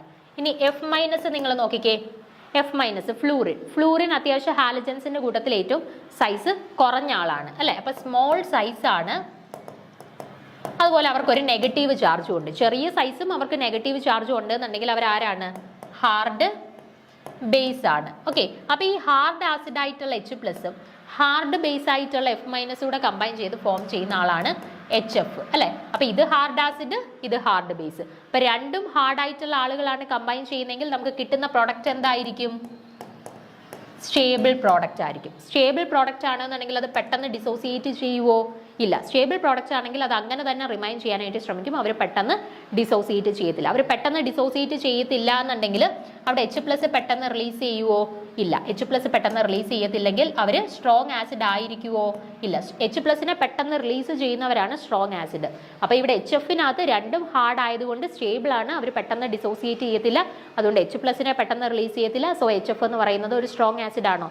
അല്ല, വീക്ക് ആയിട്ടുള്ള ആസിഡ് ആണ്. ഇനിയിപ്പം HI കേസ് നിങ്ങൾ നോക്കിക്കേ, HI കേസ് നോക്കിക്കേ. H+ നമുക്കറിയാം ചെറിയ സൈസാണ്, പോസിറ്റീവ് ചാർജ് ഉണ്ട്. സോ H+ എന്ന് പറയുന്നത് ഏത് കാറ്റഗറിയിലാണ് വരുന്നത്? ഹാർഡ് ആസിഡ് ആണ്. ഓക്കെ, ഇനി I- നിങ്ങളൊന്ന് നോക്കിക്കേ. I- നമുക്കറിയാം ഫ്ലൂറിൻ, ക്ലോറിൻ, ബ്രോമിൻ, അയഡിൻ നമ്മുടെ ഗ്രൂപ്പിൽ താഴെ വരുന്ന ആളാണ്. അപ്പോൾ ഏറ്റവും സൈസ് കൂടിയ ആളാണ് ആര്? അയഡിൻ. ആകെപ്പാട് അതിനൊരു നെഗറ്റീവ് ചാർജേ ഉള്ളൂ, വലിയ സൈസാണ്. അപ്പോൾ വലിയ സൈസും കുറച്ച് ചാർജും ഉള്ളെങ്കിൽ അവരാരാണ്? സോഫ്റ്റ് ആയിട്ടുള്ള ബേസ് ആണ് അല്ലേ? അപ്പോൾ ഈ HI എന്ന് പറയുന്ന കോമ്പൗണ്ട് കൺസിഡർ ചെയ്താൽ അവിടെ കമ്പൈൻ ചെയ്തിട്ടുള്ള ആളുകൾ ആരൊക്കെയാണ്? H+ എന്ന് പറയുന്നത് ഹാർഡ് ആയിട്ടുള്ള ആസിഡ് ആണ്, അയഡിൻ എന്ന് പറയുന്നത് സോഫ്റ്റ് ആയിട്ടുള്ള ബേസ് ആണ്. അപ്പോൾ ഹാർഡും സോഫ്റ്റും ആണ് കമ്പൈൻ ചെയ്യുന്നതെങ്കിൽ നമുക്ക് കിട്ടുന്ന പ്രോഡക്റ്റ് സ്റ്റേബിൾ ആയിരിക്കുമോ അല്ല, അൺസ്റ്റേബിൾ ആയിട്ടുള്ള പ്രോഡക്റ്റ് ആയിരിക്കും ഫോം ചെയ്തിട്ടുള്ളത്. അപ്പോൾ HI എന്ന് പറയുന്നത് ഹൈലി അൺസ്റ്റേബിൾ ആണ്. അൺസ്റ്റേബിൾ ആണെന്നുണ്ടെങ്കിൽ അവർ പെട്ടെന്ന് ഡിസോസിയേറ്റ് ചെയ്യുമോ? അവർ പെട്ടെന്ന് ഡിസോസിയേറ്റ് ചെയ്ത് H+നെ റിലീസ് ചെയ്യും. അപ്പോൾ പെട്ടെന്ന് H+നെ റിലീസ് ചെയ്യുന്നുണ്ടെന്നുണ്ടെങ്കിൽ അവരാരായിരിക്കും? ഗുഡ് ആസിഡ് ആയിരിക്കും, അല്ലെങ്കിൽ സ്ട്രോങ് ആയിട്ടുള്ള ആസിഡ് ആയിരിക്കും. അപ്പോൾ ആ ഒരു റീസൺ വെച്ചിട്ട് ഈ HSAB പ്രിൻസിപ്പിൾ വെച്ചിട്ട് നമുക്ക് പറയാം HIക്കകത്തുനിന്ന് പെട്ടെന്ന് നമുക്ക് H+നെ റിലീസ് ചെയ്യാൻ പറ്റും. കാരണം HI എന്ന് പറയുന്നത് HSAB പ്രിൻസിപ്പിൾ പ്രകാരം അൺസ്റ്റേബിൾ ആണ്. സോ പെട്ടെന്ന് H+നെ റിലീസ് ചെയ്യുന്നത് കൊണ്ട് തന്നെ ദേ ആക്ട് ആസ് എ ഗുഡ് അല്ലെങ്കിൽ സ്ട്രോങ് ആസിഡ്. സോ തന്നിട്ടുള്ളതിൽ ഏറ്റവും സ്ട്രോങ്ങസ്റ്റ് ആയിട്ടുള്ള ആസിഡ് ആരാണെന്ന് ചോദിച്ചാൽ ഏത് പറയാം? HI പറയാം. റീസണും മനസ്സിലായല്ലോ. HSAB പ്രിൻസിപ്പിൾ വെച്ചിട്ട്. അല്ലെന്നുണ്ടെങ്കിൽ നമ്മൾ നേരത്തെ പറഞ്ഞ സിമ്പിൾ ആ ഒരു കാര്യം യൂസ് ചെയ്താലും മതി. എന്താണ്? Acid strength increases down the group ആ size of the anion increases. ആനിയോണിന്റെ സൈസ് കൂടുന്നതിനനുസരിച്ചിട്ട് ആസിഡ് സ്ട്രെങ്ത് കൂടും. അപ്പോൾ അങ്ങനെ നോക്കിയാൽ മതി. ഫ്ലൂറിൻ, ക്ലോറിൻ, ബ്രോമിൻ, അയഡിൻ താഴോട്ട് വരുന്നതിനനുസരിച്ചിട്ട് സൈസ് കൂടി വരും. അപ്പോൾ സൈസ് കൂടി വരുന്നതിനനുസരിച്ചിട്ട് അവിടെ ആസിഡ് സ്ട്രെങ്ത് കൂടും. സോ HI ആയിരിക്കും ഏറ്റവും കൂടുതൽ. അപ്പോൾ അതിൻ്റെ പിന്നിലുള്ള റീസൺ ആണ് ഈ HSAB പ്രിൻസിപ്പിൾ വെച്ചിട്ട് നമ്മൾ പറഞ്ഞത്. സോ അത് അറിയാമെന്നുണ്ടെങ്കിൽ അത് വെച്ചിട്ട് ചിന്തിച്ചാലും നമുക്ക് ആൻസർ കിട്ടും. ഓക്കെ ആണേ? അപ്പം അടുത്ത ചോദ്യത്തിലോട്ട് പോവാം. 67ാമത്തെ ചോദ്യം, the halogen which shows highest electro positive character. അപ്പോൾ ഈ തന്നിട്ടുള്ള ഹാലജൻസിൽ ഏറ്റവും ഇലക്ട്രോ പോസിറ്റീവ് ക്യാരക്ടർ കൂടുതൽ ആർക്കാണെന്നാണ് ചോദിച്ചിട്ടുള്ളത്. ഫ്ലൂറിൻ ആണോ, അയഡിൻ ആണോ, ക്ലോറിൻ ആണോ, ബ്രോമിൻ ആണോ? ആർക്കാണ് ഇലക്ട്രോ പോസിറ്റിവിറ്റി കൂടുതൽ? ആർക്കാണ്? നമുക്കറിയാം ഇലക്ട്രോ പോസിറ്റീവ്. നോക്കിക്കേ, ഫ്ലൂറിൻ, ക്ലോറിൻ, ബ്രോമിൻ, അയഡിൻ, ഈ 4 പേരെ കൺസിഡർ ചെയ്യുമ്പോൾ മോർ ഇലക്ട്രോ നെഗറ്റീവ് ആയിട്ടുള്ള ആൾ ആരാണ്? ഫ്ലൂറിൻ ആണ് അല്ലേ? ഫ്ലൂറിൻ ആണ് ഏറ്റവും കൂടുതൽ ഇലക്ട്രോ നെഗറ്റിവിറ്റി ഉള്ളത്. ദെൻ താഴോട്ട് വരുന്നതിനനുസരിച്ചിട്ട് അവരുടെ ഇലക്ട്രോ നെഗറ്റിവിറ്റിക്ക് എന്ത് സംഭവിച്ചുകൊണ്ടിരിക്കുകയാണ്? ഡിക്രീസ് ചെയ്തുകൊണ്ടിരിക്കുകയാണ് അല്ലേ? Electro negativity, electro positivity just opposite. അപ്പം ഇലക്ട്രോ നെഗറ്റിവിറ്റി കുറയുകയാണെന്നുണ്ടെങ്കിൽ അവരുടെ ഇലക്ട്രോ പോസിറ്റിവിറ്റി എന്ത് ചെയ്തുകൊണ്ടിരിക്കുകയാണ്? ഇലക്ട്രോ പോസിറ്റിവിറ്റി കൂടിക്കൊണ്ടിരിക്കുകയാണ് അല്ലേ? അപ്പം ഇലക്ട്രോ നെഗറ്റിവിറ്റി താഴോട്ട് വരുമ്പോൾ കുറഞ്ഞു വരുവാണ്. അതായത് ഇലക്ട്രോ പോസിറ്റിവിറ്റി താഴോട്ട് വരുമ്പോൾ കൂടിക്കൊണ്ടിരിക്കുകയാണ്. അപ്പോൾ ഏറ്റവും കൂടുതൽ ഇലക്ട്രോ പോസിറ്റിവിറ്റി ഉള്ള ആൾ ആരാണ്? ഏറ്റവും താഴെ വരുന്ന അയഡിൻ ആയിരിക്കും അല്ലേ? അപ്പോൾ അയഡിൻ ആണ് ഏറ്റവും ഇലക്ട്രോ പോസിറ്റീവ് ആയിട്ടുള്ള ഹാലൈഡ് കേട്ടോ. അപ്പം ഓപ്ഷൻ ബി അയഡിൻ ആണ് കറക്റ്റ് ആയിട്ടുള്ള ആൻസർ. അതിൽ സംശയമൊന്നുമില്ല. വളരെ സിമ്പിളാണ്. നമുക്ക് സിമ്പിളായിട്ട് മാർക്ക് സ്കോർ ചെയ്യാൻ പറ്റുന്ന ചോദ്യമാണ്. ഓക്കെ, അപ്പോൾ ക്വസ്റ്റ്യനെ ശ്രദ്ധിച്ച് നോക്കണം. ഇലക്ട്രോ നെഗറ്റീവ് ആണോ ഇലക്ട്രോ പോസിറ്റീവ് ആണോ ചോദിച്ചെന്നുള്ളത്. ഓക്കെ ആണേ? അടുത്ത ക്വസ്റ്റ്യനിലോട്ട് പോവാം. The gas used for inflating the tyres of the airplanes. അപ്പം നമ്മുടെ എയറോപ്ലെയിൻസിന്റെ ഒക്കെ ടയേഴ്സിൽ നമ്മൾ ഫില്ല് ചെയ്യാനായിട്ട് യൂസ് ചെയ്യുന്ന ഗ്യാസ് ഏതാണെന്നാണ് ചോദിച്ചിട്ടുള്ളത്. Option A nitrogen and helium, option B hydrogen and helium, option C nitrogen and hydrogen, option D argon and helium. അപ്പം ഇതിൽ ഏത് പെയർ ഓഫ് ഗ്യാസസിനെയാണ് നമ്മൾ എയറോപ്ലെയിനിന്റെ ടയേഴ്സിലൊക്കെ ഫില്ല് ചെയ്യാനായിട്ട് യൂസ് ചെയ്യുന്നതെന്നാണ് ചോദിച്ചിട്ടുള്ളത് കേട്ടോ. അപ്പം നമുക്ക് നോക്കാം. Nitrogen and helium are used for inflating the tyres of aeroplane since they are incombustible gas so it does not flame to the fuel. അപ്പം നൈട്രജനെയും ഹീലിയത്തിനെയുമാണ് നമ്മൾ പ്രധാനമായിട്ടും ഈ ടയേഴ്സിലൊക്കെ ഫില്ല് ചെയ്യാനായിട്ട് യൂസ് ചെയ്യുന്നത്. അതിൻ്റെ മെയിൻ റീസൺ എന്ന് പറയുന്നത് പെട്ടെന്ന് കത്തിപ്പിടിക്കുന്നതല്ല, പെട്ടെന്ന് കമ്പസ്റ്റബിൾ ആയിട്ടുള്ള 2 ഗ്യാസസ് അല്ല. അപ്പോൾ ഫ്യൂവൽസുമായിട്ട് പെട്ടെന്ന് കോൺടാക്റ്റിൽ വന്നാലും പെട്ടെന്ന് കയറി കത്തിപ്പിടിക്കാനൊക്കെയുള്ള സാധ്യത വളരെ കുറവാണ് കേട്ടോ. അപ്പോൾ ആ ഒരു റീസൺ കൊണ്ടിട്ടാണ് നമ്മളിവിടെ ഫില്ല് ചെയ്യാനായിട്ട് ആരെ യൂസ് ചെയ്യുന്നത്? നൈട്രജൻ ആൻഡ് ഹീലിയം യൂസ് ചെയ്യുന്നത് കേട്ടോ. സോ ഓപ്ഷൻ കറക്റ്റ് ആൻസർ ആയിട്ട് വരുന്നത് ഓപ്ഷൻ എ ആണ് കേട്ടോ. നൈട്രജൻ ആൻഡ് ഹീലിയം ആണ് കറക്റ്റ് ആൻസർ ആയിട്ട് വരുന്നത്. ഓക്കെ, ഇനി 69ാമത്തെ ചോദ്യം നോക്കുക. Plaster of Paris. അപ്പോൾ തന്നിട്ടുള്ളതിൽ പ്ലാസ്റ്റർ ഓഫ് പാരീസിന്റെ കറക്റ്റ് ഫോർമുല ഏതാണ് എന്നാണ് ചോദിച്ചിട്ടുള്ളത്. CaSO4 H2O ആണോ, CaSO4 2H2O ആണോ, CaSO4 half H2O ആണോ, CaSO4 1 and 1/2 H2O ആണോ? ഇതിലേതാണ് പ്ലാസ്റ്റർ ഓഫ് പാരീസിന്റെ കറക്റ്റ് ആയിട്ടുള്ള ഫോർമുല എന്നാണ് ചോദിച്ചിട്ടുള്ളത് കേട്ടോ. അപ്പോൾ പ്ലാസ്റ്റർ ഓഫ് പാരീസും ജിപ്സവും രണ്ടിൻ്റെയും സാധാരണ അങ്ങോട്ടും ഇങ്ങോട്ടും ചോദിക്കുന്നതാണ്, നമുക്ക് തിരിഞ്ഞു പോകുന്നതുമാണ്. അപ്പോൾ കൃത്യമായിട്ട് പ്ലാസ്റ്റർ ഓഫ് പാരീസിന്റെയും ജിപ്സത്തിന്റെയും നോക്കി വെച്ചേക്കുക. ഓക്കെ, അപ്പോൾ ഇവിടെ നോക്കി, the plaster of Paris is obtained by heating gypsum, that is CaSO4 2H2. അപ്പോൾ ജിപ്സം എന്താണ്? CaSO4 2H2. അത് നോട്ട് ചെയ്ത് വെച്ചേക്കണേ. ജിപ്സത്തിന്റെ ഫോർമുലയാണ് CaSO4 2H2O. ഈ ജിപ്സത്തിനെ നമ്മൾ ഹീറ്റ് ചെയ്യുന്നു. എത്ര ഡിഗ്രിയിൽ?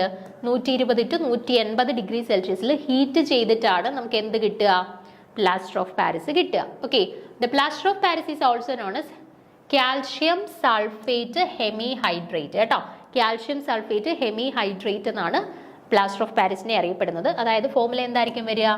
കാൽഷ്യം സൾഫേറ്റ് ഹെമി ഹൈഡ്രേറ്റ് ആണ് അല്ലേ. അപ്പോൾ half H2O. ഇതാണ് എന്ത് നമ്മുടെ പ്ലാസ്റ്റർ ഓഫ് പാരീസിന്റെ ഫോർമുല. ഓക്കെ, ഇപ്പോൾ പ്ലാസ്റ്റർ ഓഫ് പാരീസിന്റെ ഫോർമുലയും നോക്കി വെച്ചേക്കുക, അതുപോലെ തന്നെ നമ്മുടെ ജിപ്സത്തിന്റെ ഫോർമുലയും നോക്കി വെച്ചേക്കുക. രണ്ടും അങ്ങോട്ടും ഇങ്ങോട്ടും നമുക്ക് തിരിഞ്ഞു പോകാവുന്നതാണ്, അതുപോലെ സ്ഥിരമായിട്ട് ചോദിക്കുന്നതുമാണ് കേട്ടോ. അപ്പോൾ രണ്ടും നോട്ട് ചെയ്ത് വെച്ചേക്കുക. It is commonly used in sculpturing the material and bandages. നമ്മുടെ കാലിലൊക്കെ പ്ലാസ്റ്റർ ഒട്ടിക്കാനുണ്ടല്ലോ, ആ പ്ലാസ്റ്റർ ബാൻഡേജസ് അതൊക്കെ ഉണ്ടാക്കാനായിട്ട് യൂസ് ചെയ്യാറുണ്ട്. സ്കൾപ്ചേഴ്സ് ഒക്കെ നിർമ്മിക്കാൻ വേണ്ടിയിട്ടൊക്കെയാണ് നമ്മൾ generally plaster of Paris use ചെയ്യുന്നത് കേട്ടോ. ഇനി 70ാമത്തെ ചോദ്യം നോക്കുക. എന്താണ് ചോദിച്ചിട്ടുള്ളത്? Which of the following compound has the lowest anion to cation ratio. അപ്പോൾ ഇവിടെ 4 കോമ്പൗണ്ട്സ് തന്നിട്ടുണ്ട്. ഇതിൽ ആനിയോൺ ടു കാറ്റിയോൺ റേഷ്യോ ഏറ്റവും കുറവ് ആർക്കാണ്, ലോവസ്റ്റ് ആർക്കാണ് എന്നാണ് ചോദിച്ചിട്ടുള്ളത് കേട്ടോ. ആനിയോൺ ടു കാറ്റിയോൺ റേഷ്യോ ഏറ്റവും ലോവസ്റ്റ് ആയിട്ട് ഏറ്റവും കുറഞ്ഞു വന്നിട്ടുള്ളത് ആർക്കാണ്? LIF ആണോ, NAF ആണോ, CSI ആണോ, CSF ആണോ? ആർക്കാണ് ഏറ്റവും lowest value of anion to cation ratio ഉള്ളതെന്നാണ് ചോദിച്ചിട്ടുള്ളത്. ഓക്കെ, അപ്പോൾ ആദ്യം നമുക്ക് ആനിയോൺ ടു കാറ്റിയോൺ റേഷ്യോയുമായിട്ട് റിലേറ്റ് ചെയ്തിട്ടുള്ള കുറച്ച് കാര്യങ്ങളൊന്ന് നോക്കാം, അതിനുശേഷം അതിൻ്റെ ആൻസറിലോട്ട് പോവാം. നോക്കുക, the anion to cation ratio is defined as the ratio of the ionic radius of the anion to that of the cation in a cation anion compound or the ionic compound. നമ്മളൊരു ionic compound consider ചെയ്താൽ, ionic compound means ഒരു ആനിയോണും കാറ്റിയോണും present ആയിട്ടുള്ള ഒരു compound. Okay, അപ്പോൾ ഒരു anion cation compound അല്ലെങ്കിൽ ഒരു ionic compound നമ്മൾ കൺസിഡർ ചെയ്യുകയാണെന്നുണ്ടെങ്കിൽ അതിനകത്തുള്ള അയോണിക് റേഡിയസ് ഓഫ് ആനിയോണിൻ്റെയും അയോണിക് റേഡിയസ് ഓഫ് കാറ്റിയോണിൻ്റെയും കൂടെ റേഷ്യോനെയാണ് നമ്മൾ എന്തെന്ന് പറയുക? ആനിയോൺ ടു കാറ്റിയോൺ റേഷ്യോ എന്ന് പറയാം കേട്ടോ. ആനിയോൺ ടു കാറ്റിയോൺ റേഷ്യോ എന്ന് പറയുന്നത് എന്താണ്? അതിനകത്തുള്ള കാറ്റിയോൺ അയോണിക് റേഡിയസ് ഓഫ് ആനിയോണിൻ്റെയും അയോണിക് റേഡിയസ് ഓഫ് കാറ്റിയോണിൻ്റെയും കൂടെ റേഷ്യോനെയാണ് നമ്മൾ ആനിയോൺ കാറ്റിയോൺ റേഷ്യോ എന്ന് പറയുക. Since the ratio of the anion to cation should be minimum, the anion should be the smallest and the cation should be the largest. അപ്പം നോക്കിക്കേ,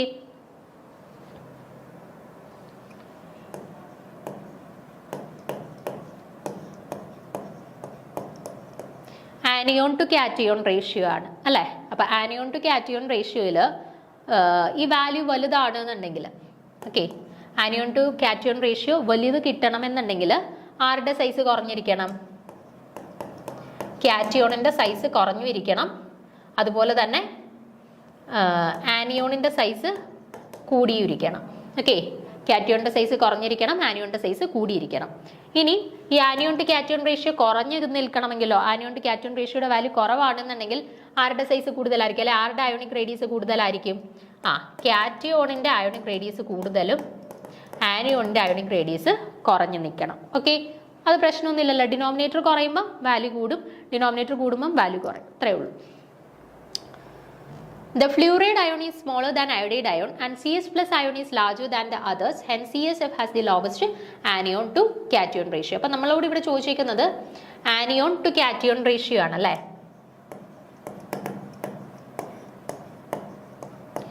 anion to cation ratio ഏറ്റവും lowest ആണ് ചോദിച്ചിട്ടുള്ളത്. ഏറ്റവും lowest anion to cation ratio ആണ് ചോദിച്ചിട്ടുള്ളത്. അപ്പോൾ ഏറ്റവും കുറഞ്ഞ് കിട്ടണമെങ്കിൽ കാറ്റിയോണിൻ്റെ സൈസ് കൂടിയും നിൽക്കണം, ആനിയോണിൻ്റെ സൈസ് കുറഞ്ഞു നിൽക്കണം അല്ലേ. ആനിയോണിൻ്റെ സൈസ് കുറഞ്ഞു നിൽക്കണം, കാറ്റിയോണിൻ്റെ സൈസ് കൂടിയും നിൽക്കണം. അപ്പം കാറ്റിയോൺസ് ഇവിടെ ആരൊക്കെയാണ്? ലിഥിയം ഉണ്ട്, സോഡിയം ഉണ്ട്, സീഷ്യം ഉണ്ട്. ലിഥിയം, സോഡിയം, സീഷ്യം ഈ 3 പേരാണ് നമ്മുടെ കാറ്റിയോൺസ് ആയിട്ടുള്ളത്. ഓക്കെ, അപ്പം ലിഥിയം,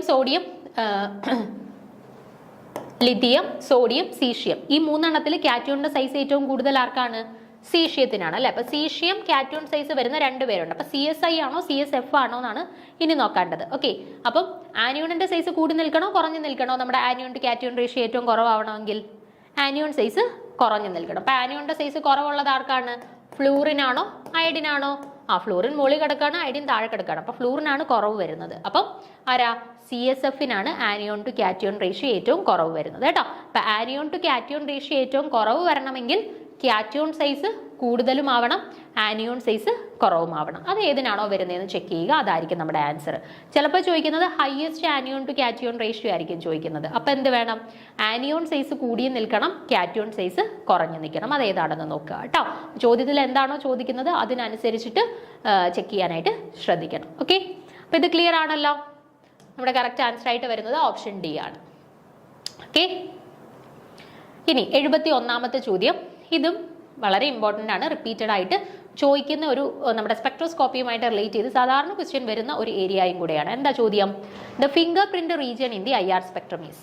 ഓക്കെ, IR സ്പെക്ട്രത്തിലെ ഫിംഗർ പ്രിന്റ് റീജിയൻ എന്നറിയപ്പെടുന്ന റീജിയൻ ഓക്കെ ഏതാണ്? 900 to 1400 സെന്റിമീറ്റർ ഇൻവേഴ്സ് ആണോ?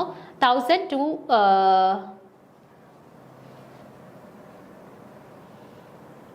1250 എന്നാണ്. 1250 to 400 സെന്റിമീറ്റർ ഇൻവേഴ്സ് ആണോ? 666 to 50 സെന്റിമീറ്റർ ഇൻവേഴ്സ് ആണോ? 666 to 4000 സെന്റിമീറ്റർ ഇൻവേഴ്സ് ആണോ? ഇതിൽ ഏത് റീജിയനെയാണ് നമ്മുടെ IR സ്പെക്ട്രത്തിലെ ഫിംഗർ പ്രിന്റ് റീജിയൻ എന്നറിയപ്പെടുന്നതെന്നാണ് ചോദിച്ചിട്ടുള്ളത്. ഓക്കെ, അപ്പൊ എന്താണ് ഈ ഫിംഗർ പ്രിന്റ് റീജിയൻ എന്ന് പറഞ്ഞാൽ? നമുക്കറിയാം യൂഷ്വലി ഇപ്പോൾ ഫിംഗർ പ്രിന്റ്സ് എന്ന് പറഞ്ഞാൽ എന്താണ്? ഇപ്പം നമ്മൾ ഓരോ ഇൻവെസ്റ്റിഗേഷൻ്റെയൊക്കെ ഭാഗമായിട്ട് നമ്മൾ ഫിംഗർ പ്രിന്റ്സ് എടുക്കാറുണ്ട് അല്ലേ? ഫിംഗർ പ്രിന്റ്സുമായിട്ട് റിലേറ്റ് ചെയ്തിട്ട് ആ ഒരു കണ്ടെത്തലുകളൊക്കെ നടത്താറുണ്ട്. എന്തുകൊണ്ടാണ് ഫിംഗർ പ്രിന്റ്സ് നമ്മൾ അതിന് വേണ്ടി തിരഞ്ഞെടുക്കുന്നത്? വിരലടയാളങ്ങൾ വെച്ചിട്ട് നമ്മൾ ഇപ്പം മോഷണം വല്ലതും നടന്നാൽ കള്ളന്മാരെ കണ്ടുപിടിക്കാനും ഒക്കെ വിരലടയാളങ്ങൾ എടുക്കുന്ന എന്തിനു വേണ്ടിയിട്ടാണ്? കാരണം ഫിംഗർ പ്രിന്റ്സ് എന്ന് പറയുന്നത് ഐഡന്റിക്കൽ ആണ്. ഒരാൾക്കുള്ള ഒരു ഫിംഗർ പ്രിന്റ് പോലെ വേറൊരാൾക്ക് ഒരിക്കലും ഫിംഗർ പ്രിന്റ്സ് ഇല്ല. അപ്പോൾ ഫിംഗർ പ്രിന്റ്സ് എന്ന് പറയുന്നത് ജനറലി ഐഡന്റിക്കൽ ആണ്. ഒരാളുടെ പോലെ വേറൊരാൾക്ക് ഒരിക്കലും വരില്ല. അപ്പൊ അത് തന്നെയാണ് ഇവിടെ IR സ്പെക്ട്രത്തിലെ ഫിംഗർ പ്രിന്റ് റീജിയൻ എന്ന് പറഞ്ഞാൽ ഈ ഫിംഗർ പ്രിന്റ് റീജിയനിലുള്ള IR സ്പെക്ട്രം ഒരിക്കലും രണ്ട് കോമ്പൗണ്ട്സിന് ഒരുപോലെ വരികയില്ല. ഈ ഫിംഗർ പ്രിന്റ് റീജിയൻ കഴിഞ്ഞിട്ടുള്ള റീജിയൻസിൽ അതാ നമ്മുടെ ഫങ്ഷണൽ ഗ്രൂപ്പ്സിന്റെ റീജിയൻ ആണ്. അവിടെ ഐഡന്റിക്കൽ ആയിട്ട് വരും. അതായത് ഇപ്പോൾ A എന്ന് പറയുന്ന കോമ്പൗണ്ടിലും B എന്ന് പറയുന്ന കോമ്പൗണ്ടിലും കീറ്റോ ഗ്രൂപ്പ് ഉണ്ടെങ്കിൽ രണ്ടുപേരുടെയും കീറ്റോണിന്റെ കറസ്പോണ്ടിങ് ആയിട്ട് ഒരേ പൊസിഷൻസിലായിരിക്കും നമുക്ക് സ്പെക്ട്രം കിട്ടുക. ഇപ്പോൾ OH ഗ്രൂപ്പ് ഉണ്ട്, നമ്മൾ കൺസിഡർ ചെയ്ത രണ്ട് കോമ്പൗണ്ടിലും ഫങ്ഷണൽ ഗ്രൂപ്പ് ആയിട്ട് വരുന്നത് ആൽക്കഹോൾസ് ആണെന്നുണ്ടെങ്കിൽ ആൽക്കഹോൾസിന് കറസ്പോണ്ടിങ് ആയിട്ട് രണ്ട് കോമ്പൗണ്ടിലും കിട്ടുന്ന സ്പെക്ട്രം ഒരുപോലെ ആയിരിക്കാം. പക്ഷേ ഈ ഫിംഗർ പ്രിന്റ് റീജിയന്റെ കറസ്പോണ്ടിങ് ആയിട്ട് നമുക്ക് ഒരാൾക്ക് കിട്ടുന്ന സ്പെക്ട്രം ഒരിക്കലും വേറൊരാൾക്ക് കിട്ടത്തില്ല. അത് ഐഡന്റിക്കൽ ആണ്. ഒരു കോമ്പൗണ്ടിന് അത് ഐഡന്റിക്കൽ ആണ്. അതുകൊണ്ടാണ് നമ്മൾ അതിനെ ഫിംഗർ പ്രിന്റ് റീജിയൻ എന്ന് പറയുന്നത് കേട്ടോ. ഒരു പെർട്ടിക്കുലർ A എന്ന് പറയുന്ന ഒരു പെർട്ടിക്കുലർ കോമ്പൗണ്ടിന് നമുക്ക് ഫിംഗർ പ്രിന്റ് റീജിയനിൽ കിട്ടിയതുപോലെയുള്ള ഒരു സ്പെക്ട്രം B എന്ന് പറയുന്ന മറ്റൊരു കോമ്പൗണ്ടിന് ഒരിക്കലും ആ ഒരു ഫിംഗർ പ്രിന്റ് റീജിയനിൽ കിട്ടത്തില്ല. അതൊരു കോമ്പൗണ്ടിന്റെ ഐഡന്റിറ്റിയാണ്. ഐഡന്റിക്കൽ ആയിട്ട് ഒരു കോമ്പൗണ്ടിന് മാത്രമേ അത് കിട്ടുള്ളൂ കേട്ടോ. അതുകൊണ്ടാണ് നമ്മൾ ഈ ഒരു റീജിയനെ finger print region of the IR spectrum എന്ന് പറയുന്നത്. നമ്മളോട് ഇവിടെ ചോദിച്ചിട്ടുള്ള എന്താണ്? ഏത് റീജിയൻ ആണ്, ഏത് വേവ് ലെങ്ത് റീജിയൻ ആണ് നമ്മൾ ആ ഒരു ഫിംഗർ പ്രിന്റ് റീജിയൻ എന്ന് അറിയപ്പെടുന്നതെന്നാണ് ചോദിച്ചിട്ടുള്ളത്. അപ്പൊ നോക്കുക, the region 1500 to 900 1500 to 900 centimeter inverse of the IR spectrum is known as the fingerprint region of the spectrum. അപ്പോൾ ഫിംഗർ പ്രിന്റ് റീജിയൻ എന്നറിയപ്പെടുന്നത് ഏത് റീജിയൻ ആണ്? 1500 centimetre inverse to 900 centimetre inverse വരെയുള്ള ഒരു റീജിയനെയാണ് നമ്മൾ എന്തെന്ന് പറയുക? Finger print region of the IR spectrum എന്നറിയപ്പെടുക. It is the characteristic of a molecule. ഒരു മോളിക്യൂളിന്റെ ക്യാരക്ടറിസ്റ്റിക് ആണ്. അത് വേറൊരാൾക്ക് ഒരിക്കലും വരില്ല. No two compounds can have the identical bands in this region. Okay, fingerprint region le rendu compounds in orikkalum oru polte oru spectrum kittukeyilla. Thus the fingerprint region of an IR spectrum is very useful for establishing the identity of the two compounds. Ipo rendu compounds namukku kittiyittulla rendu compounds ineyum keto group aanu present aayittullathengil functional group ine corresponding aayittu namukku kittunna peak same aayirikkum. Pinne aare nokkittaan nammal compounds ine differentiate cheyyuka? Ee fingerprint region inde corresponding aayittu avarkku kittunna spectrum nokkittaan nammal compounds ine distinguish cheyyuka. Okay, some molecules having the same functional group show similar absorption above 1500, but the fingerprint region their spectrum will be different. Okay, നമ്മൾ പറഞ്ഞ കാര്യം തന്നെയാണ്. Okay, അപ്പോൾ ഇവിടെ correct answer ആയിട്ട് വരുന്ന ഏതാണ്? 900 to 1400 or 1500 inverse centimetre റേഞ്ചിനെയാണ് നമ്മൾ finger print region of the IR spectrum എന്ന് പറയുന്നത്. സോ കറക്റ്റ് ആൻസർ ആയിട്ട് വരുന്ന ഏതാണ്? ഓപ്ഷൻ A ആണ്. ഓക്കെ ആണല്ലോ? നോക്കി വെച്ചേക്കണം. നമുക്ക് സ്ഥിരമായിട്ട് ഫിംഗർ പ്രിന്റ് റീജിയൻ എക്സാംസിന് ചോദിക്കുന്നതാണ്. അപ്പോൾ ആ ഒരു റീജിയൻ കൃത്യമായിട്ടൊന്ന് നോക്കി വെച്ചേക്കും. ഓക്കെ, അപ്പോൾ ബാക്കി ക്വസ്റ്റ്യൻസ് അടുത്ത ക്ലാസ്സിൽ ഡിസ്കസ് ചെയ്യാം. താങ്ക്